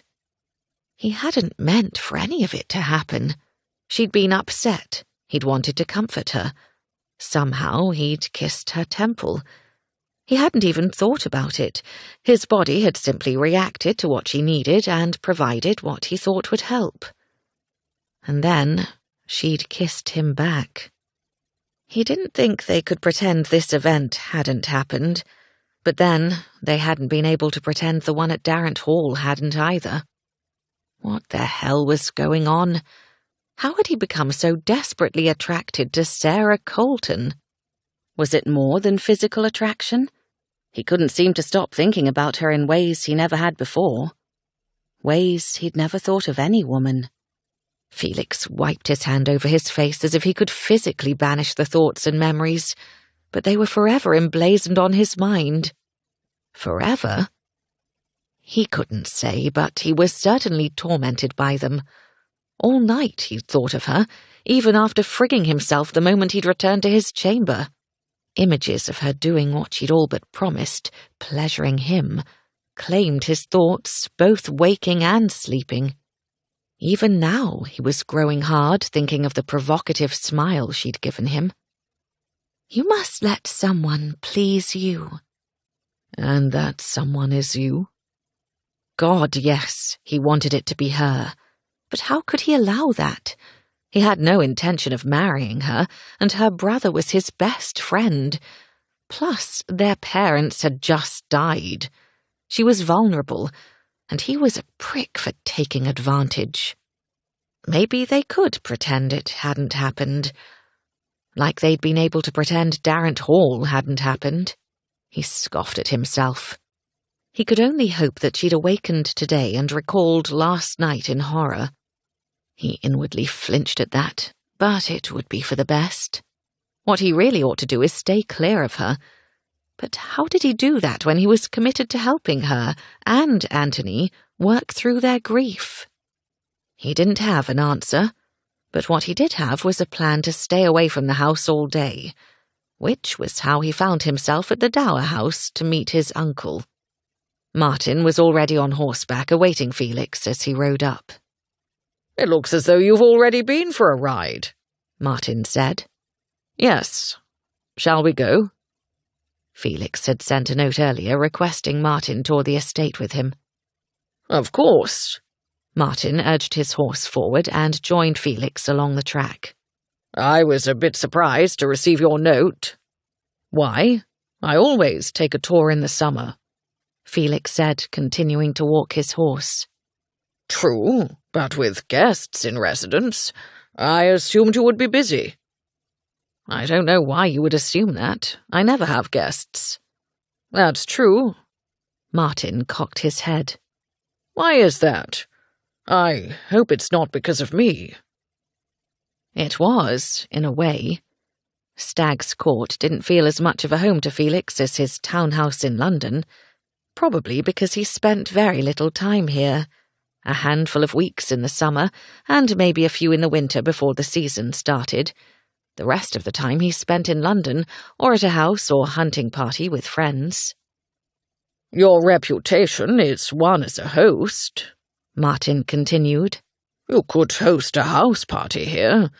Just because Michael will inherit one day doesn't mean you can't still enjoy your time as Earl. His time, as if it were a fleeting thing. But Felix supposed it was. If he'd learned anything, it was that life was short, and it was up to each person to make the most of it. Or not. Felix tried to make the most of it, for himself and for those around him. This belief had never felt more important than since the Coltons' death. Death had snatched them away, robbing them and their children of their time, just as it had done with Felix's mother. He gave himself an internal shake. Why was he thinking of her? Martin exhaled. I was merely trying to make a suggestion. Felix realized he'd never responded to his uncle. I was considering it, he said. I did invite more guests, but I wouldn't call it a party. Though with him, Anthony and Beck together, it would certainly be entertaining, provided he kept Anthony from falling back into his guilt. And kept himself from dreaming of Sarah. It was good that Beck and Lavinia were coming. Lavinia would keep Sarah busy, and then Felix could stop paying so much attention to her. They rode in silence for a moment before Martin said, Thank you for inviting Michael to town. I was going to suggest it. He'll need some exposure at the clubs and in society. Because he would be Earl one day. Pardon my morbidity, but what if he dies before me? Felix asked. Martin sent him a surprised look, or maybe not. With his overly large eyes, it was hard to tell. I shall pray that doesn't happen. The other reason I'm pleased you're taking him to town is so he can join the marriage mart. I suppose I should go with him to support his search for a wife. Or his mother, at least. Martin's lip curled as he mentioned her. Does Michael wish to marry so soon? Felix felt sorry for the boy. He knows his duty, Martin said with a careless air. He understands how important the earldom is, and his role within it.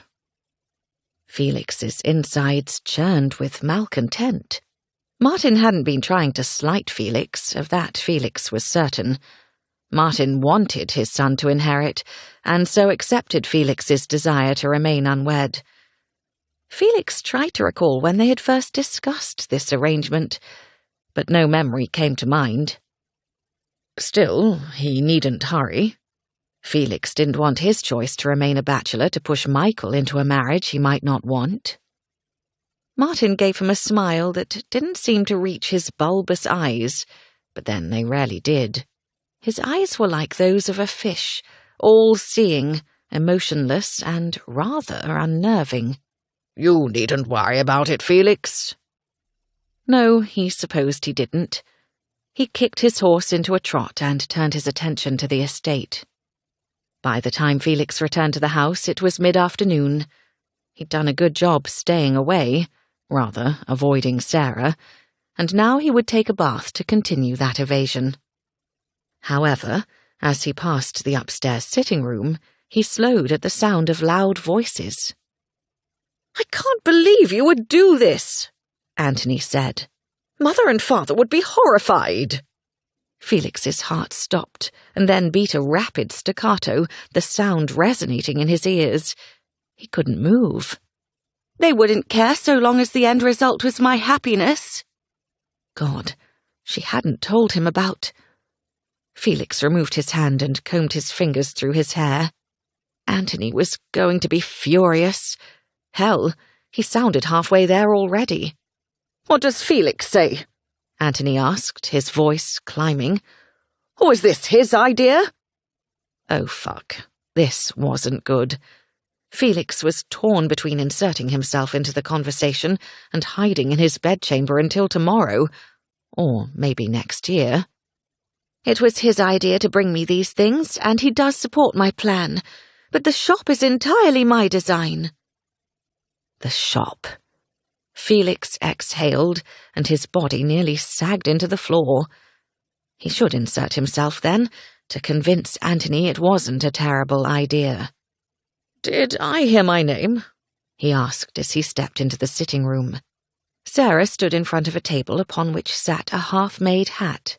The form was covered in a pale yellow fabric she was clearly in the process of stitching to the straw. She turned to look at Felix, as did Anthony. "What the hell are you doing supporting this ridiculous notion of a millinery shop?" Anthony asked. "It's not ridiculous," he and Sarah said in unison. Their gazes connected, and an undeniable warmth passed between them. "Our parents wouldn't approve." Anthony frowned. "This is no way to honor their memory." He glowered at Sarah. "I thought you were going to marry." "I plan to. In the meantime, I will start a millinery shop. I have it all sorted, Anthony. I have an assistant who will manage the store in Vigo Lane. It will be called Farewells and have no outward connection to me at all. No one will know I own it or that the designs are mine." "In Vigo Lane?" Anthony blinked at her in disbelief. "You already have the store?" "Not yet, but Felix was working on it." Felix winced as Anthony turned his eye toward him. "You've been in on this for some time." "Just since I offered to help her find a husband. Anthony, she doesn't want to marry just anyone. She wants to marry for love. If that doesn't happen, she has a plan to support herself and live happily in the pursuit of something she does love. What could be wrong with that?" "Just because you're content to lead an unmarried life doesn't mean she should. Christ, Felix, you can't force your unorthodox behavior on her." "Why is Felix unorthodox?" Sarah said, springing to his defense. "Plenty of men and women don't marry." Anthony looked at her with condescension. "Plenty of women, yes. There are more of them due to the wars. Men, particularly men in Felix's and my positions, must wed. It's our duty.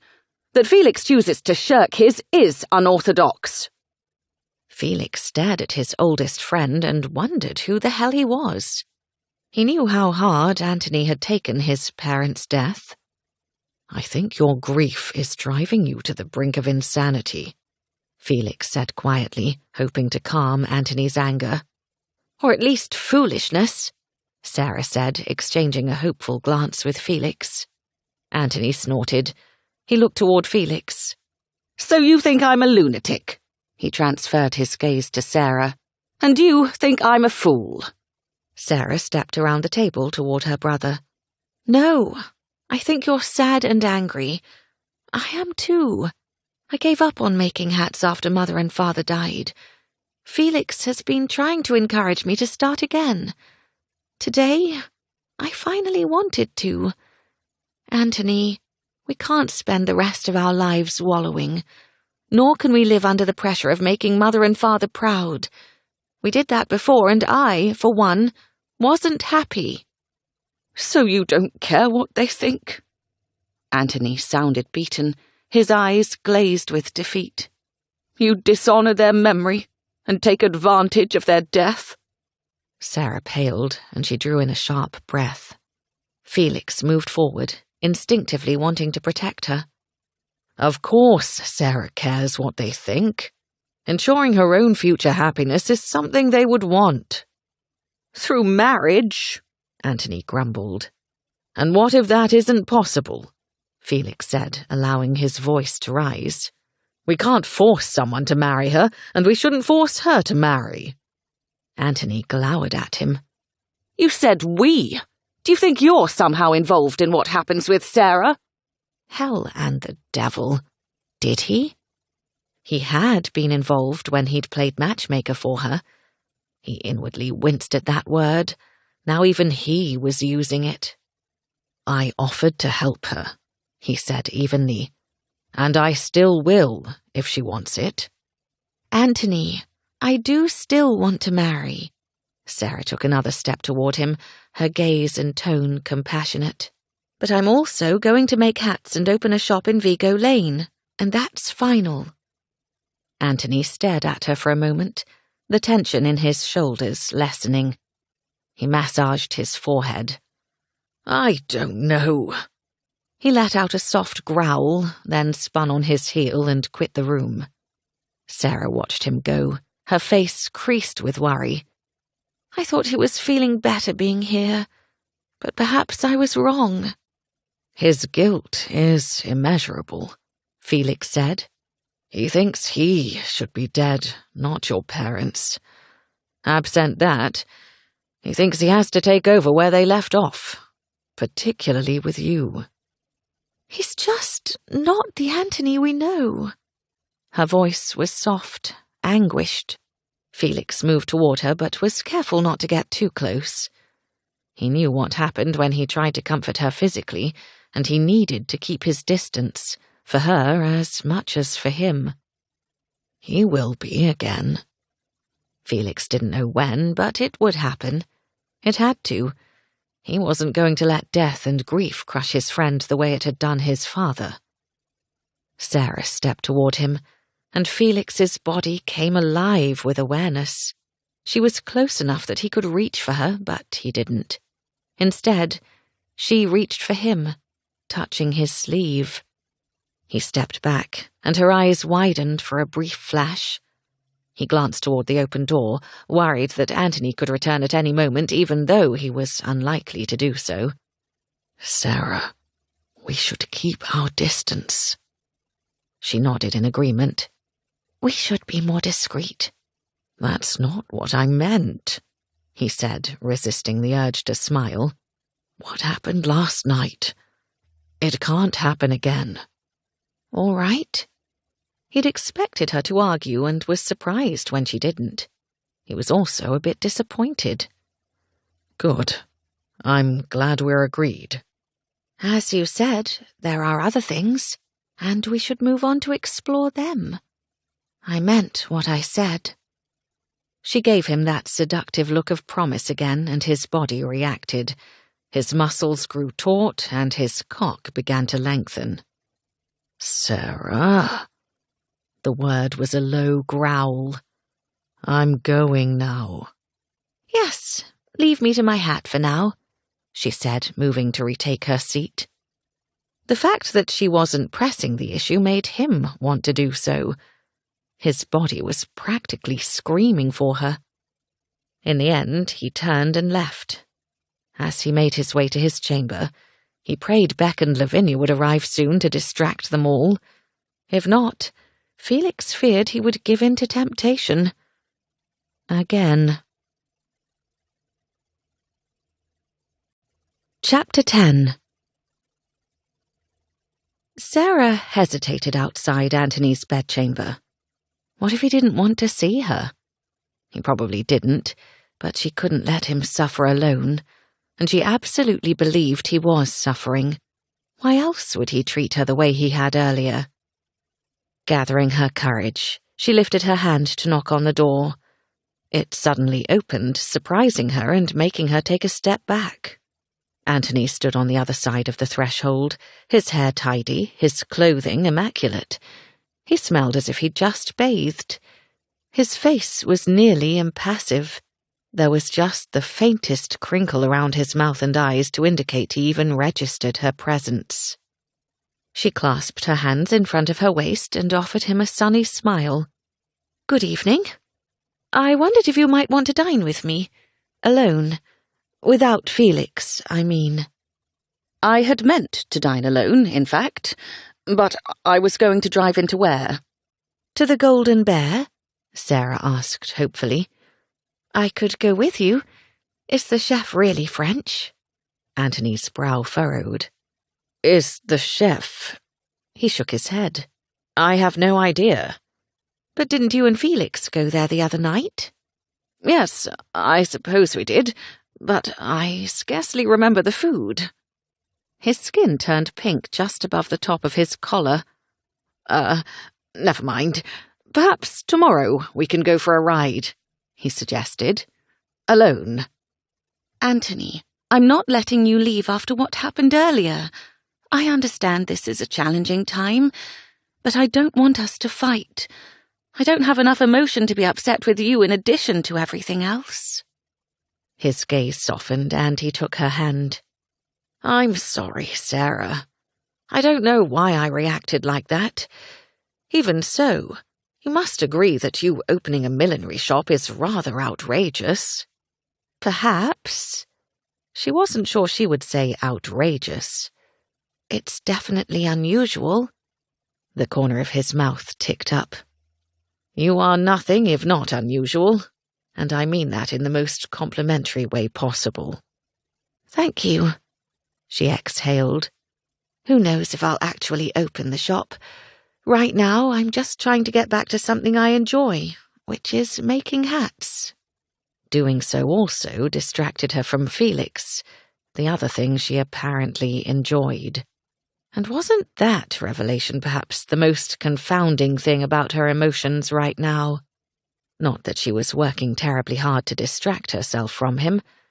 No, she was actually looking for ways in which they might find themselves alone together. But he was right. They shouldn't. And so her brain had driven her here, to her brother. To safety. I'm glad you enjoy it, Anthony said. That doesn't mean you need to profit from it. I will ensure you are always taken care of. His gaze was sober and intent. Even if you're a spinster.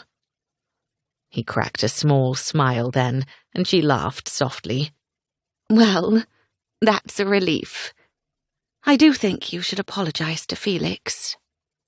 He winced. Yes, I probably should. Ahem. Yes. Sarah turned as her heart skipped over itself. Just the sound of his voice was apparently enough to provoke a response from her. Felix stood a few feet away. He was also perfectly groomed, as if he too had just completed an intensive toilette. She could smell the soap he'd used, and the scent did scandalous things to her body. You can't seem to help but eavesdrop today, Anthony said. You two can't seem to stop talking about me today, he said jovially. Should I be concerned? Anthony shook his head, smiling. You've saved me the trouble of finding you. I'm sorry about earlier. However, I must ask that you cease anything to do with this millinery shop. Sarah snapped her attention back toward him and opened her mouth to protest, but he held up his hand. Only because if anyone is to help Sarah, it will be me, he said. Then I should tell you I already leased the shop in Vigo Lane, Felix said, drawing Sarah to whip her attention back to him. What? She hadn't known he'd done that. Felix shrugged, his expression just a bit sheepish. I did so a fortnight ago, just in case. Sarah was thrilled, but also annoyed at his presumption. I didn't ask you to do that. No, but I wanted to do so as a precaution on the chance that you would choose to open the shop. If the property was gone and you wanted to open the shop, you might have been disappointed. I didn't want you to have to deal with another. He glanced away. Well, you know what I mean. Sadness, devastation, defeat. Thank you, she said softly. That was incredibly thoughtful. Her chest expanded with warmth, and she couldn't think of anything else to say. Felix cleared his throat. I came this direction to see you, Anthony. I was going to apologize as well. I didn't mean to overstep into your family business. It's all right, Anthony said. In a way, you are family. Like our brother. Felix's gaze drifted to Sarah, and a flash of heat broke over her. He was nothing like a brother to her. Not any more.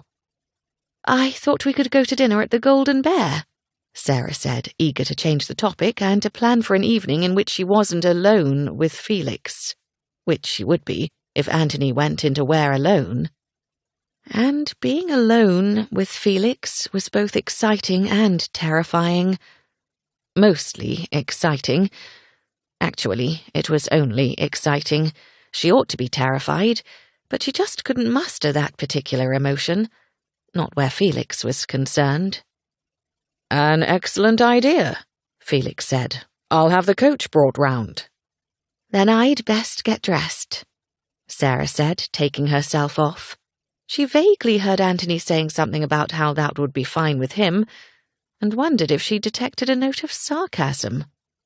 All sense of sarcasm had been forgotten by the time they'd reached the final course of their elaborate dinner at the Golden Bear.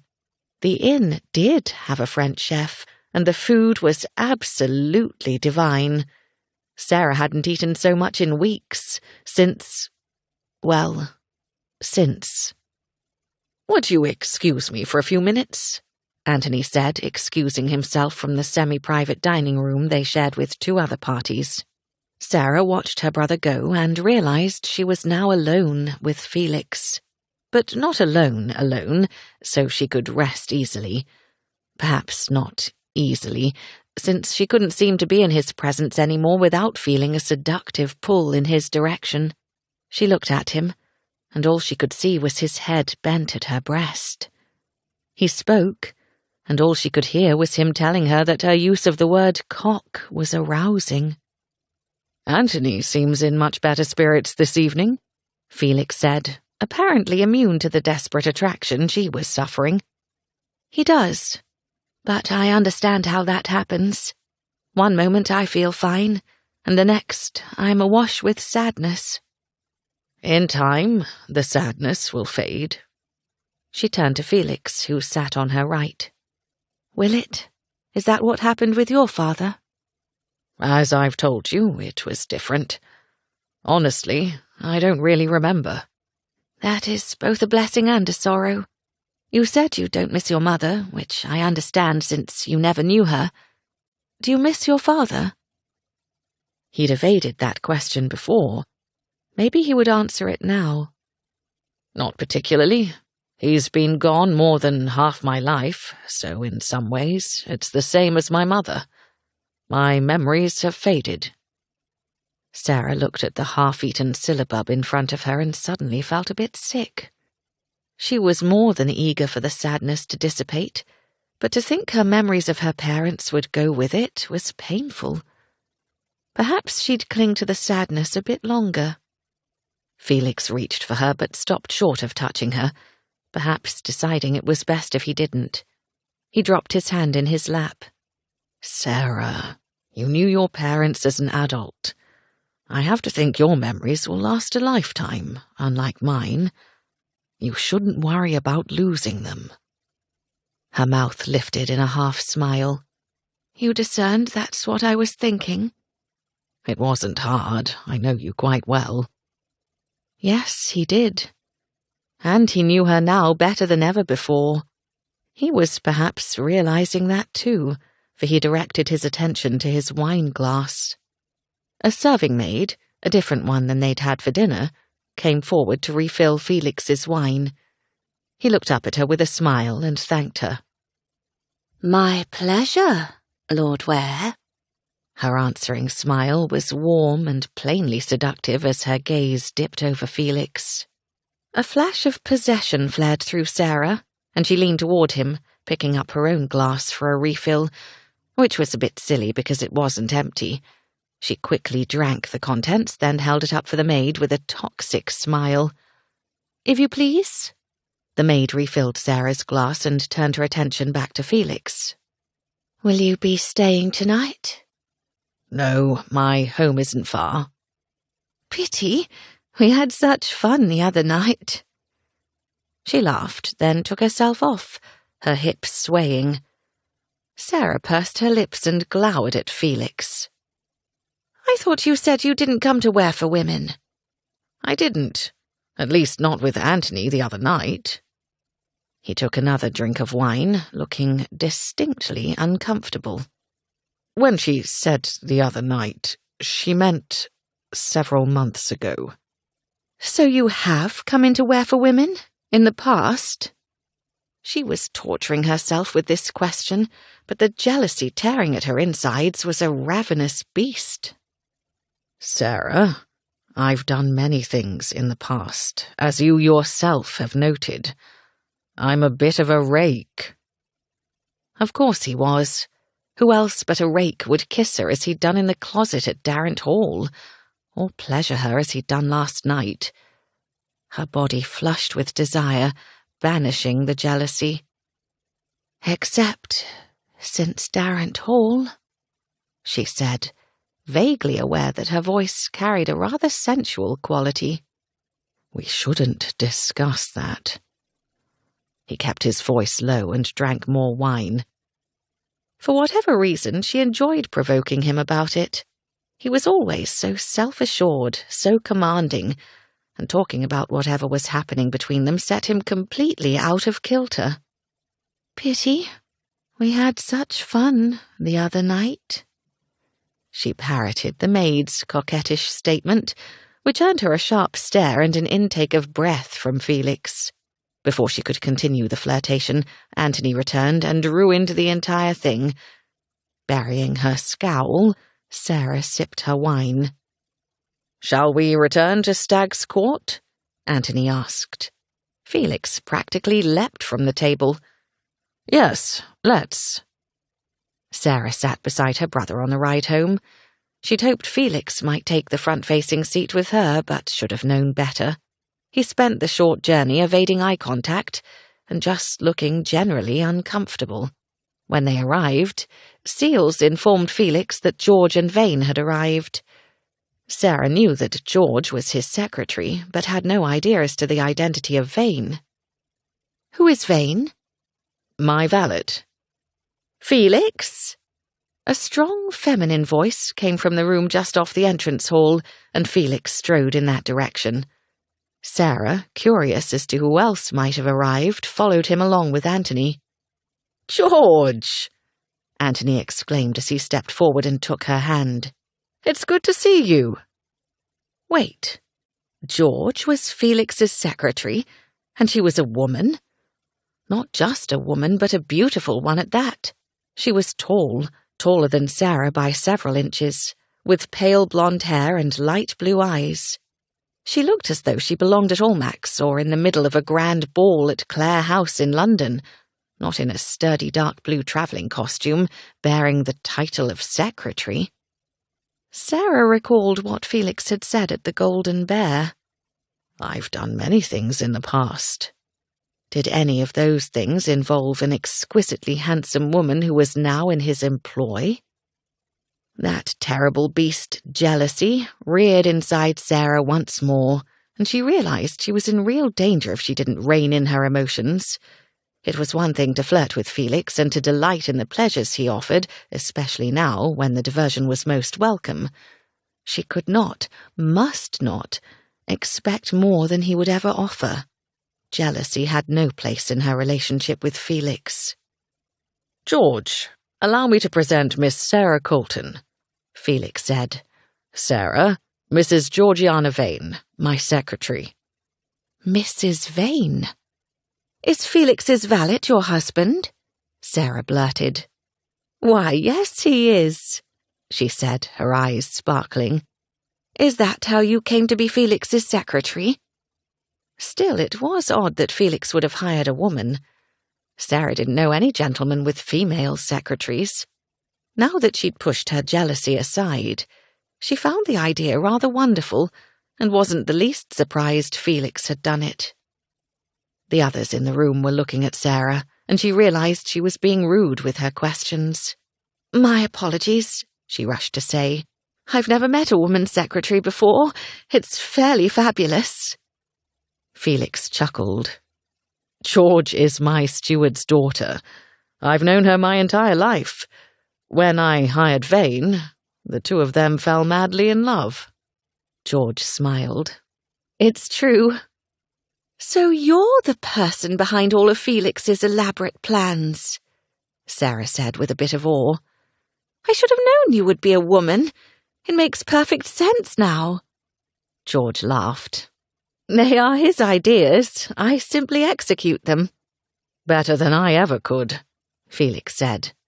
"Now, if you'll excuse me, George and I have some business to discuss. I shall see you on the morrow." And with that, Sarah felt dismissed. She supposed she could barge into his bedchamber later, but she wouldn't.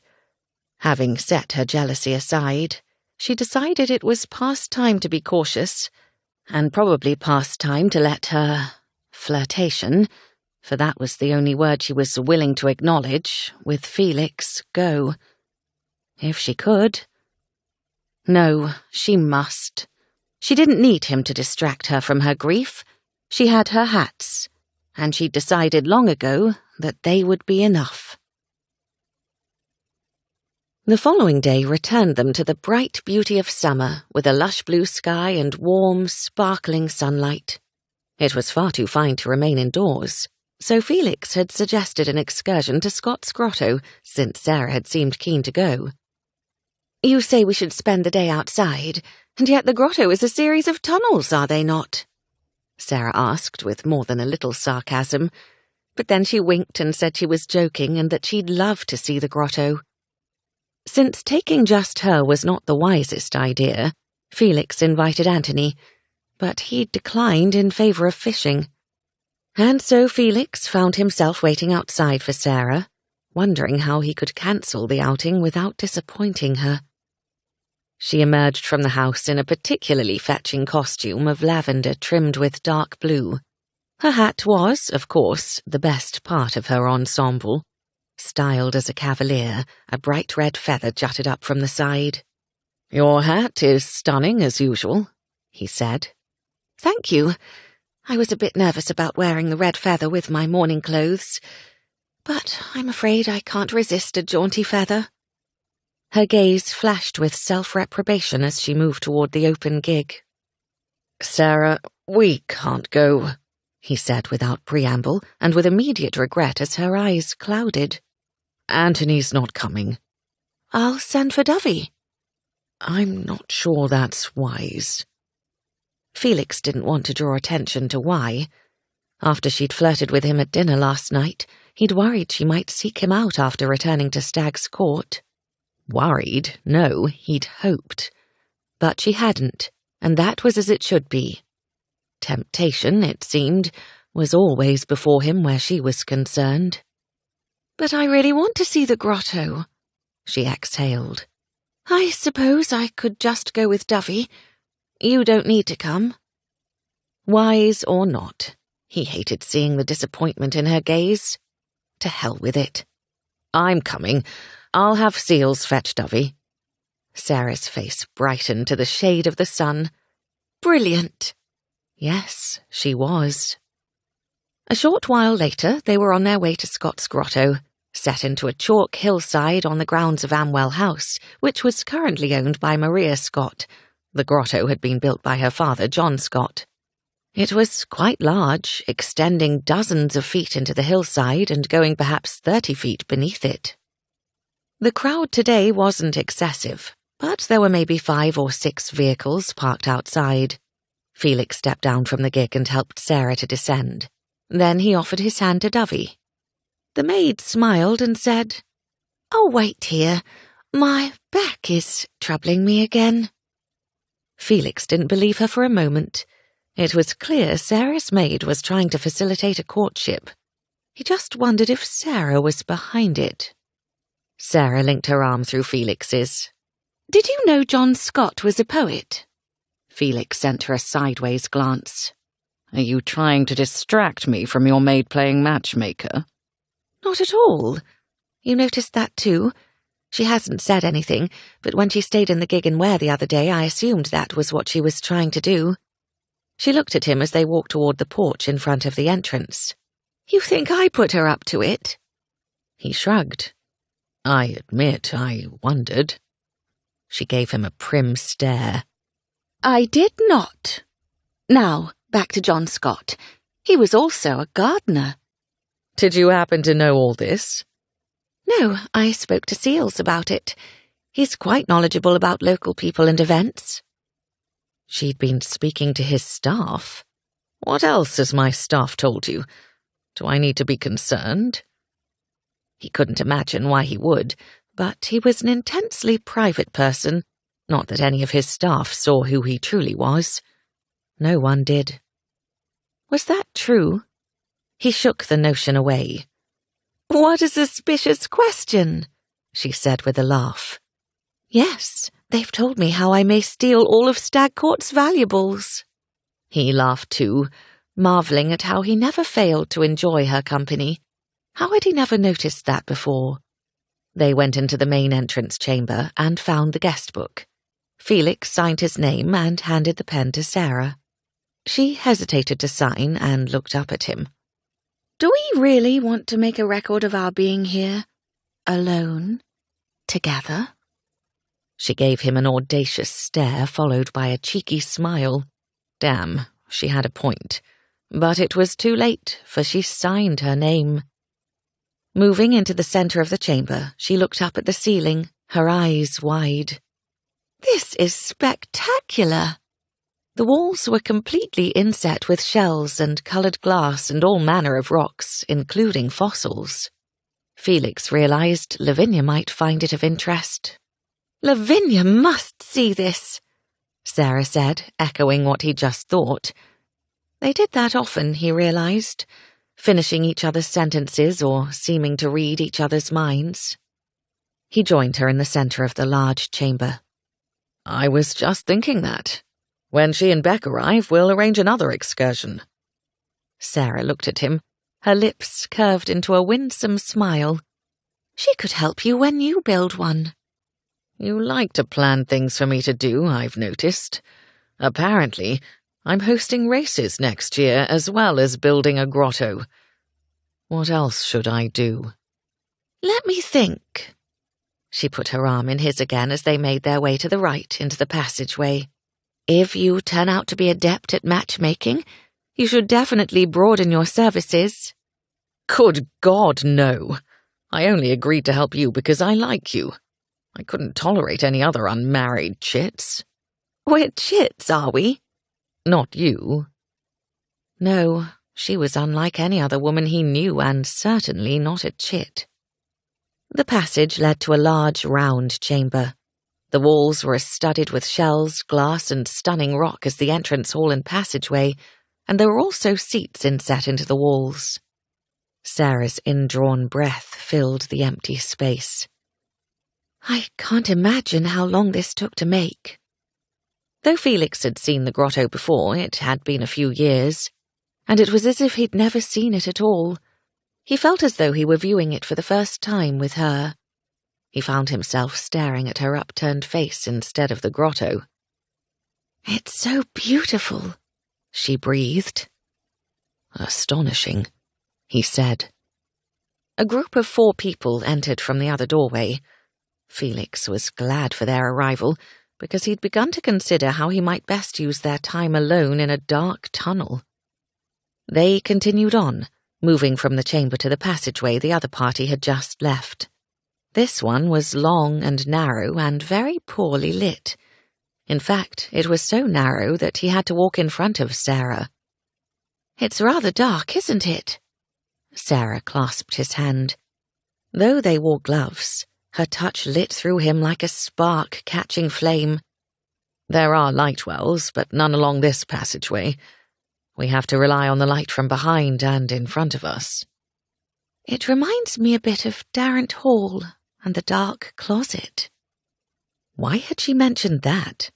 His body was already in a state of half-arousal and needed no encouragement. The passage turned to the left, where there was more illumination due to a light well above them. Carved through the hillside, these wells provided sunlight to the grotto. Felix could imagine how much darker it would be if the day were overcast or raining. The passage opened into another round chamber. This one may be half the size of the one they'd left a few moments ago. There were no seats in this one, and so far, no other people. Felix went to the wall to study a particularly bright rock. It was a gemstone. I'm surprised no one has pried this off. Who would be so terrible? Sarah had come up beside him, and he was too aware of her proximity. Did you hear what I said about this feeling like Darrant Hall? Yes. I thought it best if we didn't discuss it. It was bad enough they were here alone. The word temptation, which he'd grown to loathe, hummed through his mind and body. She exhaled. Probably. Do you ever think about what might have happened if the footman hadn't interrupted us? Apparently, she wasn't going to heed his suggestion. He should protest, but he simply couldn't. Whether it was the breathy, seductive timbre of her voice or the delicious nearness of her parted lips, he was quickly losing the battle of staying away from her. But then, if he'd really meant to do that, he would have abandoned this outing the moment Anthony had declined to go. And yet, here he was, staring into her lush blue eyes, his cock hardening with every passing moment. Her hand moved forward and grazed against the front of his breeches. It was the same way she touched him in the closet, which he'd assumed had been accidental. Now he wasn't so sure. "Did you do that on purpose?" Her eyes narrowed. "Yes." "At Darrant Hall, I mean." He wasn't entirely certain she'd done it purposely just now. "No, that was unintentional, and I was horrified, but also titillated." She let out a soft giggle. "And that was before I knew who you were." "This is a very dangerous situation, Sarah." She blinked and tipped her head to the side. "How so?" "Don't pretend to be naive. You can see where this might lead." "In a grotto? I must admit, I'm intrigued." She moved closer until their chests barely touched. "Tell me." He would do better than that. God, he was a fool, or an idiot, or both. Taking her hand, he pulled her from the chamber into the next passageway. If he remembered correctly, there was a small alcove that nearly everyone missed. He hadn't, of course, because he'd been looking for a place to steal a kiss. Where the passageways turned, there tended to be an alcove of sorts at the juncture. It was like two passages intersecting. At this intersection, the alcove was slightly larger than the others, and there was far less light at the back. Because of that, it was easy to miss the smaller alcove tucked behind the wall of the passage. Felix pulled her into that tiny alcove. It was just large enough for the two of them, and only if they touched. "Felix," she breathed. He could hear the excitement and anticipation in her voice, and it fed his desire. He pressed her against the wall and kissed her, his mouth eagerly devouring hers. She returned the kiss with sweet and sultry abandon, her hands curling around his neck, her fingers tangled in the hair at his nape, tugging the locks and scraping his flesh through the thin cotton of her gloves.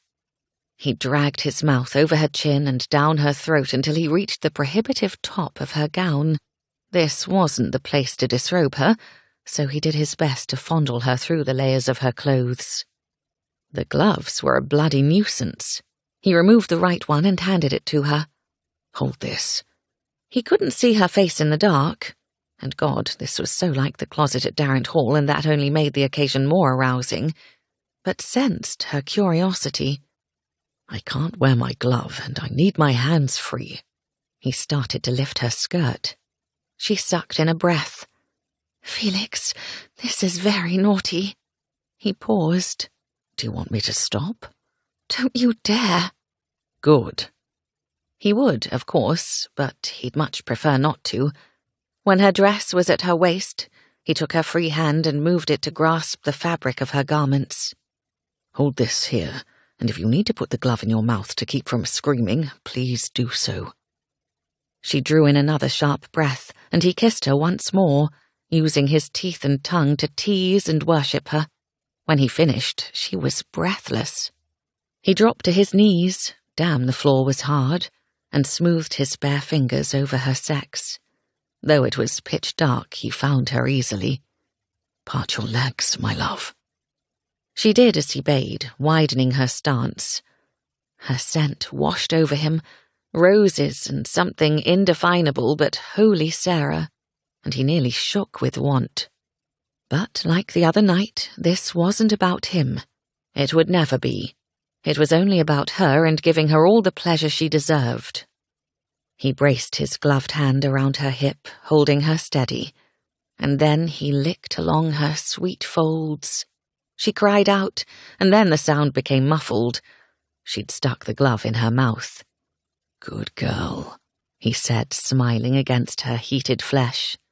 He used his bare fingers to stroke her clitoris, pushing and teasing her until she began to move against him.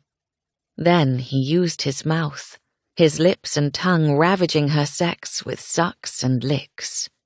He was vaguely aware of her muted sounds of ecstasy, but it was difficult to hear over the roar of his own thundering heartbeat in his ears. Slipping his tongue inside her, he pushed at her thigh. Her legs began to quiver around him, and her muscles tensed. She was so responsive, so wonderfully sensual that he could hardly keep a thought in his head, except for one: how badly he wanted to bury himself inside her. And so he did. With fingers and tongue, he filled her. She rotated her hips against him, pressing herself into his mouth. He sucked her clitoris and thrust his fingers into her core, curling, until he found that spot that would send her over the edge.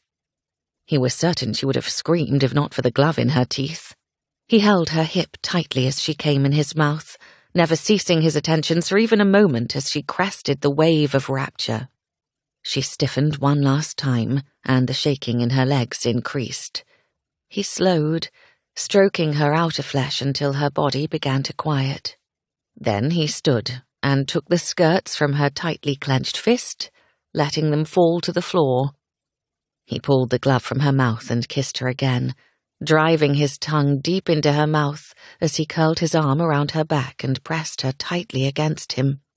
Gradually, he lightened the kiss until he broke it completely, his breath coming hard and fast. "My God, Felix, I had no idea." "None?" "Not really. I knew there were things beyond sexual intercourse, but nothing like that." She clasped the back of his neck and kissed his earlobe. "Thank you," she whispered. "Now what about you?"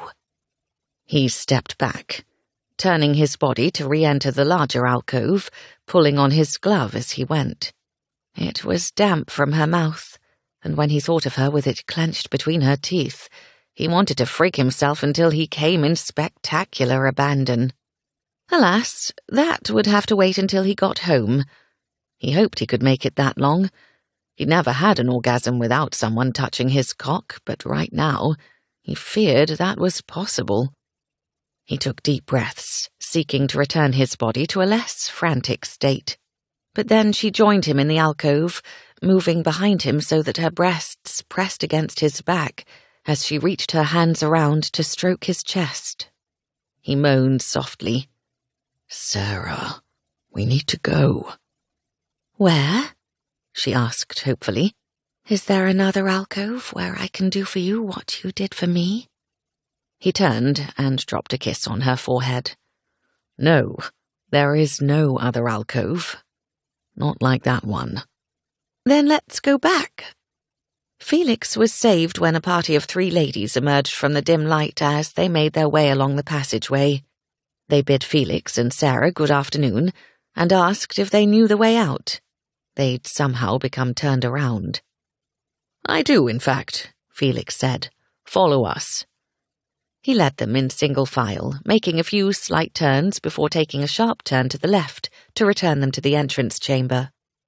"Oh, thank you," the older of the women said. Now that they had more light, Felix thought she must be mother to the other 2. "I worried we would be lost in there for some time." She laughed with an edge of nervousness. Then they bid farewell and left the grotto. "Come, it's getting late," Felix said, guiding Sarah out into the sunlight. She turned to him with a slightly puzzled expression. "Why won't you let me give you the same pleasure you've given me?" "Because it's not about me." She scowled and cast a look toward the sky. "Stop saying that. You deserve to have someone do something for you. Or maybe you're incapable of allowing that." She arched a brow at him. He suppressed his own scowl. "Let's get back to Stag's Court. Dovey is staring at us in open interest. Please tell her to stop trying to push us together." "Do we really need her help?" Sarah murmured as they walked to the gig. No, what they needed was for her to act like a bloody chaperone and keep them apart. Dovey asked about the grotto as they drove back, and Sarah told her all about the shells and glass and rocks, as well as the darkness and cool temperature. Felix hadn't even noticed the latter because whenever he was around Sarah, his body felt as if it were on fire. When they arrived at Stag's Court, a coach was just being driven toward the stables. "I think that's Beck and Lavinia's coach," Sarah exclaimed. She barely waited for Felix to help her down from the gig, and as soon as she hit the ground, she hurried toward the house. Seals opened the door and she rushed inside. Felix helped Dovey down, and they followed at a more sedate pace. "The Marquis and Marchioness of Northam are in the drawing-room, my lord," Seals said. "Miss Colton has already started in that direction." "Thank you, Seals." Felix was glad to see her so excited. He was also relieved to have their friends here as a necessary buffer between him and Sarah, because he couldn't keep surrendering to temptation. Chapter 11. After dinner that night, Sarah was delighted to remove to the drawing-room with Lavinia while the men remained in the dining room to drink port. "It seems you are very excited to have me alone," Lavinia said, laughing, as soon as they sat down together on the settee. A footman brought a tray with 2 glasses of sherry, which Sarah and Lavinia each took, then departed. Sarah didn't take a sip before saying, "I'm glad you're here. I have so much to tell you." Lavinia did take a sip of her sherry. "You seemed to be brimming with news when I saw you briefly after we arrived earlier. I own, I am surprised to see how improved you are. Improved and, dare I say, happy." She took Sarah's hand and gave it a brief squeeze. Was she improved? Definitely. Was she happy? She certainly wasn't as weighed down with sadness as she'd been, and that was due to Felix. "It's Felix." "Of course it is," Lavinia said. "He's the master of cheer and diversion. If anyone could help you navigate this time, it's him. What has he been doing to distract you and Anthony?" Sarah blinked at her. "Kissing me, touching me, doing unspeakable things to me." Lavinia's eyes widened, and she squeezed Sarah's hand again, but this time didn't let go. "What is happening?" She leaned forward, her lips parted in anticipation. "Are you in love?" The question stopped Sarah cold. She hadn't thought about emotion, because she'd purposely shoved all emotion to the recesses of her mind. "I don't know," she said quietly. "And I don't think I want to contemplate it." When Lavinia opened her mouth to speak, Sarah spoke over her. "What would be the use in loving Felix? The emotion would never be reciprocated." Lavinia pursed her lips and let go of Sarah, easing back. "True," she swore softly. "Why do some men have to be so terrible?" "He's not terrible," Sarah said with a hint of a smile. "But he can be rather stubborn. Twice now he's given me pleasure." "Have you had sex?" "Not that specifically, no." Sarah now took the opportunity to take a long drink of sherry. She felt as though she needed fortification. "He used his hand and his mouth." Lavinia's brows arched, and the corner of her mouth ticked up. "Well done, Felix," she murmured. "And how was it?" "Should we really be discussing this?" "Of course, all women do." "You don't discuss it with me. Not like this."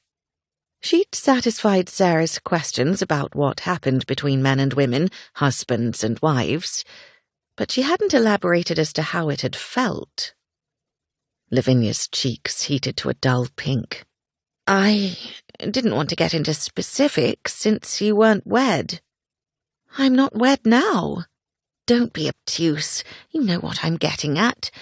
Why tell you how wonderful it is to be with a man when you aren't with a man? It seems unkind." Sarah could understand that. It was lovely. Lovely? And wild. It was Sarah's turn to blush. And I am desperate to do it again. Then I would say Felix is definitely doing it right, though I wouldn't have doubted it, given his reputation. As a rake. You said he was stubborn, Lavinia prompted. Before I interrupted. She gave Sarah a sheepish smile. Sarah was used to Lavinia's conversational exuberance. He hasn't let me reciprocate. Ah, I see. Have you offered? Of course I have, but he always says it's about me, not him. She rolled her eyes. He's long been too focused on pleasing everyone around him. I'm not sure he knows how to allow others to do the same for him. You mean to ensure he does? Sarah nodded, then winced. However, I have no idea what to do. Lavinia's lips spread in a wicked, conspiratorial smile. Well, I can help you with that. Sarah relaxed back against the settee. Thank goodness.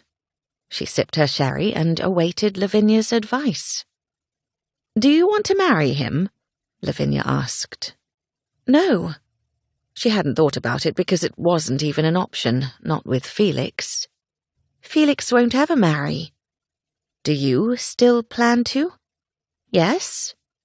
She narrowed her eyes at Lavinia. Why does any of this matter? You can't very well have sex with Felix if you plan to marry. Sarah snorted. I should remain a virgin for my husband while it is all but likely he has not. Lavinia's nose wrinkled as if she'd smelled something noxious. That is the generally accepted norm. Do women really do that? Sarah asked. Were you a virgin when you wed Beck? No, but I was when we lay together the first time, and that was the day we became betrothed. Fanny and I discussed this the other day. She admitted she had sexual intercourse with David before they were betrothed. Lavinia shook her head. But our circumstances are very different. You know Felix won't marry you, so why risk your future marriage? Sarah stuck her tongue between her lips and blew to make a noise of disgust. Whether I have sex with him or not isn't something I want to debate. I merely wanted advice on how to give him pleasure.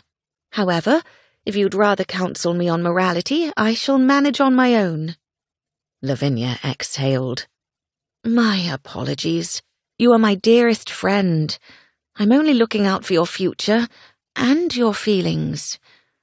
It doesn't seem as though you are allowing emotion into this liaison.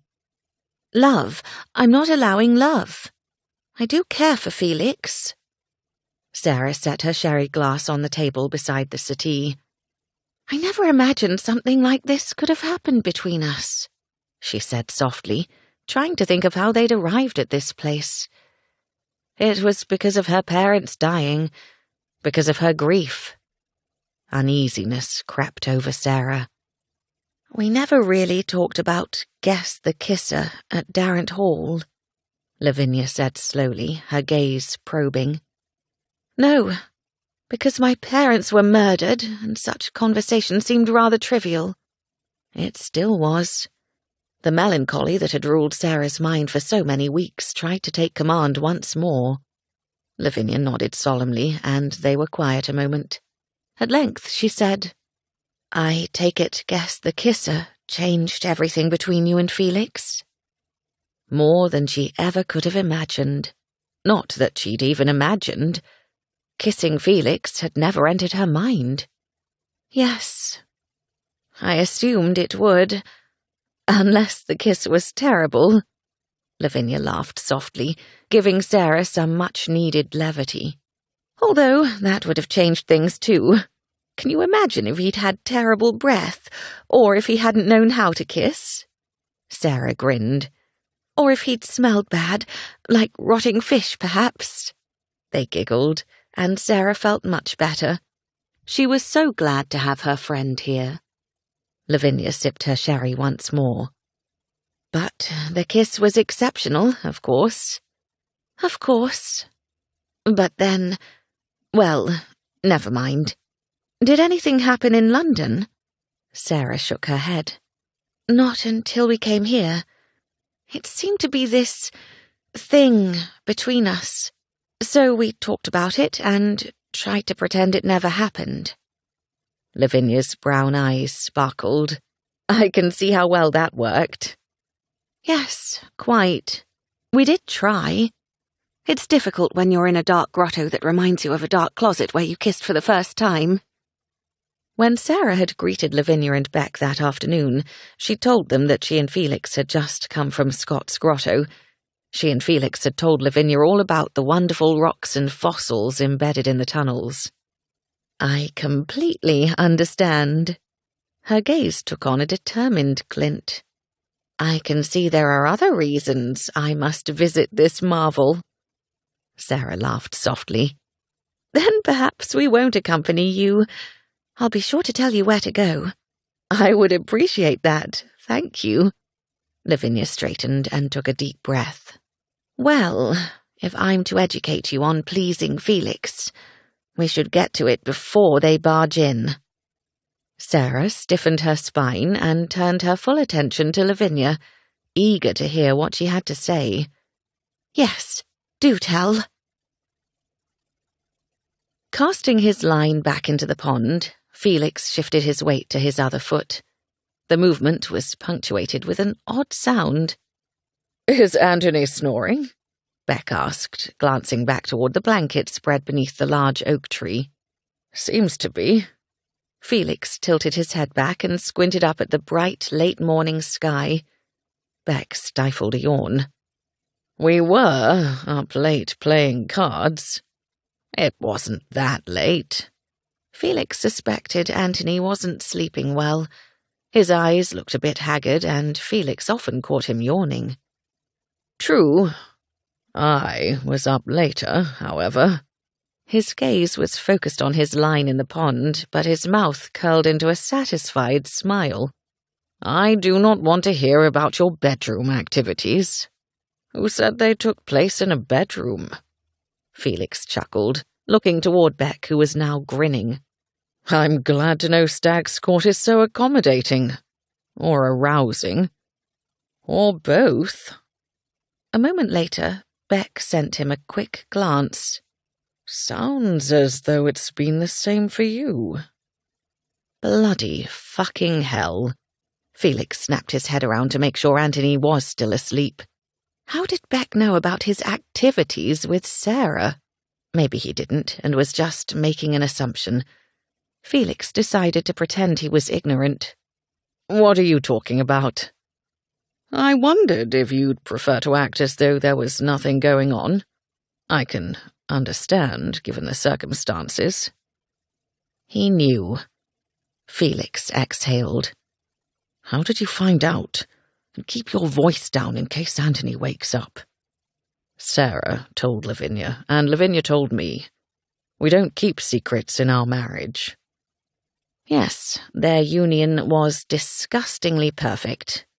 It was astonishing to Felix, who had grown up with the absolute worst example of marriage one could witness. That one of his closest friends had married so well pleased Felix, but if he were honest, he wasn't sure he expected their harmony to last. He suddenly thought of the Dartfords, who'd been married for a couple of years and still seemed quite happy and in love. Felix decided they were an aberration too, plus the relationship was young and would likely cool. His mind returned to Sarah and her loose tongue. Sarah and I are not married. I shall speak to her about the importance of secrecy. Don't be angry with her, Beck said. Her mother is gone. She was looking for feminine advice. She was? Felix could only imagine about what, and he wasn't going to ask. This conversation was uncomfortable enough. Of course I won't be angry with her. No. The only person with whom he was angry was himself. He'd been an imbecile to allow their activities to continue. But damn, When he thought of yesterday in the grotto, he'd best not, unless he wanted to make an embarrassing display in his breeches. Secrecy is still important, Felix said, glancing back at Anthony once more. What if he found out? Beck blew out a breath. He wouldn't like it, which is why this is a dangerous situation. I would never dream of intruding in your private affairs, but this is Anthony's sister. This is Sarah. He bloody well knew it was Sarah, yet he'd been powerless to resist her flirtation, her charm, and the devastating attraction he felt toward her. She'd occupied his mind and body for weeks, since Darrant Hall. I've already resolved that it won't happen again, Felix said. Does Sarah know this? Beck didn't sound convinced. Felix realized he hadn't actually told her they couldn't continue. He'd only told her it had all been for her. Because if he allowed her anywhere near his bare cock, he was going to be completely and utterly lost. He had to talk to her. I'll make sure she understands. I think that's best, unless you've changed your mind about marriage. There was no hope in Beck's tone, or even a question. This is why I count you among one of my closest friends, Felix said. You understand me, and you accept me. I also recognize a bit of a similar soul, although you are much better at hiding it. Felix froze for a moment, shocked by Beck's insightful words. Beck was prone to bouts of darkness and even melancholy. He poured his emotions into his poetry and music. Felix walled off his emotions so they could never be accessed or seen. Did that make them similar? That Felix even acknowledged that wall to himself was terrifying, and Felix suddenly wanted to take back what he'd said. If you could understand me in silence, I'd appreciate that, Felix said. Beck laughed. Whatever you prefer.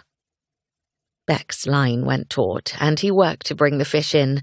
He grasped the trout and removed it from the hook, then tossed it into the basket on the bank between them. As he reworked his line to cast again, he said, Is there an occasion in which you would reconsider your anti-marriage vow? Felix suppressed a scowl. It isn't a vow. I don't see the point in marriage. I don't want a wife, and I don't want children, and I don't need either. What if you fell in love? Irritation roiled inside Felix. Beck, you're beginning to test the limits of this friendship, and after I just thanked you for your silent understanding of my nature. Forgive me. I am, which I don't expect you to understand, completely enamored of my wife, and will do anything she asks, including question you about the possibility of marriage. Hell. Had Sarah put Lavinia up to this? They hadn't discussed marriage at all, and he didn't have the impression she wanted anything other than what they'd been doing. But then they hadn't discussed that either. Talking, it seemed, was not their priority. Have you caught anything?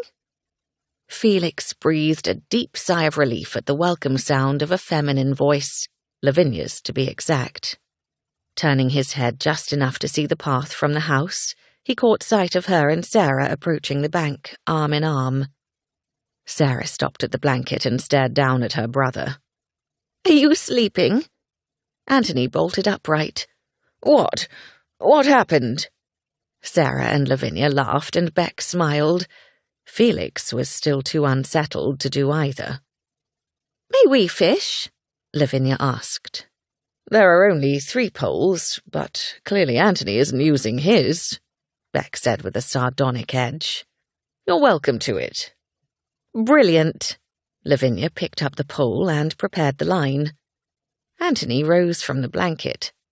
What if I want to fish? Arching her shoulder, Lavinia gave him a saucy look. You can wait your turn.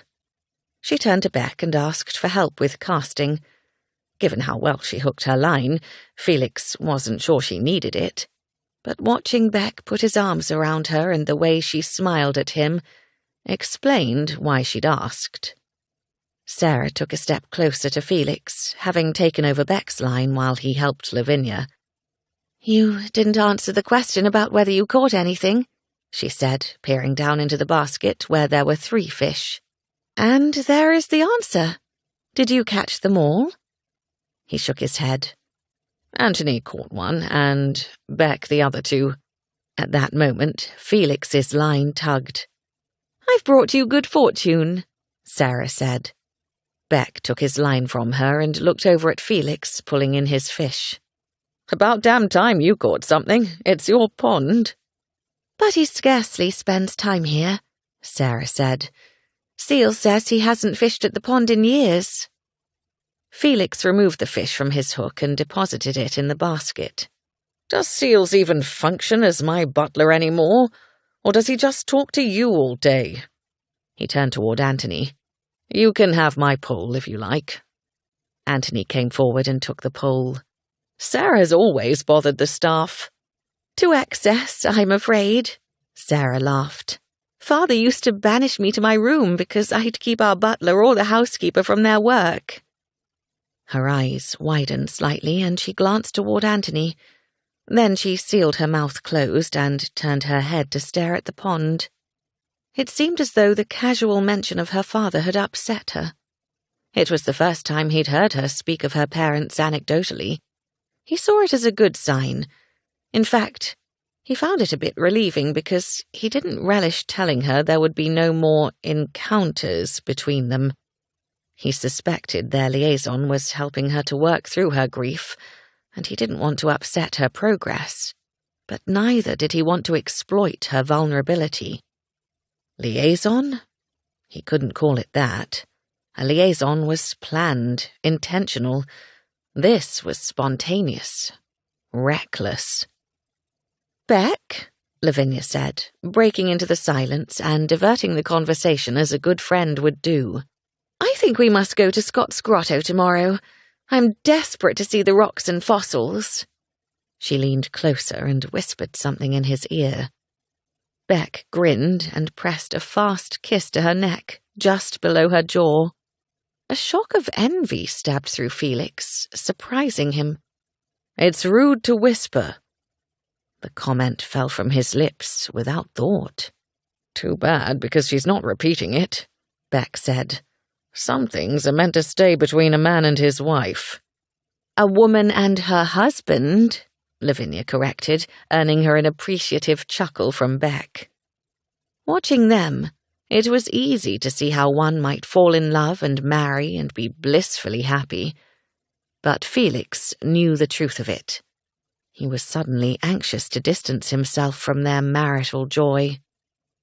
"If you'll all excuse me, there are things that require my attention in my study." "We'll have to send George back to London," Anthony said. "Then you won't be interrupted." He chuckled as he cast his line into the water. Normally, Felix would have laughed along with him. Wasn't his primary goal to create amusement and enjoy himself? Inwardly grumbling, he stalked back to the house, where he did indeed meet with George for a short while. After she departed his study, he loosened his cravat and removed his coat, draping it over the back of his chair. He stalked to the windows that looked out toward the drive and stared at a hunting bird perched high in a tree, his head bowed as he searched for prey. "Felix?" He suddenly felt as though he were prey. That was silly. Sarah wasn't hunting him. And yet here she was, standing inside his study with the door closed. Closed? Perhaps she was hunting him. "Sarah, you shouldn't be here." "Why not?" She sauntered forward and removed her wide-brimmed hat, tossing it atop his desk. "We need to talk about what's been happening." "You aren't going to tell me we have to stop again, are you?" She kept moving toward him and then beyond. She loosened the ties on the drapes and drew them over the window. The room was plunged into near darkness, with just strips of light filtering past the edges of the curtains. "Sarah," he rasped. The mere action of closing the curtains had sent his body into a state of anticipation. She turned from the window to face him and put her hands on his waistcoat, her fingers opening each button. Yes? He had to put a stop to this. "It occurs to me that you're using me to avoid your grief." Her hand stilled and she blinked, her dark lashes fluttering for a bare moment before she looked up at him. "Is that what you think?" "Am I wrong?" "I'm not sure how I can use you when you won't allow me to do anything to you." She resumed, unbuttoning his waistcoat, flicking the last one open and then pushing her hands beneath the garment to stroke her hands across his rib cage. His breath vacated his lungs and his cock jerked in response. "Let's say I am using you," she said, her fingertips caressing him through the lawn of his shirt. "Would you mind?"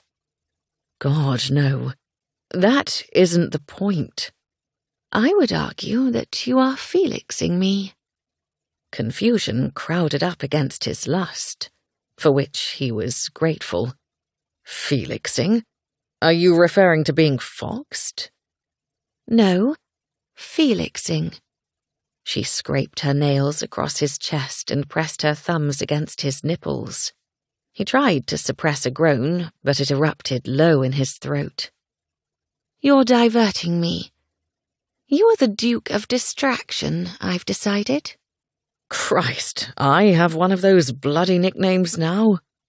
He fought to retain some semblance of rational thought, and feared he was failing beneath the onslaught of her seduction. "Only between us?" "Sarah, we must stop." She pushed his waistcoat over his shoulders and dragged it down his arms, then let it fall to the floor. "I wanted to see your bare chest, but I can see I must get right to the matter." She skimmed one hand down his abdomen and found the buttons of his fall. His cock stretched, hardening at her touch. "This is a very bad idea." "This can be the conclusion of our distraction. But I insist on giving you the same pleasure you gave me, twice. Or at least trying to. I may not be very good at it." She gave him a sheepish look as she unbuttoned the front of his breeches. "If you do nothing further, I will already declare you are quite excellent." She gave him a saucy, seductive grin. "You are too generous, but then I knew that already." The fall of his breeches fell open, and she reached into his small clothes. Her fingers found the tip of his cock. "You're already wet," she murmured. "You know about that?" A mix of jealousy and wonder shot through him. "Don't ask questions, and don't think I've done this before. I just told you I haven't." She hadn't said that.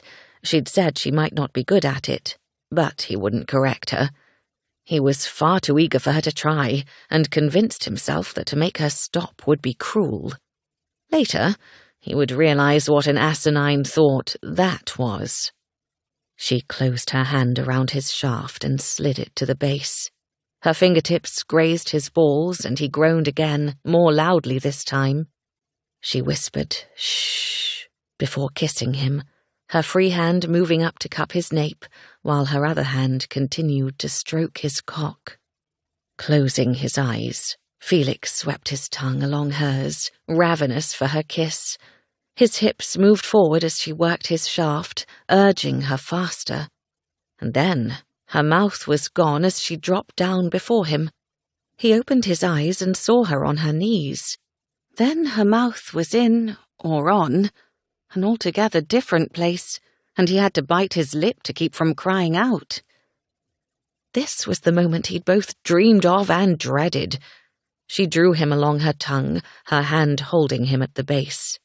She moved slowly, but with such heat and precision that he had to work to rein in his body lest he pump himself down her throat. She took him deep and then eased back, still going slowly. Stroke after stroke, she maintained a sedate but sensual pace. He was glad because it stopped him from coming, and oh, how he wanted to. What was he thinking? He couldn't come in her mouth. She'd never done this before, and he'd shocked the hell out of her. And yet, there was no way he wasn't coming. This wasn't like the other times when he'd kept himself in check until he was alone and frigged himself until he couldn't see straight. There was no escaping completion. She was going to get what she wanted, and so was he.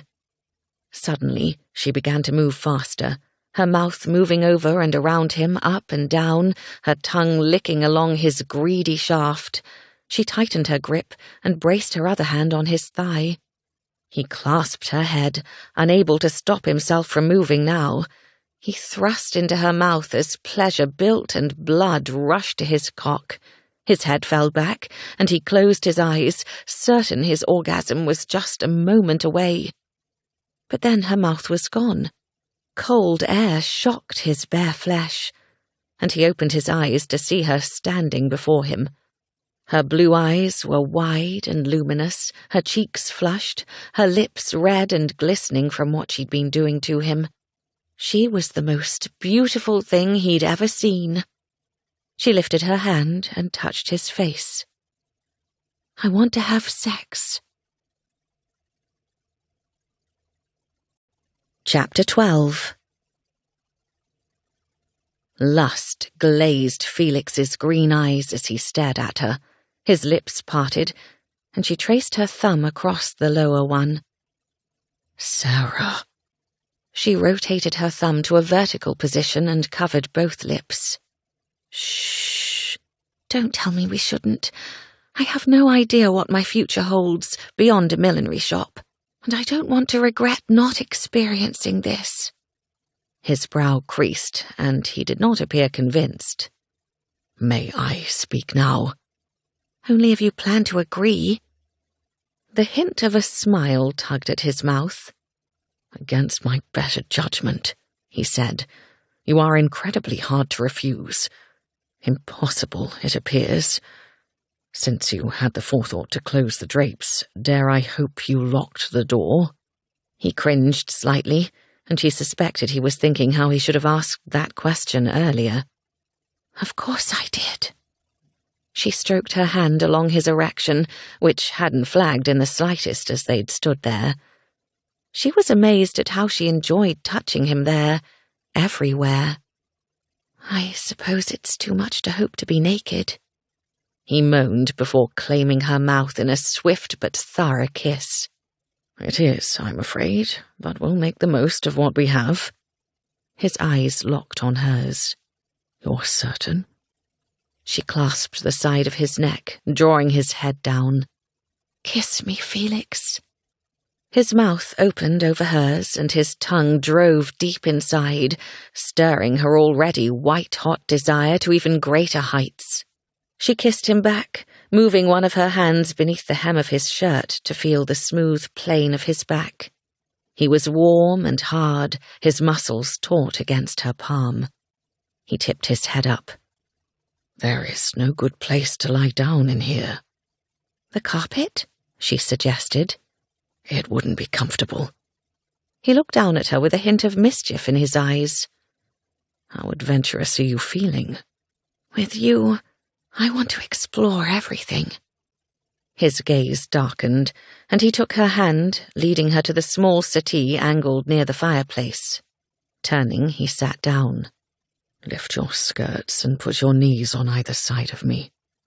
Sarah's sex pulsed as she looked down at his jutting erection. Reaching down, she raised her skirts and situated herself as he'd directed. She immediately felt the heat of him against her and inhaled sharply.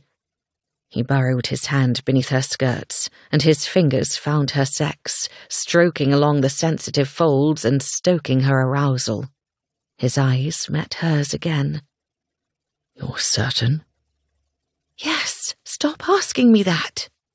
His fingers pressed inside, and she closed her eyes in ecstasy. She put her hands on his shoulders, letting her skirts pool around them. Sliding in and out of her, he used his thumb to tease that spot that seemed to be the point of release. Whenever he touched her there, her body tensed with pleasure and she wanted to shout with rapture. Shouting, however, would be bad, so she only allowed a soft whimper. "Kiss me, Sarah," he urged. She dipped her head and held him tightly as she put her mouth on his. He continued his campaign on her sex, and she was helpless against the sensations. Her hips moved almost of their own volition as he propelled her toward her climax. Just as the waves of pleasure broke over her, his hand moved, and she felt his cock against her opening. He pushed inside, his other hand outside her skirts, clasping her waist and holding her steady. She cried out into his mouth as her body spasmed and his shaft filled her. There was discomfort, but also an intensifying of the shock streaming through her body. Taking her mouth from his, she fought to breathe, her heart pounding. He kissed her neck, the edge of her collarbone, the base of her throat. "Move if you want," he said against her, his tongue teasing her flesh. "In this position, you can control everything." She was working to become accustomed to having him inside her. It was an incredibly different and exciting sensation. She rotated her hips against his pelvis, a hesitant inquiry to determine what she wanted. She realized she liked the feel of him against her on the outside as well as having him on the inside. His hand splayed on her outer thigh, massaging her and urging her on. "It's a bit like riding," she said. "Exactly. But far more pleasurable." "I should hope so. I'm beginning to wish we were naked. This position is ideal for giving me access to your breasts." She glanced down and saw that he was indeed perfectly placed to take them in his mouth. "Well, that's a shame." She wanted to say they would be naked next time, but she was fairly certain there would be no next time. He'd tried to behave as a gentleman ought, and she'd already pushed him past the limit. She wouldn't do so again. This would have to be enough. Sarah cupped the sides of his head and kissed him again, sweeping her tongue along the inside of his mouth as she increased her pace, rising and falling, as if she were indeed taking her horse from a trot to a canter.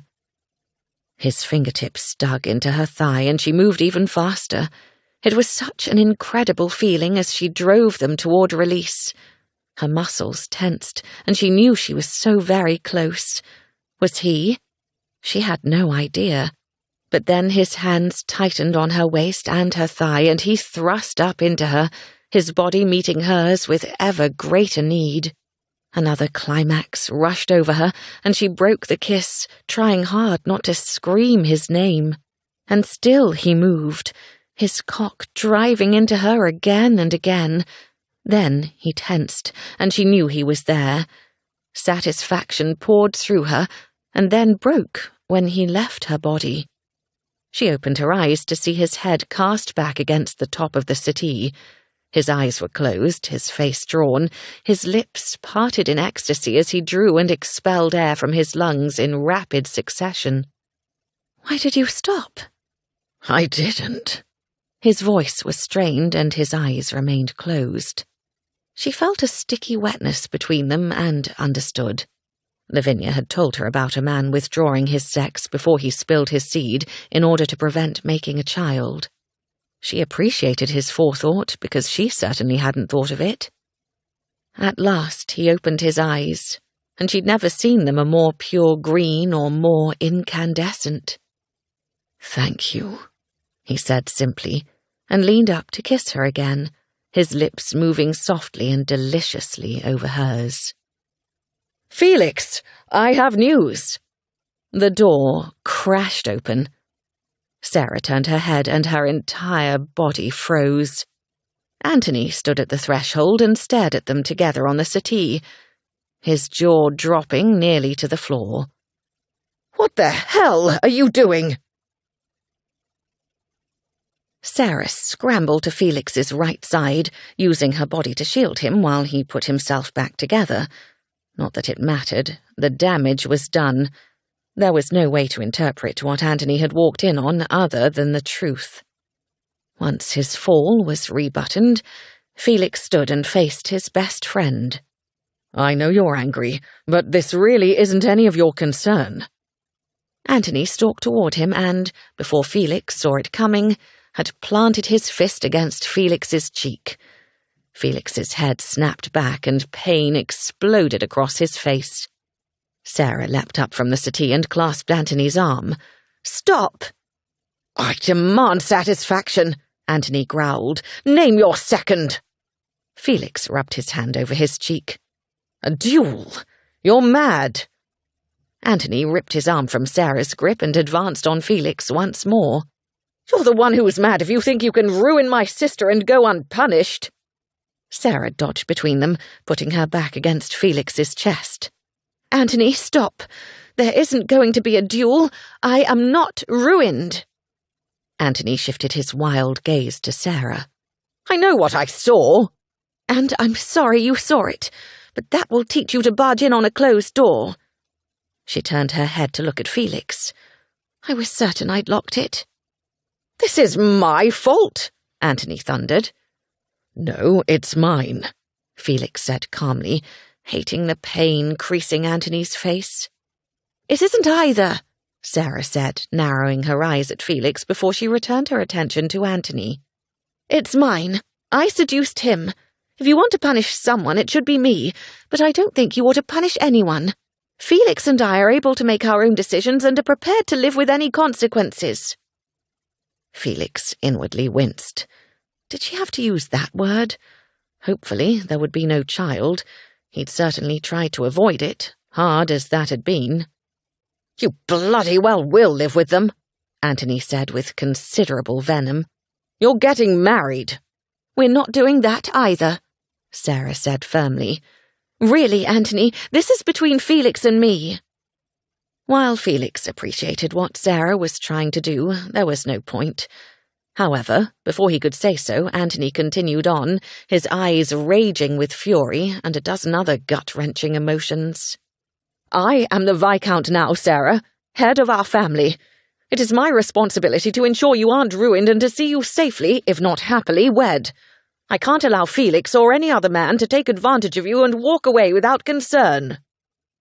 Felix saw the guilt, already a daily challenge for Anthony, rise to the surface, and knew there was nothing he wouldn't do to ease his friend's suffering.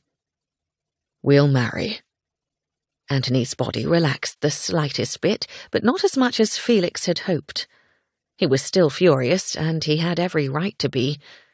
Felix was the worst sort. He had taken advantage of Sarah. Whether he wanted to acknowledge it or not, she was incredibly vulnerable right now, and he never should have allowed her to persuade him. As if he'd required much persuasion at all. Sarah moved to the side and turned her head to frown at first Felix and then at Anthony. "We will not marry. Felix doesn't want to. It doesn't matter what he wants." Anthony kept his gaze pinned on Felix, and Felix worried their friendship was forever damaged. "No, it doesn't." Felix bowed his head briefly before looking Anthony in the eye. "I humbly beg your forgiveness." "You're a cad and a reprobate. I never imagined you could take advantage of a woman in Sarah's position, let alone my sister." "He didn't," Sarah said, her voice rising. "Stop talking about me as if I'm not here." She looked at Anthony. "You don't speak for me." Then she turned her attention to Felix, her eyes blazing. "And if you want to marry me, ask." "Will you marry me, Sarah?" Felix didn't even recognize his own voice. "No." "It's what our parents wanted," Anthony shouted. "If they were here—" He didn't finish, but he didn't have to. The damage was quite done. Sarah paled, her lips parting in horror. Then she turned and fled the room. "I know you're angry," Felix said, his own ire now pricked. Sarah hadn't deserved that. "But trying to make her feel as guilty as you do is cruel." "Fuck you, Felix." Anthony stalked from the room next. leaving Felix alone. Emotion swirled in his chest. He took several deep breaths and briefly closed his eyes. Then he went around and picked up the discarded items of his clothing, slowly putting everything back on. When he was finished, he sat back down at his desk and began to read the correspondence George had given him. Distraction was the key to harmony and peace. Distraction was all he knew. Thankfully, Sarah had managed to keep the tears from flowing until she'd left the house. She didn't cry for long. Angry tears never lasted as long as sad ones. It was her own fault. She never should have pressed Felix. The look on Anthony's face. Angry as she was at him, she felt awful. She was a wanton and selfish, and her parents would be horrified. No, she wasn't going to think about them right now, because then the tears would turn sad, and she would dissolve into a puddle and likely never find her way back to the house. As it was, she was striding purposefully along the path toward the pond without actual purpose, and she didn't want to return to the pond. She cut across the lawn instead, and mentally chided herself for not bringing a hat, for it was both warm and bright. Indeed, she'd begun to perspire, so she slowed her pace. She ought to return to the house for a bath, particularly to clean herself up from earlier. She stopped and closed her eyes, allowing the enormity of what she'd done to settle on her shoulders. Guilt and shame threatened, but why should she surrender to those emotions? Because that was what her mother would want her to feel. Her throat began to clog. "Miss Colton?" The feminine voice rescued Sarah from falling into a well of despair. She opened her eyes and blinked against the bright afternoon. "Mrs. Vane?" "Please, call me George." The woman's warm smile gave Sarah a dose of much-needed comfort. "You forgot your hat."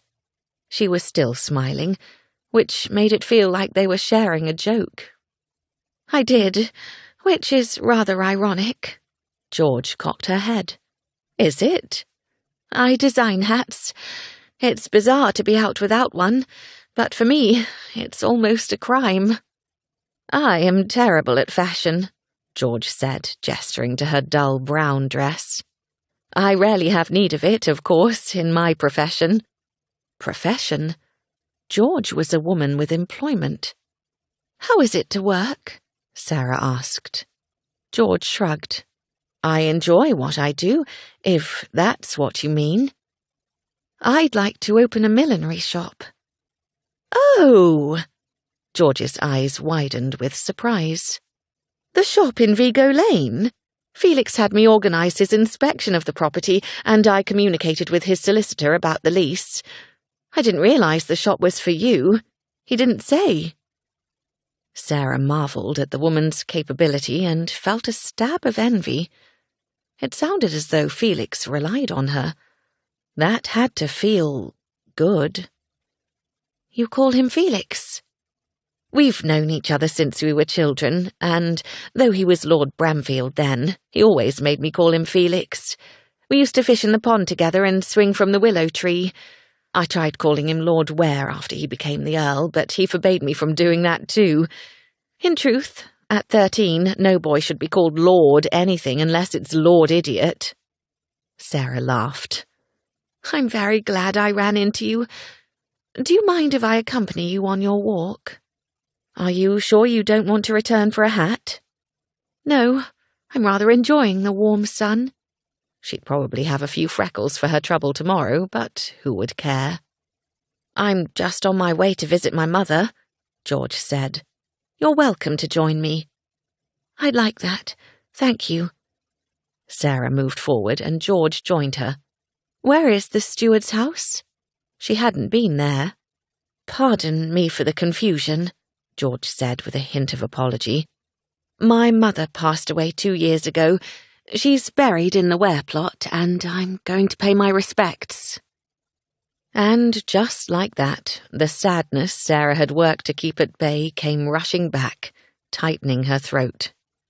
George lightly touched her arm. "I didn't mean to upset you. This must be a difficult time." That Sarah had only seemed to complicate. "I thought it was getting better, but—" She let her voice trail off before it broke. "My mother was ill," George said as they walked up a gentle slope. "I knew she was going to die, but that didn't make it any easier." "My parents were murdered." Sarah's voice was soft but firm, for which she was grateful. "But you probably know that. We were completely unprepared for this." "I did know, and I'm so sorry for your loss. I'm sure Felix has done his best to ease your suffering. He's exceptionally good at that." "Yes," Sarah murmured. She knew George couldn't possibly realize the extent to which Felix had eased her, and she certainly didn't plan to tell her, unless they married. Sarah couldn't hide that. Was she considering his proposal, if one could call that a proposal? As they crested the hill, the graveyard came into sight. There was, in fact, a small stone building. "Is that a church?" "Yes," George said, "though the family hasn't used it as one as long as I've lived here. It houses the Ware family crypt. My mother is buried outside." Sarah's heart twisted. She hadn't yet visited her mother's tomb at Oaklands. She hadn't attended the burial, of course, and she hadn't wanted to see it. She should. Perhaps soon. "Are Felix's parents in there?" Sarah asked as they descended the hill. "Yes, but he never visits." "Why?" It was a beautiful place, nestled at the base of a hill, with a pair of large oak trees standing sentinel and patches of wildflowers dotting the landscape. "I think because he never knew his mother, he just doesn't feel a connection with her." "But surely he did with his father." She recalled what he'd said about forgetting, and wondered if maybe George remembered. "Not really. The Earl drank to excess. Pardon, to me Felix's father is the Earl." She moved toward one of the groupings of cowslips, daisies, and cranesbill. "I'm just going to pick some flowers for my mother." Sarah trailed along after her, though she was intensely curious about Felix's father and wanted to go into the church to see his tomb as well as Felix's mother's. She couldn't keep from asking about the former Earl. So Felix wasn't close to his father? Had his passion for drink prevented a familial relationship? And was it that Felix didn't want to remember, as opposed to not being able to? "Not really. The Earl was nearly always melancholy. My mother said he never got over losing his wife." She bent to pluck a handful of stems. "It's sad when you think about it. I'm not sure how I would carry on without Mr. Vane. I would, because I must, but it would be difficult. Far more difficult than losing my mother, I think, whom I miss every day." There was no mistaking the love in George's tone, both for her husband and her mother. "To have so much love in one's life is truly a gift. You're very lucky," Sarah said softly. George gave her a warm smile. "I am fortunate and grateful. I've been fortunate to have Felix, too. Aside from giving me an opportunity no other man would give a woman, he's been an incredible support and friend. When my mother died, he was always there with kindness and laughter for me and my father. But that's his nature." It was indeed. But Sarah began to think there was a reason for it. "I imagine you did the same for him when his father died." George gathered the flowers she'd picked and led Sarah toward the churchyard. "Of course, though it wasn't that necessary. Honestly, the Earl's death was a relief to us all." "He wasn't sad?" Sarah struggled to understand how that could be. She didn't always agree with her parents, and Lord knew their relationship had been strained of late, but she couldn't imagine feeling relieved or not being sad. Not that he showed, but you know how he is. George stepped through the gate into the churchyard, and Sarah reached to hold it open. Yes, she knew how he was, and now she was beginning to understand. She tried to think of a time when he'd expressed any strong emotion: anger, disappointment, sadness, love. Sarah stood back while George went to her mother's grave. After laying the flowers in front of the headstone, she spoke softly, words Sarah couldn't hear and didn't try to. Then she put her hand to her lips and pressed her fingertips against the headstone. Sarah's throat closed and tears stung her eyes. She turned and made her way to the church. Circling around to the front of the building, she pushed open the door and stepped into the dim interior. One large window over the door provided most of the light, but smaller windows were set at intervals along the sides. There were 2 rows of pews on either side facing the aisle, and the altar stood at the opposite end. George came in behind her. "The ware-tomb is behind the altar. Do you want to see it?" Though she felt a bit like she was intruding, Sarah decided it wasn't strange to want to pay respect to one's future in-laws. Was she truly considering marriage? She'd already refused him. Surely he was basking in relief, and she had no expectation he'd ask again. "If you think it's all right," Sarah answered. "Of course." Sarah followed George down the aisle and behind the altar. The tombs were stacked within the wall, with the names and dates etched on the face of each one. George moved to the right and gestured toward the floor. "Here are Felix's parents." Sarah squatted down to read their names. His father on the bottom and his mother above him. Mary Havers, the Countess of Ware, had died on July 1st. "The day after tomorrow will be the anniversary of her death." George nodded. "Felix's birthday, of course." Blinking, Sarah rose. "I hadn't put the 2 together, but of course it is." Because she died giving birth to him. "I just realized I've never known when Felix's birthday is."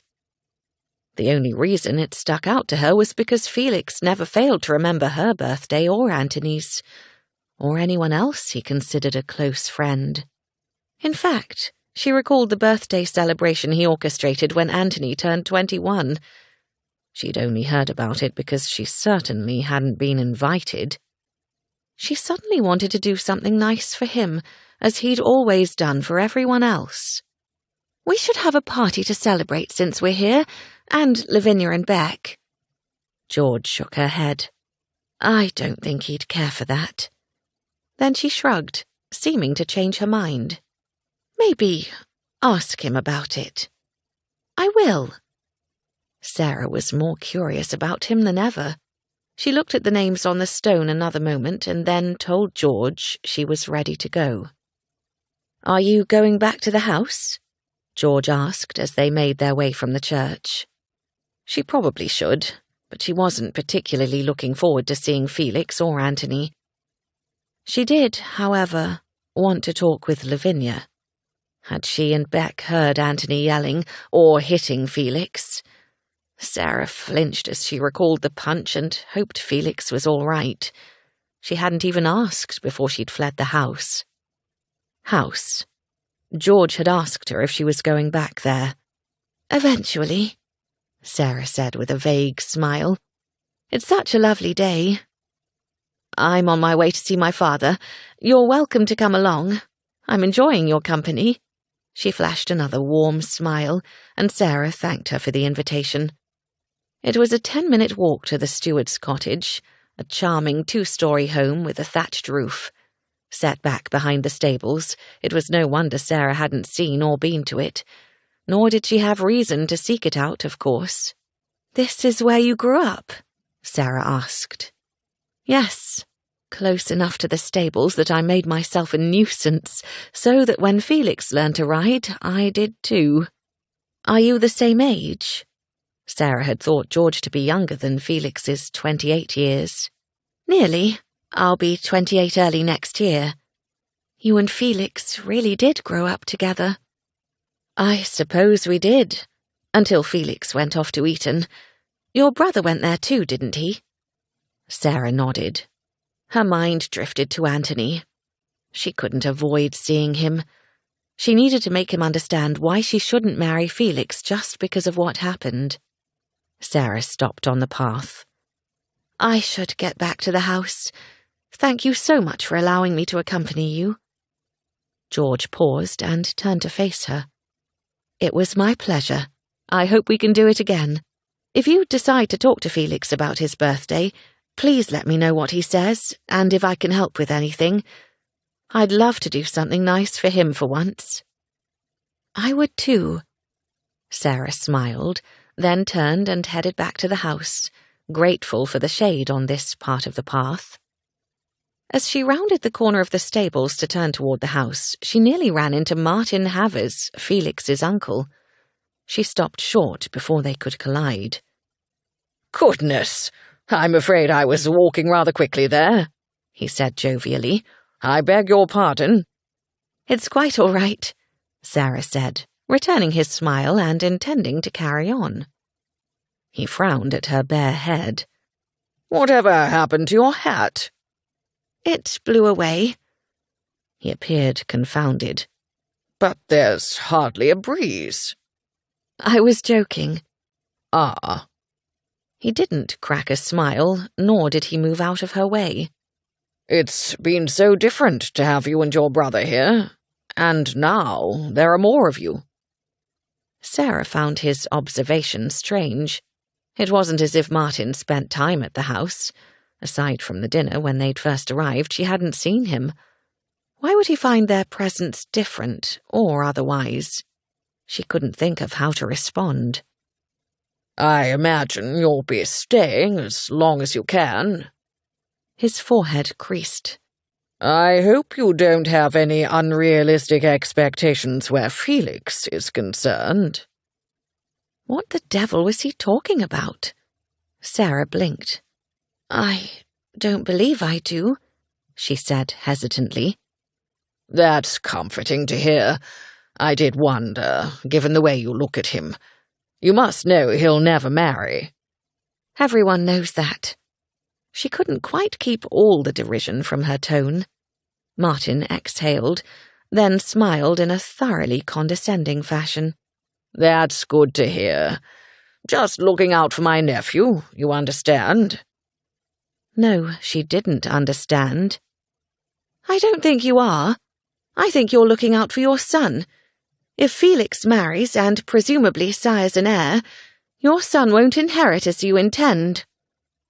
Sarah wondered if Martin had planted the idea of not marrying into Felix's mind years ago, maybe even as soon as his father had died. Martin's eyes widened, and his lips moved, but the only sound that came out was a series of gasps. Finally, he managed, You forget yourself. I think you do. As it happens, Felix has proposed marriage, and I've accepted. The words flew from her mouth before she could think better of it.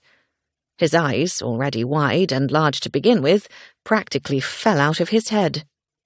You just said everyone knows he will never marry. I was being polite in the face of your presumption and rudeness. I'd planned to let Felix tell you our news, but I find I can't contain myself. It's never going to happen. I don't know what spell you've woven to bring this about, but he's absolutely committed to remaining unwed. Not any more. She gave him a final glare, then stepped around him as she hurried toward the house. Heart pounding, she wondered what the hell she'd just done. Had she changed her mind about marrying him?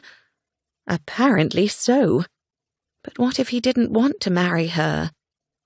Of course he didn't want to marry her. He'd only proposed because Anthony had caught them together. She'd refused because she knew he didn't want to. Only she did. The realization slowed her gait as she neared the rear door that led into the saloon. When she thought of the rest of her life alone, specifically without Felix, well, she didn't want to think about that. What she did want was to marry him. Because She was in love with him. Chapter 13. It was an uncomfortable sensation, the feeling that he'd done something wrong, which he had, and that he couldn't fix it, which he likely could not. His friendship with Anthony was ruined, and his... What did he have with Sarah? Friendship? Yes, they'd had that. But it had all changed after that kiss at Darrant Hall. God damn it. He hated feeling like this. He'd spent his youth in a constant state of upset, his insides in knots, worrying about his father's next outburst, and knowing he was powerless to stop it. Then he'd spent his entire life since his father's death doing everything possible to ensure he never experienced that feeling of helplessness again. And here he was, fraught and frayed, all because of his cock. No, it was more than that. Sarah was more than that. But God, he didn't want her to be. Think, Felix, think. He paced his dressing chamber. There had to be a way to divert the situation, to persuade Anthony that all would be well. He didn't have to worry about Sarah. She declined his proposal. He stopped. He didn't have to worry about her. Hell, he'd stolen her innocence. Did he really think that? He'd behaved like a blackguard, but he wasn't entirely to blame. He scrubbed his hand over his face, wishing he could erase the entire day. Vane stuck his head into the dressing room. "Miss Colton is asking to see you. What should I tell her?" Felix looked down at himself as if he couldn't recall his state of dress, and maybe he couldn't. He was nearly ready for dinner, as it turned out. "Your coat is there," Vane said, helpfully gesturing toward the garment hanging on the door of the armoire. Felix took it from the hook and thrust his arm into one sleeve. Vane came forward to provide assistance. "Where is she?" Felix asked. "Just outside." "I'll meet her," Felix said, pressing his lips together in a grim frown. "You may not wish to look as if you're marching off to your doom," Vane suggested. "I'll try," Felix muttered. He made his face impassive before he stepped out of his chamber into the outer reception area that led to the end of the long gallery that spanned the first floor. Sarah looked every bit as tormented as he felt, her face pinched into lines, her hands clasped together. Christ, what had they done to each other? He went to her and took her hand, unable to stop himself from trying to ease her pain. "What's wrong?" "Everything?" Her lips curved into a small smile, and miraculously, he felt himself relax just a bit. She touched his cheek, causing him to wince. "I was going to ask if it hurts, but I think you just answered that question." It had turned purple over the last hour. "It's probably less than I deserve. I'm so sorry about earlier," he said. "It was entirely my fault." "No, it wasn't, and don't argue with me. If anything, it was entirely my fault. I should regret it, but I don't." She removed her hand from his and turned, walking away from him before pivoting back, her hands clasped together and her shoulders tense. She took a deep breath. "I told your uncle we're getting married." For a moment, Felix couldn't find the right response. Was there a right response? "But you refused me." "Yes, but then he was so smug about you and your birthright, and I just couldn't stand there and let him steal it from you." Her brows slashed low over her eyes, and there was a defiant tilt to her chin. "Steal it from me? Why would you think that?" She unclasped her hands and stepped toward him. "Because he is. He thought I had designs on you, and felt it his duty to inform me you will never marry. Even after I told him we were betrothed, he said you wouldn't go through with it." "But we aren't betrothed." He wasn't entirely certain what she was about. Unless you're telling me you've changed your mind. She took another deep breath and lifted her chin. Yes, I've changed my mind. God damn it. His insides twisted anew, and he fought against the roil of emotion. You weren't wrong before. I don't wish to marry. Nothing has changed. I should hope something has changed. She blanched. That's not fair of me. You didn't ask for this. I didn't mean it like that, he said, trying to put his thoughts into words. Of course things have changed. They changed at Darrant Hall, and clearly we can't go back to the way they were. He moved toward her, leaving just a few feet between them. I meant that my feelings about marriage haven't changed. But if I am to marry anyone, I would prefer it were you.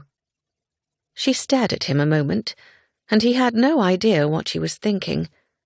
At last, she said, "Thank you." He smiled, the tension inside him easing again, not entirely, but a little at least.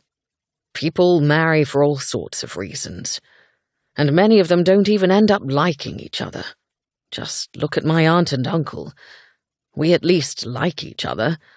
I should hope we will always be friends, and I would think that would make for a rather successful marriage. She didn't look convinced. As just friends? Friendship couldn't begin to describe what he and Sarah shared, and right now he had no idea how to describe it, or even if he could. Well, a bit more than that. It seems as though we're rather attracted to each other. She blushed, and he wondered if he'd ever grow tired of seeing her do that. "So it seems," she murmured. "Then we'll wed." As he said the words, his body felt as if it were detaching from his brain and floating away. "Yes," she gave him a tentative look. "If that's acceptable to you?" "It is." Barely. How was he going to do this? "Just like you do everything, as if you haven't a care in the world. Get a hold of yourself." "Your uncle isn't going to be happy," she said. "Probably not, but that isn't my concern. And anyway, maybe we won't have a son." Her brows ticked up, acknowledging what he said, but she didn't say anything in response. Instead, she said, "We should tell Anthony." Felix's discomfort elevated once more. Anthony would be satisfied, but Felix still worried their friendship was irrevocably damaged. No matter what he said, Anthony would never be able to forget what he'd seen or change what he believed. That Felix had exploited his sister in a time of extreme vulnerability. Did she believe that too? "Sarah, I want you to know that I never meant to take advantage of you." "Of course I know that. You tried to talk me out of my foolishness. She looked away. Perhaps I surrendered to my own feelings of loneliness. When she returned her gaze to his, her eyes were bright with tears. "I'm sorry for putting you in this position. If you truly don't want to marry, Anthony will come to understand." He wouldn't either. Felix closed the distance between them and put his arms around her, drawing her against his chest. She rested her cheek against his coat and hugged him in return. "I'm not marrying you to save my friendship with Anthony, though I will be honest and tell you I hope it can be saved. Right now, I'm not optimistic." She looked up at him. "Stop denigrating yourself." "I will if you will." He injected a teasing tone and was glad when it provoked a smile. "All right." He stepped back. "Let's find Anthony." He took her arm and they went to Anthony's chamber. After knocking twice, the door finally opened. Anthony held an empty tumbler and scowled at them. "We're getting married," Sarah said. "Good." It was more a grunt than a word. Anthony lifted the glass to his lips and drank. Upon realizing it was empty, he frowned and lowered it. When? Sarah looked at Felix. They hadn't discussed that. As soon as you say so, Felix said, hoping Sarah would find that acceptable. Anthony exhaled, and it was clear he'd been drinking for some time, probably all afternoon. Any time soon isn't ideal. He looked at them both as if they were naughty children. A month from now should suffice. Felix turned to Sarah. Do you want to wed in Ware or Harlow? Or London? Ware, Anthony said, drawing Sarah to snap her attention toward him. She nodded in agreement, and Felix was curious as to why they both seemed to prefer that. I'm leaving for Epping in the morning. Anthony's lip curled. I received word earlier that the highwaymen attacked another coach. One of them was shot and taken to the magistrate. I will see he hangs for murder. That had been his news, why he'd stormed into Felix's study when the door was shut. Felix had no doubt Anthony had gone to his study to ask him to accompany him to Epping. I could go with you, Felix offered, hoping their friendship wasn't completely destroyed. He looked at Sarah. Are you certain you wouldn't prefer your parish? I could stop in Harlow and obtain the license. I don't need you to come, Anthony said. That was all the answer Felix needed. To Anthony, their friendship was dead, and Felix wasn't sure he blamed him. Loss stabbed through him and stole his breath. No, he wouldn't give in to it. Perhaps you'd consider taking Beck, Felix suggested, if you don't wish to go alone. Anthony gave Felix a cool stare, leading Felix to believe he wasn't as sotted as he'd assumed. Alone doesn't bother me. Not any more. The three of them stood there in silence for a moment until Anthony finally said, Is there anything else? No, I don't believe so. Felix worked to make his voice sound normal despite the tightness in his throat. Should we expect you for dinner? I should think not. Anthony let out a soft snort, then closed the door in their faces. Felix felt Sarah tense beside him. He just needs time to get over being angry. And sad, she said, sounding sad herself. If he can. She slid him a curious, almost probing look that made him a bit uncomfortable. He turned from Anthony's door, fighting against the sense of loss he didn't want to feel, and desperately tried to focus on something else, something he could manage, something he could control. He suggested they go down to dinner and offered her his arm. So, next month, we'll marry in Ware? He asked. I can obtain the license tomorrow. She put her hand on his sleeve and they started toward the stairs. What about your family church? Her question surprised him. Perhaps the vicar could perform the ceremony here. Felix's heart pounded so hard he feared she would hear it. You know of the church? I visited it today with George. They turned and began to descend to the ground floor. It's such a beautiful location. I'd, prefer to marry in Ware. He never went to the church. His father had dragged him there every year until he died. Felix hadn't gone back. Halfway down the stairs, she nearly sent him tumbling to the base. Your birthday is the day after tomorrow. How about we have a celebration? Anthony won't be here, but Lavinia and Beck will be. I believe they plan to stay a week more at least. I don't need a celebration. We should focus on planning for a wedding celebration. Yes, focus on anything else. Her forehead pleated as they reached the bottom of the staircase. We shouldn't really have a celebration. It's too soon after my parents. He seized on the excuse, aware that it perhaps didn't fit and not caring. Then we definitely shouldn't have a birthday celebration for me. She took her hand from his arm and turned to look at him, her brow still creased with concern. There's no reason we shouldn't. Unless you'd prefer not to. Cornered, he took the evasion she provided. I'd prefer not to. It was also the truth. Why not? You work so hard to entertain everyone. Can't we entertain you for once? Flatter, flirt, fend, do whatever you must to deflect and distract. Sarah, I should think it would be obvious that you entertain me greatly. Her eyes narrowed slightly. You could do with a little self-indulgence. He wanted to argue with her, to shout that self-indulgence was what had thrust him into this marriage disaster, but he didn't. Instead, he summoned a smile and took her arm once more. Then I'll leave it to you to tutor me. He gave her a flirtatious smile and guided her to the dining room. I'll look forward to it. She sent him a sidelong glance. And you will too. Of that he had no doubt. Once more, Sarah and Lavinia sat together on the settee in the drawing-room following dinner.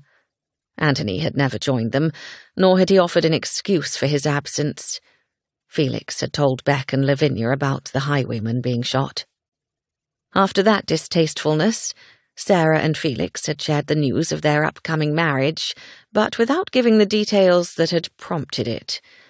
It should have been fairly obvious, at least to Lavinia, given what Sarah had told her and the ways in which Lavinia had advised her. Now that we're alone, you can tell me everything, Lavinia said as soon as they sat down and the footman left after depositing their glasses of sherry on a table. Why on earth are you marrying Felix? Isn't the better question why on earth is Felix marrying me? Sarah chuckled softly. It wasn't really humorous, but what else could she do in this situation? She'd forced marriage upon a man who didn't want it. Probably, but I wasn't going to ask like that. Lavinia scooted closer to Sarah. You had sex, didn't you? Yes, but that alone wouldn't have prompted a wedding. Anthony walked in. Lavinia's jaw dropped. How horrifying! For everyone. We'd finished. Sarah felt it was important to clarify that part. Still, it was obvious what we'd been doing. So Felix didn't have an accident in the stables today? Lavinia referred to the excuse he'd given for the bruise at dinner. Sarah shook her head. Lavinia snorted softly. I don't know why he lied. It's not as if Beck and I wouldn't have found out. I suspect he's telling Beck the truth of it now, and if he doesn't, I will. On that note, I should inform you that I told Beck about you and Felix. She winced. We don't keep secrets, and I was just so happy for the both of you. I truly hoped you would find a way to marry. Sarah opened her mouth to speak, but Lavinia continued. And Beck said something to Felix this morning at the pond. He wasn't overly pleased that you disclosed your relationship to me. I see. But he hadn't said anything. Then again, when would he have? Thank you for telling me. Perhaps I should stop talking to you. She winced again. I'm so sorry. If you need to tell me something in strict confidence, I promise I won't tell Beck. Sarah could see that would be hard for her. I think it's nice that you're both so honest with each other. That's how marriage should be, I think. That was how she wanted her marriage to be with Felix. But how did you have an honest marriage when one person loved the other and didn't tell them? Isn't it better to keep something from someone that they don't want to hear? She thought he didn't want to hear that she loved him. Maybe. Sarah let the confusion and worry flow out of her. Lavinia, I don't know what to do about this. About Felix? His feelings about marriage haven't changed. He's marrying me to please Anthony. And you, I hope? I said no initially. I didn't want to force him, not when I know he doesn't want it. She swallowed against the pain rising in her throat. But then I realized I want it. I want him. She picked at a bead sewn into the skirt of her gown. "I ran into his uncle, and he was so smug about Felix and the estate, as if he were the Earl and not Felix. He had the gall to tell me I shouldn't have designs on Felix. Why would he even think that?" "I don't know."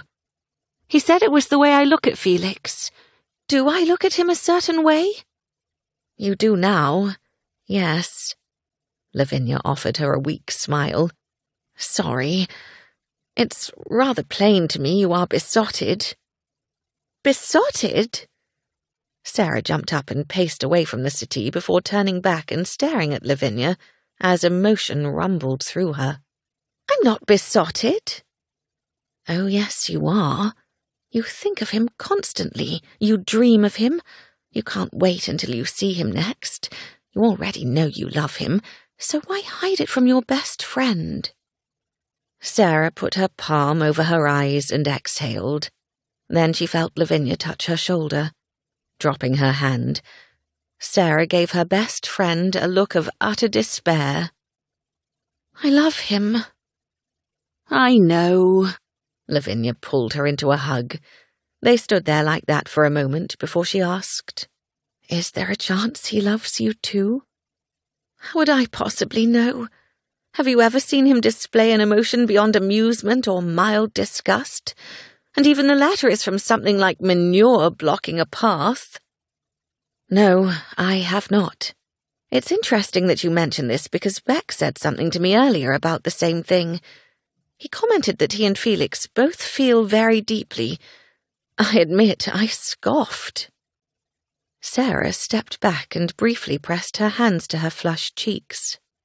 "I would have too. In fact, I'm scoffing now." Beck explained, and I think he might be right. The difference between them is that Beck puts all his emotions into his music and his poetry. Where does Felix put his? After a minute, Sarah said, "Into his entertainments?" Lavinia gave a single nod. "Or nowhere at all." Sarah let that seep into her brain. "His birthday is the day after tomorrow, but he doesn't want a celebration." She focused on Lavinia. "After everything he does for everyone else, he refuses to celebrate himself." "Why do you think that is?" Sarah had her suspicions, but she wasn't going to share them. Not with Lavinia, anyway. Thankfully, she didn't have to respond because the gentleman came into the drawing room. "That's it. Felix has completely convinced me we must go to Scott's Grotto," Beck said. "You don't have to convince me," Lavinia said, smiling and returning to the settee. "Shall we go tomorrow?" Beck sat down beside her, and Sarah took a chair situated nearby while Felix occupied another chair. "I don't know," Beck said. "Felix and I were just talking about Anthony and wondered if we should follow him to Epping, just in case he needs something." "I don't think that's wise," Sarah said, "but maybe I should go. You're right that he shouldn't be alone." "We could all go," Lavinia suggested. Felix nodded slowly. "I suppose we could." "I still don't know." Sarah thought of Anthony's current state. He was still so upset about their parents, but, unlike Sarah, he hadn't fallen in love amidst his sadness. Furthermore, he was furious with his best friend and only slightly less angry with her. Despite all that, she really did think he shouldn't be alone. "We'd have to follow at a distance." "I recommend we give him an hour lead," Beck said. Felix stood. "I'll arrange it. See you all in the morning." His gaze lingered on Sarah, and then he turned and left. A short time later, Sarah stood in her chamber ready for bed. She wasn't the least bit tired. She was consumed with a desperate need to see and touch and talk to Felix. Why shouldn't she go to his room? They were betrothed now. Tightening the sash of her dressing gown, she left her chamber and strode to his room. She stopped before going in. Bad things happened when people entered rooms unannounced. She knocked and waited anxiously for a response. When none came, she lifted her hand to knock again, but the door opened. "Sarah." Felix looked surprised to see her. He also looked undressed. He wore a silk banyan and perhaps nothing else. She couldn't tell for certain unless she stripped it off. Suddenly, her mouth was dry and her flesh was hot all over. She lowered her gaze to his feet. They were bare. Snapping her attention back to his face, she had to work to remember why she'd come. "May I come in?" He held the door open and moved aside as she crossed over the threshold. She turned to face him. "Aren't you going to close the door?" He arched a brow but said nothing as he did as she asked. Once it was closed, he put his back to the door. Still, he said nothing.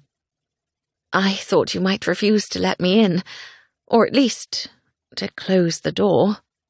"Why should I? We're to be married." "Yes."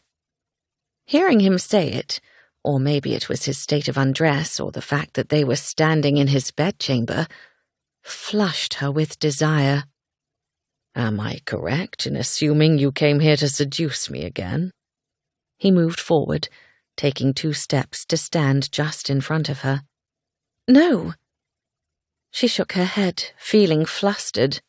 "Yes, and to talk." His brow climbed his forehead once more as he reached for the sash of her dressing gown and pulled it loose. The front of the garment opened, and her breasts tingled with anticipation. "What did you want to talk about?" He pushed the dressing gown over her shoulders and walked behind her to pull it from her arms. He draped it over a chair near the fireplace and returned to her. Sarah couldn't seem to find any of the words she'd wanted to say about his parents, his birthday, his emotions. How much she loved him. He picked up the braid of her hair where it lay against her shoulder and began to unwind the curls. "I haven't seen you with your hair down in years." All she could hear was the steady thrum of her heart, its speed increasing as he worked, and the quickening of her breath. When her hair was loose, he ran his fingers through the locks and let it fall over her shoulders and down her back. "Beautiful. How did I never see that before?" He looked at her in wonder, as if he'd never seen anything like her. She'd imagined a man looking at her like that, but never dreamed it would be Felix. It was both confounding and right. "The same way I never saw that you were unbearably handsome." She reached for one of the 2 frogs that held the banyan closed at his front. "Are you naked under this?" He nodded. "Do you want to see? Please say yes, because I am desperate to see you." Heat flooded her core, and she unfastened the garment, holding her breath as it separated to reveal his chest. She put her palms flat against his warm flesh. Dark hair tickled her as she moved her fingertips over his muscles. Her pinky met a small bump, his nipple, she realized. She pushed the garment aside and looked her fill. "My turn." He bent slightly, and with both his hands grasped the skirt of her night rail. Gently, he whisked the garment over her head, and the cool air of the room heightened her awareness. Her breasts, already heavy, tightened, especially as his gaze dropped to look at them. "My God, Sarah, you are absolutely exquisite." He lifted his hands to her collarbones and gently ran his fingers along her flesh, moving outward to her shoulders and then down her biceps. Then his hands came inward to stroke the outer globes of her breasts. Desire pulsed through her, and she worked to contain her need lest she cast herself forward against him. He circled his hands up to the top of her breasts, then brought his palms down so that they dragged softly across the ends of her nipples. She gasped softly, eager for him to do so much more. Using his palms, He rotated them in circles over her flesh, drawing her forward as she sought more contact. Then he gave it to her, closing his hands over her and lifting the sensitive weight. She gasped again and closed her eyes, reveling in the new sensation. Her breathing became even faster, while his caresses remained slow and steady. He stroked her, sliding his fingertips around her breasts and pulling them down over the nipple. After several passes, he used a firmer touch, squeezing her flesh and tugging the nipples, then repeating the action over and over until she was fairly panting with need. Then he pinched them both, but it didn't hurt. She opened her eyes as she sucked in a breath in surprise. He bent his head and cupped one breast as he suckled. Then he moved to the other, using his thumb to tease the one he'd just left. Back and forth he went, tormenting her and sparking a sweet craving between her legs. She closed her eyes again, giving herself completely to the delicious sensations he aroused. The more he worked, the more her pleasure built, and she wondered if he could bring her to release just like this. Suddenly, something changed. His dedicated, methodical attention shifted. He nipped her flesh and sucked at her, then dragged his hand down her abdomen. His fingers stroked along her sex, and her knees wavered. "Sarah, you are so damn wet." She opened her eyes to see him straighten. He looked at her as he pushed a finger inside her. A growl started low in his throat just before he kissed her. His mouth was open and wet and incredibly wild. She clutched at his shoulders as he held one breast and stroked into her. Then she was flying, or so it seemed, because he swept her into his arms and carried her to the bed. He laid her down and kissed her again, sweeping his tongue deep into her mouth. She curled her hand around his neck and pressed her fingers into his scalp as she kissed him back. The desire she felt for him was both wonderful and terrifying. All while he kissed her, his hands and fingers caressed her flesh, teasing her nipple and tantalizing her sex. She opened her legs wider, soundlessly begging him to give her release. His mouth left hers and moved down her neck, his teeth and tongue ravaging her flesh. He drew on one nipple, closing his lips around her and sucking before moving to the other and doing the same. She grasped his hair and cast her head back in abandon. His fingers pumped into her, and then his mouth was on her there. He did to her sex what he'd done to her breasts, licking and sucking until she thrust herself up into him, mindless with need. At last her release came, breaking her into 1,000 little pieces. She dug her nails into his shoulder and with her other hand grasped the coverlet. Before she recovered, he was between her legs, his cock against her sex. She opened her eyes and looked up at him, a sense of peace and fulfillment spreading through her. He was so handsome, his familiar features so beloved. There was nowhere in the world she'd rather be, now or forever. He clasped her hip, and with his other hand guided himself into her sex. It was different from before, and yet the same. She tilted her pelvis as he slid inside. Then he positioned her legs, curling them around his hips. He leaned forward, and she rose up to kiss him, brushing her lips against his. "I love you," she whispered. He stilled, but only for the briefest moment, so brief she wondered if she'd imagined it. And then she stopped thinking, for he stole every rational piece of her mind. His body moved over and into hers, claiming and worshipping her with each thrust and every caress. He kissed her mouth, her neck, her breast, and she was completely lost in his embrace. He drove deeper, then stroked her clitoris, pushing her to that place where darkness and passion collided. She cried out just as he did, and then he was gone. Mostly. He continued to touch her, seeing her through the climax until she tumbled to the earth. She was vaguely aware that he'd collapsed beside her. Opening her eyes, she turned her head to see his arm flung across his forehead as he fought to regain his breath. His eyes were closed, his lips parted. "You left me again. Why?" He didn't open his eyes. "To prevent a child." "But we're getting married. Why does it matter?" "We aren't married yet." Sarah rolled toward him onto her side. "Should I be concerned that we won't marry?" He cracked his eye open then and looked at her, but only briefly. "No." "Is it because of what I said?" She tensed, her breath catching as she waited for his response. She hadn't been able to contain herself. She loved him and she wanted him to know. "I'm not sure what you mean." He rolled over and kissed her. Was he being purposely obtuse, or was it possible he hadn't heard her? She wanted to make sure. Cupping his face, she stroked his cheek until he looked into her eyes. "I love you, Felix." His expression didn't change. Until it did. He smiled, then kissed her again. "I'll see you back to your room." She knew he'd heard her that time. He had to.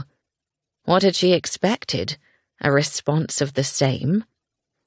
She sat up, afraid to ask what she needed to know, but realizing she must.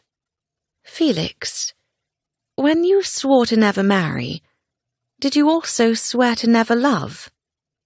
He sat up with her, then climbed from the other side of the bed. "I did not."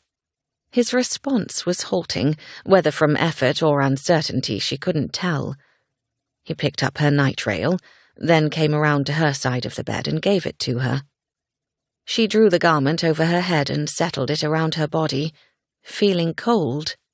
He went to fetch her dressing gown and brought that too. Sarah slid from the bed and took the gown, pulling it on while he donned his banyan. After she tied her sash, she went toward him, moving slowly. "Does it bother you that I love you?" "No." He finished fastening his banyan. "Ready?" "No."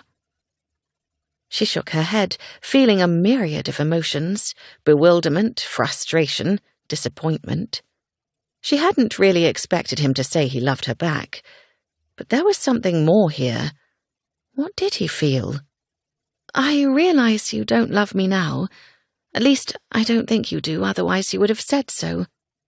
Am I a fool to think you ever will?" He took a breath, but it was shallow, and the pulse in his neck seemed to pick up speed. "You aren't a fool, Sarah. Not now and not ever. Let me be honest." "Yes, please. I deserve that." "You do." He bowed his head a moment before fixing her with a steady stare. "I don't love anyone. I never have. And no one has ever said those words to me." No one had ever said those words? Sarah's heart broke. She stepped toward him, her throat constricting. "Oh, Felix!" His gaze hardened. "Please don't. I don't want your pity. I can't have it." There was a plea in his tone and a haunting desperation in his eyes that she'd never seen before. It was the closest he'd come to displaying a deep emotion. But then it was gone. He blinked, and it was as if the sun had pushed the clouds away and now shone brightly through the vivid green of his eyes. "It's late, and we need to rise early." That much was true. She nodded, and he opened the door. She stepped over the threshold and realized he meant to come with her. He'd offered to escort her to her room. She pivoted toward him. "I don't need you to come. Good night, Felix." She left before he could respond. Or maybe she simply couldn't hear him over the deafening roar of emotion in her ears. Back in her room, she leaned against the door, her knees buckling. She slid to the floor and landed on her rump. What hell had Felix been consigned to without anyone to love him? How had he become the jovial Duke of Distraction whom everyone admired? How was it possible that he didn't feel loved? She wiped at the tears stealing down her cheeks. He was so loved, and she was going to do everything she could to make sure he knew he deserved it.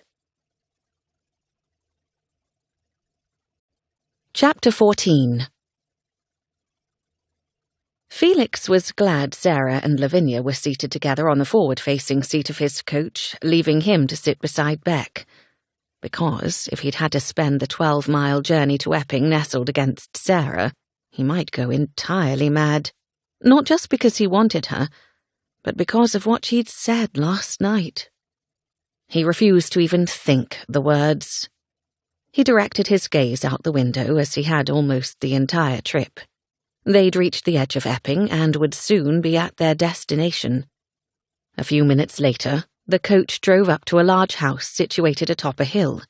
With pale stone and elaborate brickwork, particularly on the chimney decoration, the manse was a beautiful depiction of architecture from the last century. It was strange to think a murderer was housed somewhere on the grounds, but this was where they'd brought the wounded highwayman. Felix's footman opened the door to the coach and put down the step. Felix descended first, followed by Beck, who helped both ladies to descend.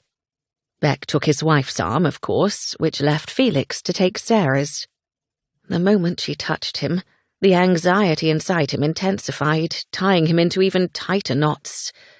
This was torture, this knowledge of how she felt. He'd been a fool to think he could marry her. They made their way to the door, which stood open. The butler greeted them. "Good morning," Felix said. "We're here to see Lord Colton." "He has already departed, I'm afraid." Felix exchanged a look of confusion with Beck before looking back to the butler. "Do you know where he went?" "I do not, but perhaps Mr. Alancourt can be of assistance. They met for a short period. Do you mind waiting here for a moment?" The butler excused himself and left them in the entry hall. "What do you suppose happened?" Sarah asked. Her hand on Felix's sleeve had curled around him with tension, and her face was creased with worry. "Perhaps the prisoner was already transported to Chelmsford," Felix said. That was where the assize would be held soon, and the highwayman would be tried for his crimes. Sarah frowned. "Then Anthony is surely on his way there." She withdrew from him and paced a few steps, clearly upset. A man, maybe 50 years in age, swept into the hall. His dark hair was lightly tinged with silver, including the sideburns that encroached along the upper portion of his jaw. He smiled widely as his gaze settled on Sarah. "Miss Colton, what a delight to see you." He came toward her, and the smile fell from his face as quickly as it had appeared. Taking her hand in his, he bowed. "May I offer my deepest condolences? Your father was a splendid man and a dear friend." He released her hand, and Felix found he'd been holding his breath. "Thank you." Sarah angled herself toward Beck, Lavinia, and Felix. "Allow me to present the Marquess and Marchioness of Northam, and the Earl of Ware." Alancourt offered bows to all of them. "Welcome, welcome. I do wish you were visiting under better circumstances. Shall we adjourn to a more comfortable setting?" "I do appreciate your hospitality," Sarah said. "However, we are looking for my brother. He was here earlier." "Yes, to see the prisoner." Alancourt's mouth pulled into a deep frown. "I'm sorry to report that he passed away in the night, the rotter. Too good an end for him, if you ask me." Felix could only imagine how Anthony had reacted to the news. He'd been anxious to hold the man accountable. "I see," Sarah murmured. Felix noted how her hand clenched and opened and clenched again. "Do you know where Anthony has gone?" "Oakland's, I believe. Will you be returning there?" he asked. "Yes. Thank you for your time, Mr. Alencourt. She offered him a weak smile. He took her hand again. I would offer any support you require, especially now. I believe your father would want me to look after you. When you are ready to accept callers, I shall be the first. Alencourt looked at her with a fervent, almost sexual intensity that made Felix want to hit him. And then he recalled the man's name, Alencourt. This was the gentleman who'd expressed interest in marrying Sarah. Of course he wanted to call on her, only she was already betrothed. But you don't want that. He mentally batted away the reminder. Just because he didn't want to marry didn't mean he was going to allow this man to prey upon Sarah. Felix stepped toward her and offered his arm. Thank you again, Mr. Alencourt. Good day. He escorted Sarah from the hall, preceded by Beck and Lavinia. They stepped outside into the overcast morning, which was already showing signs of improving as the clouds began to thin. "Shall we go to Oaklands, then?" Lavinia asked as they made their way back to the coach. Felix imagined Antony's anger and disappointment. He'd lost his parents, his best friend had ruined his sister, and now the man who'd killed his parents had escaped Antony's vengeance. He may prefer to be alone. Hadn't he said he wanted to be? "I'm sure he does, but our following him clearly establishes that we don't agree with that sentiment." Sarah let go of Felix's arm. "We're going to Oaklands." She climbed into the coach, leaving no room for further dispute. Once they were inside the coach, Sarah sent him an odd look. It was a mixture of curiosity and doubt. Whatever she was thinking, it only added to his discomfort. It took nearly an hour to arrive at Oaklands, the Colton family's estate. Smaller than Stagg's Court, it provoked a much stronger sense of nostalgia than Felix's own home. He recalled times spent here in his youth, where other people had provided a buffer between him and his father. Happy times. Maybe the happiest. Sarah didn't take Felix's arm this time. She hastened to the door and embraced the butler, who hugged her warmly. "He's in your father's study." The butler cleared his throat. I mean, his study. Sarah nodded and moved into the house. Felix inclined his head to the man, a sturdy fellow in his mid-50s. "It's good to see you, Inman. And you, my lord." Felix introduced Beck and Lavinia, but the butler greeted Lavinia as if they'd already met, and she did the same. "I've visited a few times," she explained. Inman suggested they go to the drawing room. As they went, Felix felt as if he were walking on a field of broken glass. He was racked with inner turmoil about Sarah and Antony and, everything, it seemed. "It must be difficult for them being back here," Beck said. "I know it is for Sarah," Lavinia said. "She was torn between wanting to be here because it's home and needing to stay away." She gave Beck a sad look. He took her hand and pressed a kiss to her wrist. Felix turned away. For the first time in years, he thought of his first visit here. He'd come with his father, invited by the Coltons. Aside from George, Antony had been the only child Felix had met. To befriend a boy with whom he could run and fish and climb trees had filled him with a joy he hadn't realized he'd been missing. Oh, he'd tried to do those things with George, but she wasn't always allowed, either by her parents, who thought she should behave more like a girl, whatever that meant, or especially by Felix's father, who told him he shouldn't play with girls, particularly the steward's daughter. But that was only when his father was paying attention, when he wasn't submerged in a bottle. After some time, Felix began to pace while Beck and Lavinia sat together on a small settee. They looked perfectly fine, content even to sit quietly and wait. Felix felt as if he were going to explode. God, he hated this.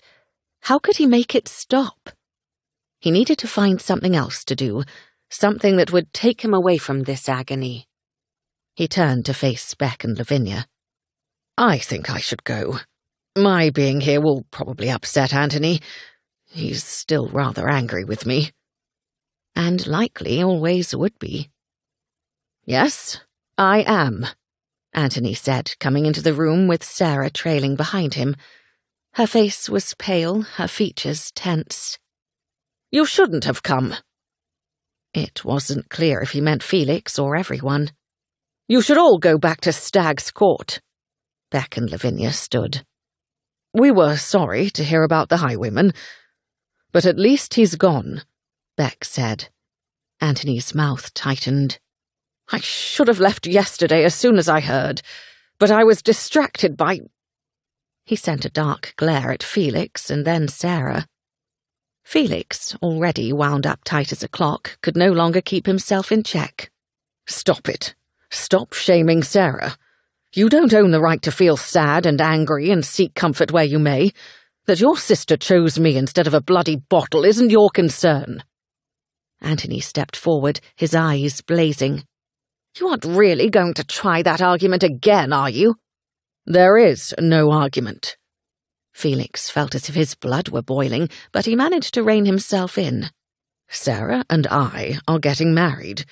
There is no damage done here. Not yet. But you don't want to marry her. You don't want to marry anyone. How long will it be until you turn from her? Until you devastate her? Yes, their friendship was over, and Felix was glad for it. Go to hell, Anthony. He stormed from the room and wove his way back to the entry hall, where he brushed past Inman without saying a word. Outside, he paused. He couldn't just abandon Beck and Lavinia here. And Sarah. Hell, it was her house. He couldn't abandon her where she lived. Soon, your house will be her house. Felix! The sound of her voice hit him like an arrow. He slowly turned to see her standing several feet away.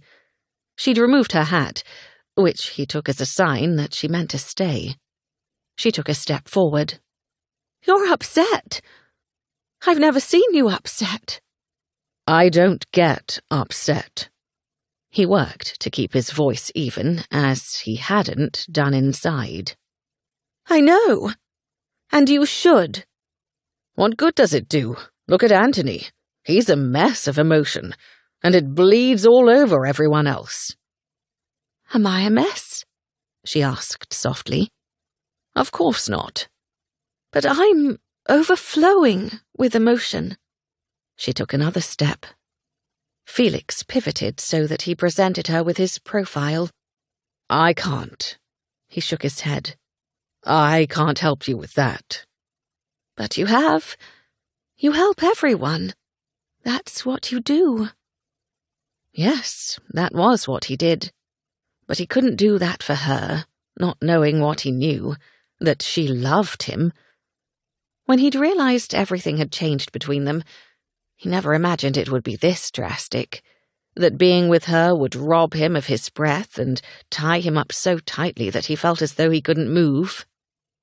He focused his gaze on a distant tree. Anthony doesn't want me here, and I understand that. I'll be at Stag's Court. Stay here as long as you like, and we'll set the wedding whenever you decide. She moved into his line of sight, her face a mass of concern, and a dozen other emotions he didn't want to see. You assume I'm staying here? Aren't you? He lifted his gaze to her hair, dark and upswept, the curls a memory against his fingertips. You didn't bring your hat. You also assume we're still getting married. Have you changed your mind again? He kept his tone perfectly even. He wouldn't persuade her. Either way, it was entirely her choice. When you didn't say anything to Alencourt this morning, I wondered if you'd changed your mind. Have you? She blinked at him, her face clearing into a stoic mask. Her voice held none of the emotion it had. She was, he realized, behaving exactly like him. "I'll just return to Stag's Court. Advise me of what you want to do about the wedding." He inclined his head toward his footman and climbed into the coach. She moved to the doorway and looked inside. "I'll make sure Beck and Lavinia find their way back." Now her tone carried emotion, sarcasm. He nodded, and she stepped away, allowing the footman to close the door. As he departed the place he'd long thought of as a home, he wondered if he'd ever return. He wondered if the past had finally caught up with him and would steal the meagre happiness he'd managed to grasp. Sarah stared after the coach until long after it had disappeared, then turned and walked woodenly back to the house. Inside, she found Lavinia waiting for her in the entry hall. "What can I do?" she asked. Sarah shrugged, feeling numb. "I don't know. He's gone, of course." Lavinia nodded. "Shall I send for tea, or would you like to go to your room and rest?" Hit with a sudden burst of anger, she strode away from Lavinia and went back to the drawing room. Beck stood near the fireplace, his head bent. He glanced up as she came in, but her gaze shot directly to Anthony. He held a glass of whiskey or some other spirit and stared at the window toward the back garden their mother had loved. Sarah stopped a few feet from her brother. "Anthony, you will cease behaving like a jackass." He turned and glowered at her. "Did he leave?" "Yes, thanks to you. You can't be angry with him." "I'll be angry with whomever I like." "Fine. Then I'll be angry at you until you stop. Felix is going to be my husband, and even if he wasn't, he's your oldest and dearest friend. I seduced him, and he's trying to do the right thing, even though it's killing him." Her voice broke, and she felt Lavinia's hand on her shoulder. Sarah took a deep breath to regain her equilibrium. "He needs me, Anthony. He needs us. Surely we've learned how important family is, and how tightly we must hold and cherish it. Felix, even if we didn't marry, is our family." "But you just said doing the right thing was killing him. Why should I, or you, want that for Felix if he's family?" She didn't want that, and it was killing him. She could see it in the fleeting looks of terror in his eyes, in the way he'd revealed a depth of emotion today that he never had before. He shouldn't be hurting, which is why I have to save him. If she could. God, she prayed she could. Anthony pressed his lips together and stared at the glass in his hand. "Go after him, then. I won't stop you." "No, you wouldn't even if you tried. But will you support me? Will you support him?" She moved toward Anthony, desperate to reach the brother buried beneath the fury and the sorrow. She had to save him too, she realized. Mother and father tried to include Felix after his father died, as much as his uncle would allow. They would want us to stand together. As much as he needs us, we need him too. Please, Anthony." At the mention of their parents, his gaze had snapped up, locking onto hers. His eyes were full of sadness, but also love. "When do you want to leave?" Sarah exhaled. "After we visit Mother and Father. I'm going to fetch my hat, and I'll meet you in the garden." She turned and gave Lavinia a brief hug. "Thank you." "Do you want us to stay here?" Lavinia asked. Sarah shook her head firmly. "No, you're coming too. Tomorrow is Felix's birthday, and we're having a party." She only hoped he would come. Chapter 15. "It's your birthday."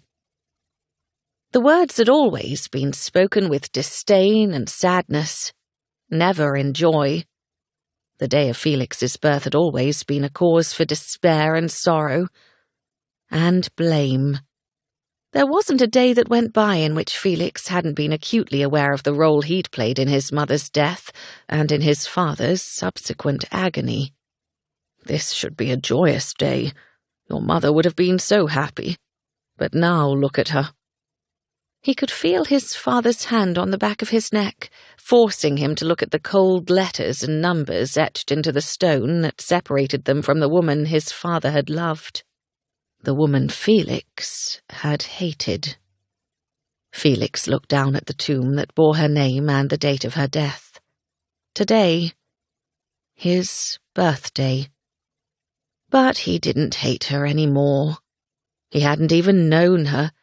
She had been, by all accounts, a warm and lovely person, the kind of woman who'd loved children and adored animals, the kind of woman who lit the room with her presence and cheered everyone around her.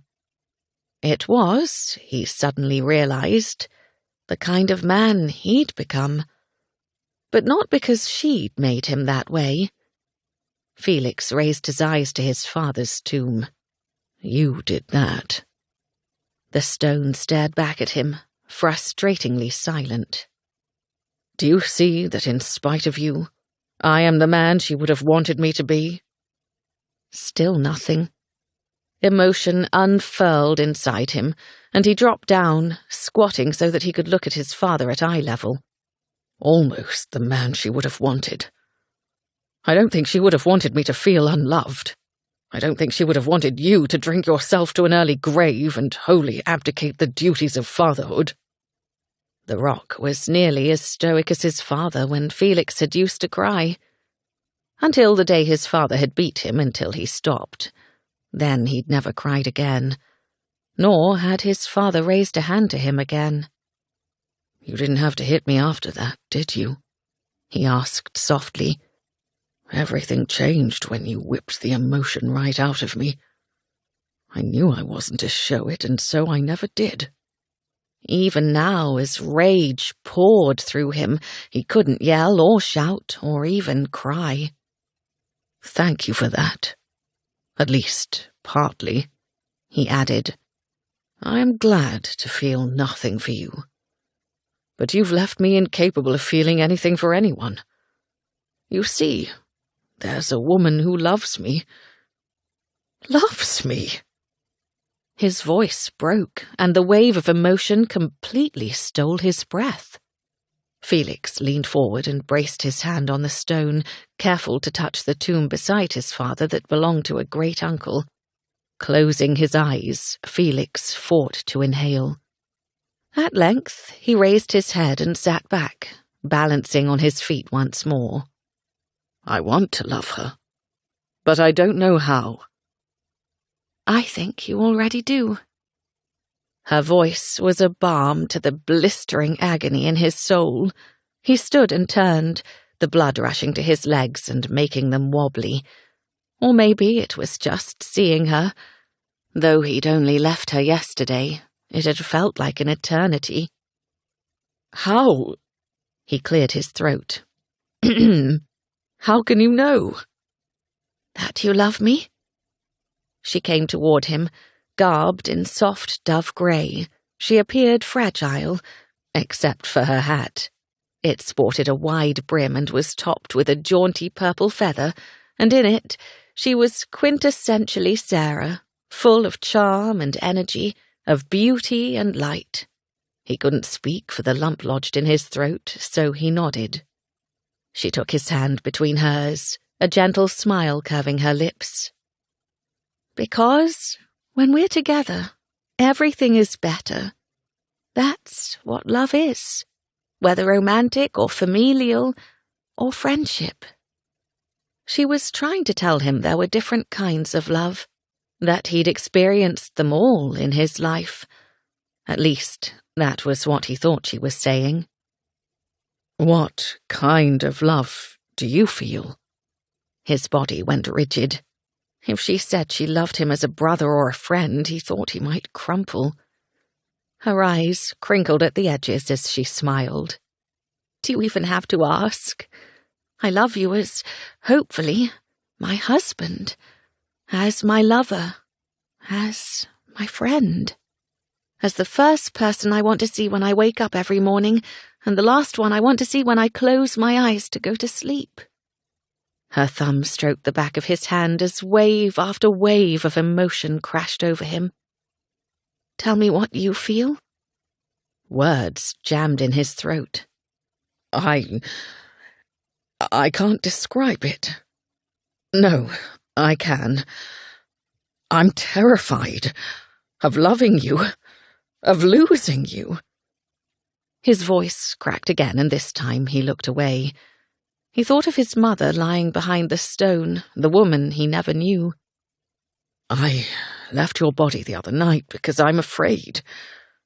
If what happens to my mother happens to—" Sarah's arms came around him and she held him tight. "It won't." He resisted hugging her in return, desperate to keep some small part of himself guarded and safe. "You can't say that." "I can believe it because I must. I believe in our future, in us. And if there will be tragedy or grief, I will still take what we have. I don't want the alternative. I don't want life without you, however long it might be." She pulled back and touched his face, her hand caressing his cheek.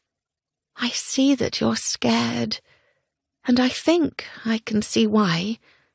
Not because of love or loss, at least not just because of those things, but because, I think, you somehow don't believe you deserve to love and be loved. But, Felix, you do." He stared at her, the riot inside him quieting for the first time in the presence of another person, because of the words and comfort of another person. "I don't think anyone has ever seen the real me. Not until now." "Then it is my honor." It couldn't be this easy. What if Anthony was right? What if he did devastate her? "I don't know how to do this, Sarah. Love. Trust." Felix glanced briefly toward the tomb. "He broke me." A tear tracked down her cheek, but she still smiled for him. "We'll do it together." Her voice was steady and sure. The dam inside him tore apart, and emotions, so many emotions, cascaded forth. He felt wetness on his cheeks for the first time in so long. He put his arms around her and brought her flush to his chest. Then he kissed her, his soul seeking the solace he knew only she could give. He picked her up and carried her outside. "I can't be in there with him anymore." He set her down a distance from the church, in the shade of a pair of trees. "I just want you, Sarah. I need you." He gently stroked the sides of her face, his palms resting against her cheeks. "I love you." She smiled, and he feared his heart might burst.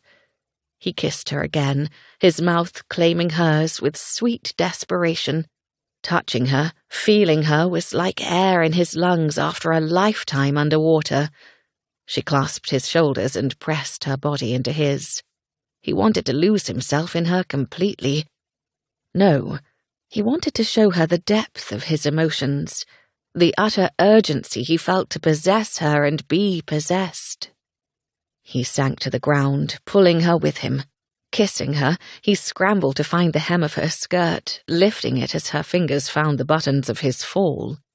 He pressed her back and rose above her, drawing in breath. "Is this terrible?" She laughed softly and shook her head. "This is wonderful. Love me, Felix, now." She opened his breeches and he pushed her gown to her waist. His fingers found her sex and she was more than ready.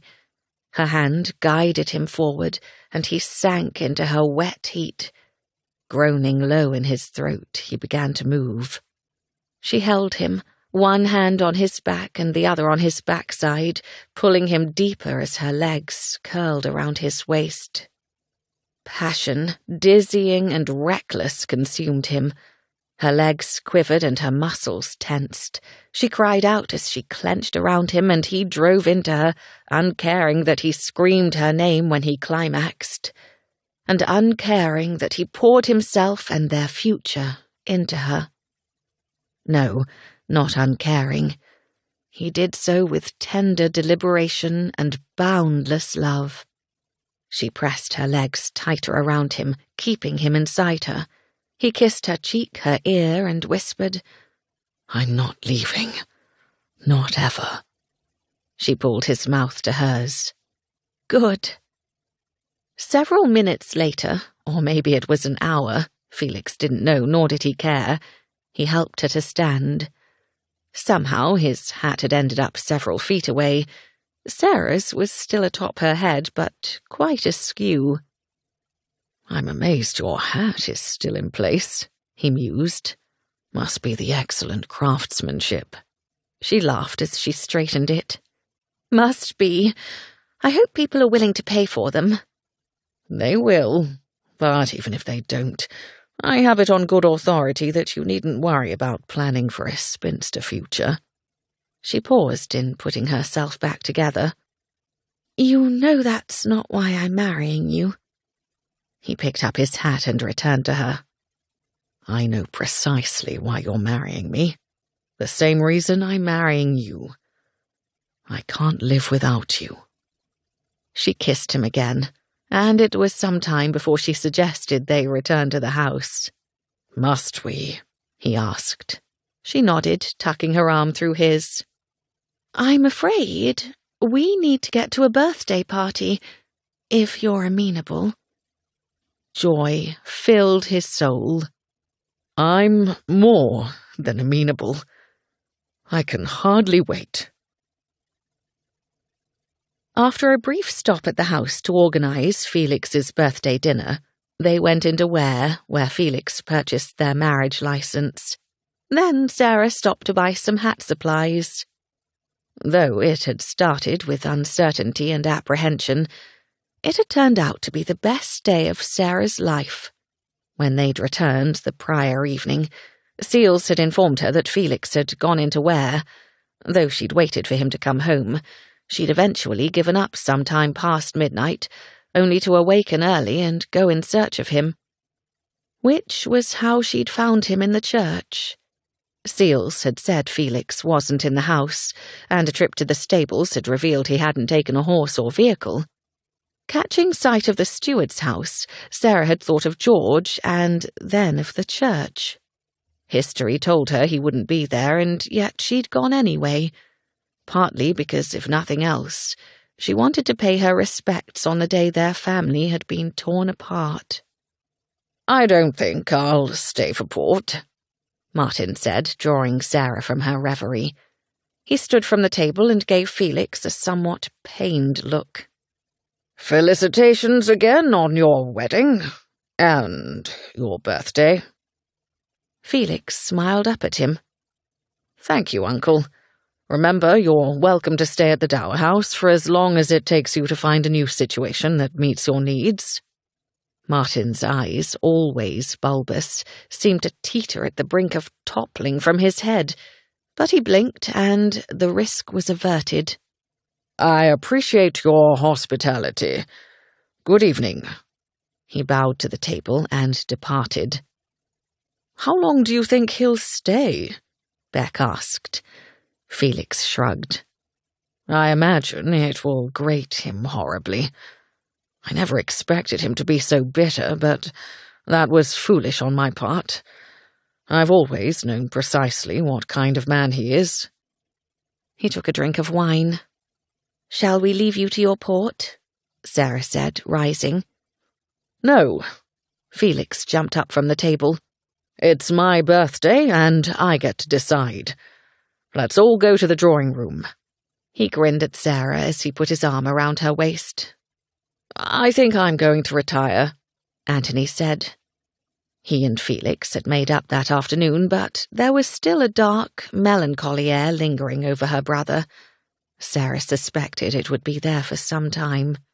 She wondered if she would feel the same if not for Felix and the happiness he'd brought her. Sarah left Felix's side and went to press a kiss to her brother's cheek. "Sleep well." He nodded and gave her a brief hug, whispering, "I'm glad you're so happy. Truly." If I wasn't in such a sorry state, I would have realized sooner how wonderful it is to have two of the people I love most find love with each other." She hugged him back, saying, "I love you." Anthony bade the others good night before he left. Lavinia looped her arm through Sarah's as they made their way to the drawing room. "Have you chosen a date to get married?" Sarah looked back at Felix. "Not yet. We'd like to have David and Fanny come if they're able. I wrote to her this afternoon to ask if they could come in a week. We're, a bit eager to wed." Lavinia laughed. "I know what that feels like. I'm sure Fanny will come. She's anxious to see you." In the drawing room, Felix made sure everyone had a libation, and then he offered a toast. "To my bride." 2 words I thought I'd never say. Everyone laughed and he grinned. "To Sarah, who has given me more than I ever imagined, but apparently everything I deserve, according to her." "She's right," Beck said. "She will always be right. Best to learn that now." He lifted his glass toward Lavinia and winked at her. Sarah gazed at Felix with love and sipped her sherry, still amazed at how much her life had changed in such a short time. Later she stole into his room, where he was waiting for her with a kiss that curled her toes. "This feels rather naughty," she said as he led her toward the bed. Felix, wearing nothing but a shirt that barely covered his erection, grinned at her. "Everything we've done has been naughty, and you're no stranger to my chamber or my bed." "True, but we aren't married yet."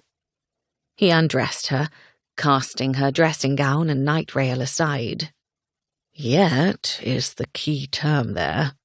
We're as good as wed. In fact, I'm quite happy to race to London tomorrow and procure a special license. You can be my countess by sundown." He kissed her neck and she closed her eyes with a sigh. "While that is very tempting, I shall be patient for our wedding in Ware." He lifted his head. "You're sure you don't prefer Harlow? I don't understand why you and Anthony wanted Ware."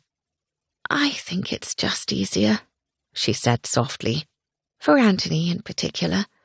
Is that all right?" "Of course." He kissed her and rested his forehead against hers. "Your brother is going to recover." "Your father didn't." She pulled back and looked into his eyes, thinking about what she'd overheard him say that morning. "I can't believe what you endured. When I think about how your father treated you, what he did—" "Shh. It's all right. I'm all right. And Anthony will be too." He kissed her again. "As soon as he falls in love." Sarah couldn't help but smile. "Is that right?" "It's changed everything for me." She clutched the hem of his shirt, preparing to tug it over his head. "For the better, I hope." He cupped her face and smiled. "For the absolute best." Chapter 16. 9 days later, Felix formally gave his heart and soul to the woman who already owned him.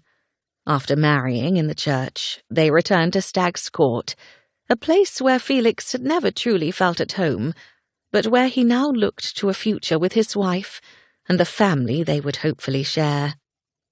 Fanny and David had arrived the day before, and watching Sarah with her friends made Felix smile. George had joined them, since over the last week she and Vane had become a staple at the dinner table. If anyone found it strange that Felix dined with his secretary and valet, no one said anything. Felix was just happy to have his newfound sense of family and the intense feeling of love that seemed to permeate everything. Now that he'd embraced the emotion, he couldn't get enough. Felix's aunt approached him in the drawing room following the wedding breakfast. She'd been thrilled to learn that Felix was marrying, and Felix suspected she took pleasure in her husband's plans being foiled. Bridget patted Felix's arm with a smile. Such a lovely ceremony. You truly could not have chosen a better wife. Your father would have been happy. Her forehead creased and she dropped her arm to her side. He did love you. Sometimes we parents are so focused on ourselves we forget to make sure. She looked toward her son, who stood near the windows talking with Anthony. Never mind. Her smile softened, as did her gaze as she transferred it back to Felix. I did try to care for you as a mother ought, but perhaps I allowed Martin too much rein. He never wanted you to wed. He wanted the earldom for Michael. We needn't speak of this, Felix said. While he was making an effort to no longer hide his emotions, he didn't particularly want to display them for his aunt or uncle. No, I suppose we needn't. But I do hope you know that Michael is quite relieved. As it happens, he was petrified of becoming the Earl. Then everything has turned out as it should, Felix murmured. Yes. Bridget glanced toward Martin, and then cast her gaze to the ceiling briefly. Martin won't agree, but ignore him. He'll recover. I actually think he's happy for you deep down. He's not good at showing his emotions. He could learn from you, my boy. Felix coughed. I doubt that. If you'll excuse me, I want to speak with Michael. Anthony and Michael turned toward Felix as he came toward them. Here's the happy groom, Anthony said. Here I am. Felix looked at his cousin. Though you likely won't be inheriting the title, I should still like for you to come to London to stay with me and Sarah. Perhaps in the fall, if you're amenable. Michael nodded, smiling. I would like that very much. Excellent. I will ensure you're settled, Michael, Felix said. I give you my word. Thank you, Felix. Michael took himself off with a rather buoyant gait. You've made that boy's day, Anthony said. Actually, you may have made his entire year. Perhaps, Felix said softly. He gave his full attention to his best friend, who was now his brother-in-law. Thank you for allowing me to marry Sarah. Letting out a sound that was part laugh and part scoff, Anthony gave his head a shake. As if I had anything to do with it. You were both going to do exactly what you wanted. I'm just glad you chose correctly. I am too, Felix said. I did try to cock things up, but your sister is far smarter than me. I'm exceptionally lucky to have found her. Anthony gave him a serious stare. You are, just as she is to have found you. But really, I'm the luckiest because I don't have to worry about my sister marrying a jackass I can't stand or my best friend taking an insufferable wife. Felix laughed. Well, we're glad to have satisfied your requirements. We shall expect you to do the same. I don't want you taking an insufferable wife either. There's no danger of that any time soon. Insufferable or otherwise. He sipped his wine, and Felix knew he was still in pain, and might be for quite some time. Felix looked around the room at their friends and family. Anthony, you will never be alone, even if you want to be. Anthony arched a brow. Is that a threat? A heartfelt promise. Felix gripped the other man's bicep and gave it a quick squeeze. Love is all around us. We just have to see it. Felix joined his wife, putting his arm about her waist. She turned her head and smiled, and he wondered how he'd ever looked at her and not fallen instantly and completely in love. I understand we missed all the kissing fun at Darrant Hall, David said. Lavinia nodded. Yes, Felix designs the best kissing games. Sarah's eyes narrowed playfully as she linked her arm through Felix's. Not anymore. The only kissing games he's playing are with me. She blushed as she shot an apologetic look toward Anthony. Sorry. Anthony shuddered. Time for me to go. I'm off for Oaklands." "You aren't going to stay to see the puppies?" Sarah asked. "We're bringing them home tomorrow." "I met Poppy and Blossom just the other day," Anthony said with a chuckle, "when you nearly talked me into taking the last one." "Nearly?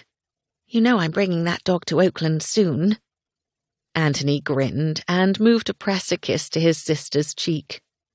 "Come whenever you like, but without the dog. I wouldn't want him to be lonely. You should take him so he's with his sisters. Sisters are nice to have." Sarah's answering smile was warm and full of love. "Maybe I will." She touched Anthony's hand. "Puppy or not, I'll come whenever you want me to. Truly." He nodded, then inclined his head toward Felix, before bidding everyone farewell. Beck approached them. "He's going to be all right. A little darkness never hurt anyone. It might even make him more interesting." He waggled his brows and grinned, provoking most everyone to laugh. "Yes, dear. Why don't you teach him to pluck sadly at a guitar?" Beck looked at Lavinia, aghast. "Is that what I do?" She shrugged, then grinned, lifting a hand to her mouth to stifle a giggle. "Sometimes." There was more laughter, and Felix marvelled at how different it felt. He realized that as the planner, he'd often kept himself on the outside. That way, he hadn't been able to feel too deeply. He leaned over and whispered in his wife's ear, "Thank you." She turned, a tiny pleat creasing the space between her brows. "For what?" "For everything." Epilogue. London, late February, 1819. Lady Eugenia Satterfield wasn't sure how she managed to fit everyone in her townhouse year after year for her annual ball, but somehow she did. New people came, others did not. Some were removed from the invitation list. Her daughter-in-law Nora stood nearby. She'd offered to host the ball if it ever became too unwieldy. Her and Titus's house was much larger. Eugenia knew that day would come, but it hadn't arrived yet. For now, she was content to enjoy this night, beginning with watching her stepson start the dancing with his wife. Eugenia and her husband typically started things off, but he'd turned his ankle riding the day before and was currently ensconced in the corner holding court. She looked over at him and smiled, thinking he might well fake an injury next year, too. The music started, and Titus and Nora took to the floor, and Eugenia's eyes misted. They'd given her 3 beautiful grandchildren, and Nora was increasing again. After losing her only child years ago, Eugenia was incredibly grateful for all life had given her. Soon others joined Titus and Nora, and Eugenia turned to mingle with her guests. Almost immediately, she encountered Nora's sister, whom Eugenia also counted as a beloved member of her family. Jo and her husband, Bran, were at last expecting their first child together. Long believing she was barren, Jo had been overjoyed. They were already parents to Bran's daughter, Evie, whom Eugenia considered another grandchild, and who was ecstatic about becoming a big sister. "You are radiant tonight," Eugenia said, kissing Jo's cheek. "I hope you are feeling well." "Thank you, I am. The sickness I've had the past several weeks seems to have passed, thank goodness." She sent an apologetic look toward her husband. "Poor Bran. He's been a dear to put up with me." Bran adjusted his cravat. "I don't ever have to put up with you. It's you who put up with me. Now, let us find you some lemonade before you get overheated." He smiled at Eugenia and kissed her cheek before escorting his wife toward the refreshments. Continuing around the dance floor, Eugenia encountered more of her favorite people. The Countesses of Dartford and Sutton stood together, and their husbands hovered behind them. "Are you certain?" Lucy, the Countess of Dartford, asked. "I know what it feels like," Aquila, the Countess of Sutton, said. "I know, but I feel completely different this time." Lucy was expecting her second child in a few months, and it seemed Aquila was perhaps also increasing. Eugenia wondered if there was something in the air. "Good evening," she greeted. Lucy and Aquila smiled in unison. "Lady Satterfield, you look lovely," Aquila said. "Your headdress is absolutely stunning." "Thank you. I found it in the most cunning little shop in Vigo Lane. Farewells, it's called. Have you been?" The two exchanged a look and giggled. Lucy leaned toward Eugenia. "Would you like to join us in a secret?" "Of course." "You know Lady Ware, don't you?" Lucy asked. "Yes, she's a dear friend of Ivy's sister." Eugenia scanned the crowd, but didn't see Ivy or her sister Fanny or Lady Ware. Lucy nodded. "That's right." After glancing around, Lucy lowered her voice to a bare whisper. "Farewells is her shop." "How extraordinary!" Aquila's forehead creased. "You must keep it to yourself, of course." "Certainly." Eugenia understood why Lady Ware would want to keep it a secret. It would be a scandal if society knew she was in trade. You know how I am with those in my inner circle. They are like family. "Which is why I told you," Lucy said. "I knew you'd appreciate and support her efforts." "Her secret is mine, and now I must tell her how much I love this." Eugenia patted her head. "Why are you all whispering?" Dartford asked, stepping next to his wife. "Are you discussing my excessive charm again?" Lucy rolled her eyes. "No, Ned's." She looked toward Sutton, who gave Dartford a lazy smile. "I am more charming," Sutton said. Dartford scoffed. "Perhaps we should have a competition." Eugenia laughed. Dartford wasn't called the Duke of Daring for nothing. "I will leave you to it." She moved along and soon came upon more of her inner circle. 3 ladies were clustered together, the Duchesses of Kilve and Romsey, as well as Mrs. Powell, who was the sister of the Duchess of Romsey. Eugenia had met her only a few times since she lived far north in Lancashire, and expressed her pleasure at having her in attendance. "It is my pleasure to be here," Mrs. Powell said. "And please, you must call me Verity. Titus was such an ally to my husband last spring." When her husband had initially pretended to be her long-lost husband, the Duke of Blackburn, in order to protect her from her father before he'd been transported for a variety of crimes. It had been a bit of a scandal, but Eugenia had done her best to support the Powells and quash the gossip. Verity looked toward her husband, who stood talking with Romsey and Kilve. They were an exceptionally handsome trio. "It's her last event," Diana, Duchess of Romsey, said. "And ours. We're travelling to Lancashire tomorrow in advance of Verity's lying in." "My goodness, there is something in the air," Eugenia said.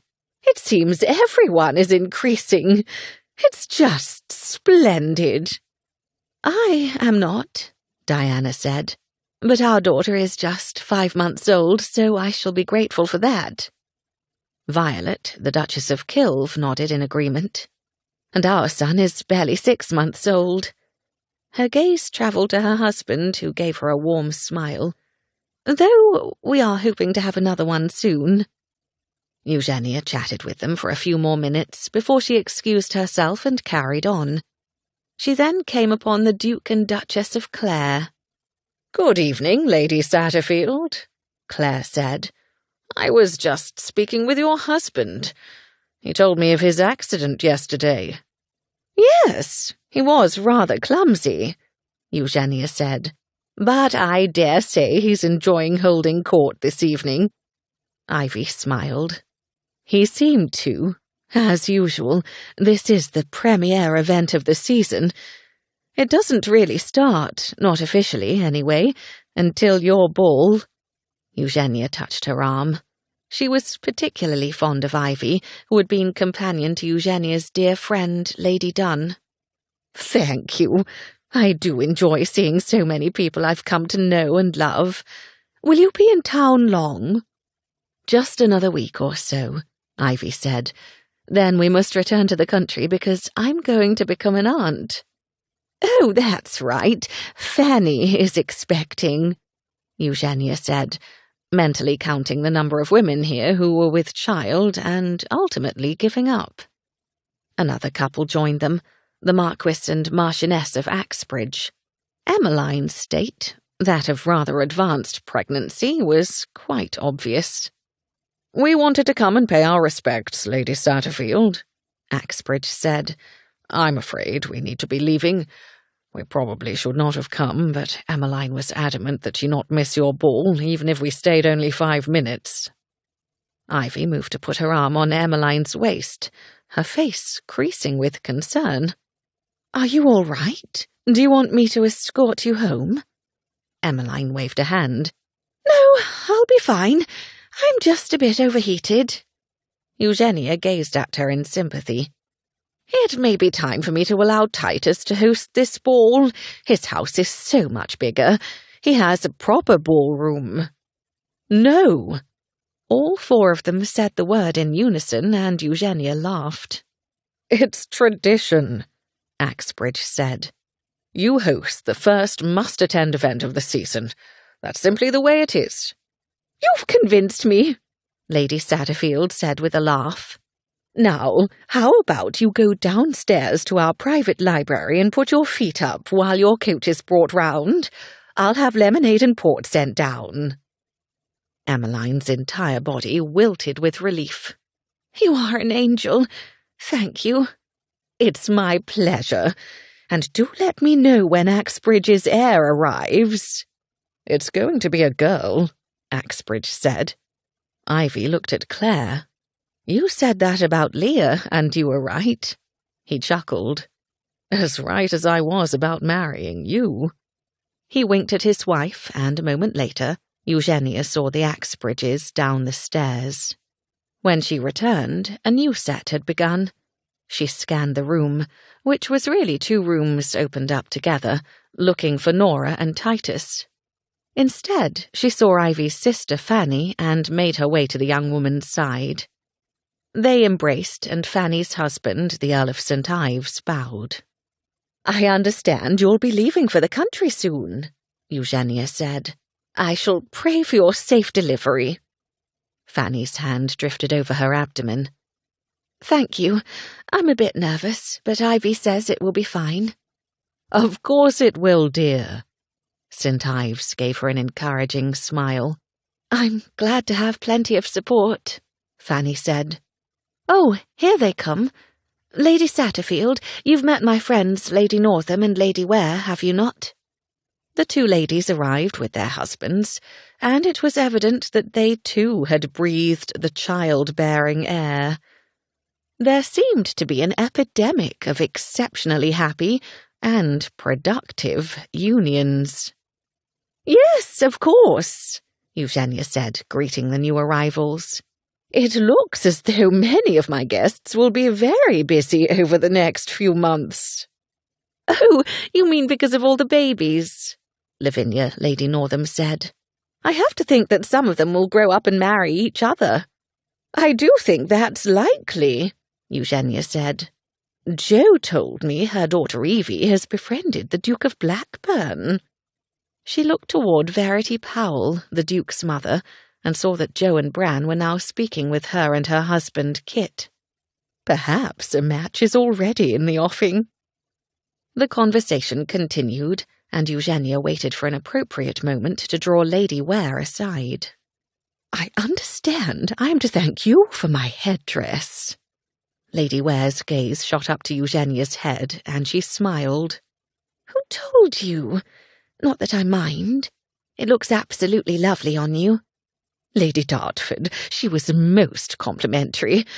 I hope you don't mind that she shared. I would never tell." "I don't mind at all. I conceived of the shop when I was certain I would be a spinster." "You, a spinster? Never!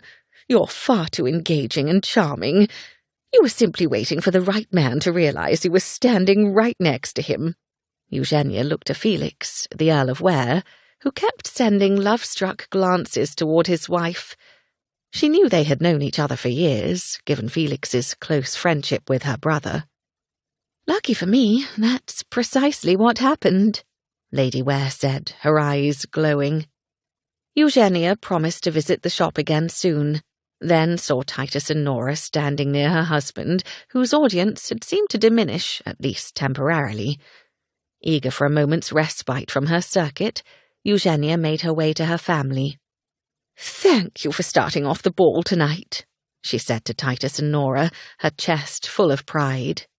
"I'd begun to think that perhaps you should take over hosting the ball next year, but several people have disabused me of that notion tonight.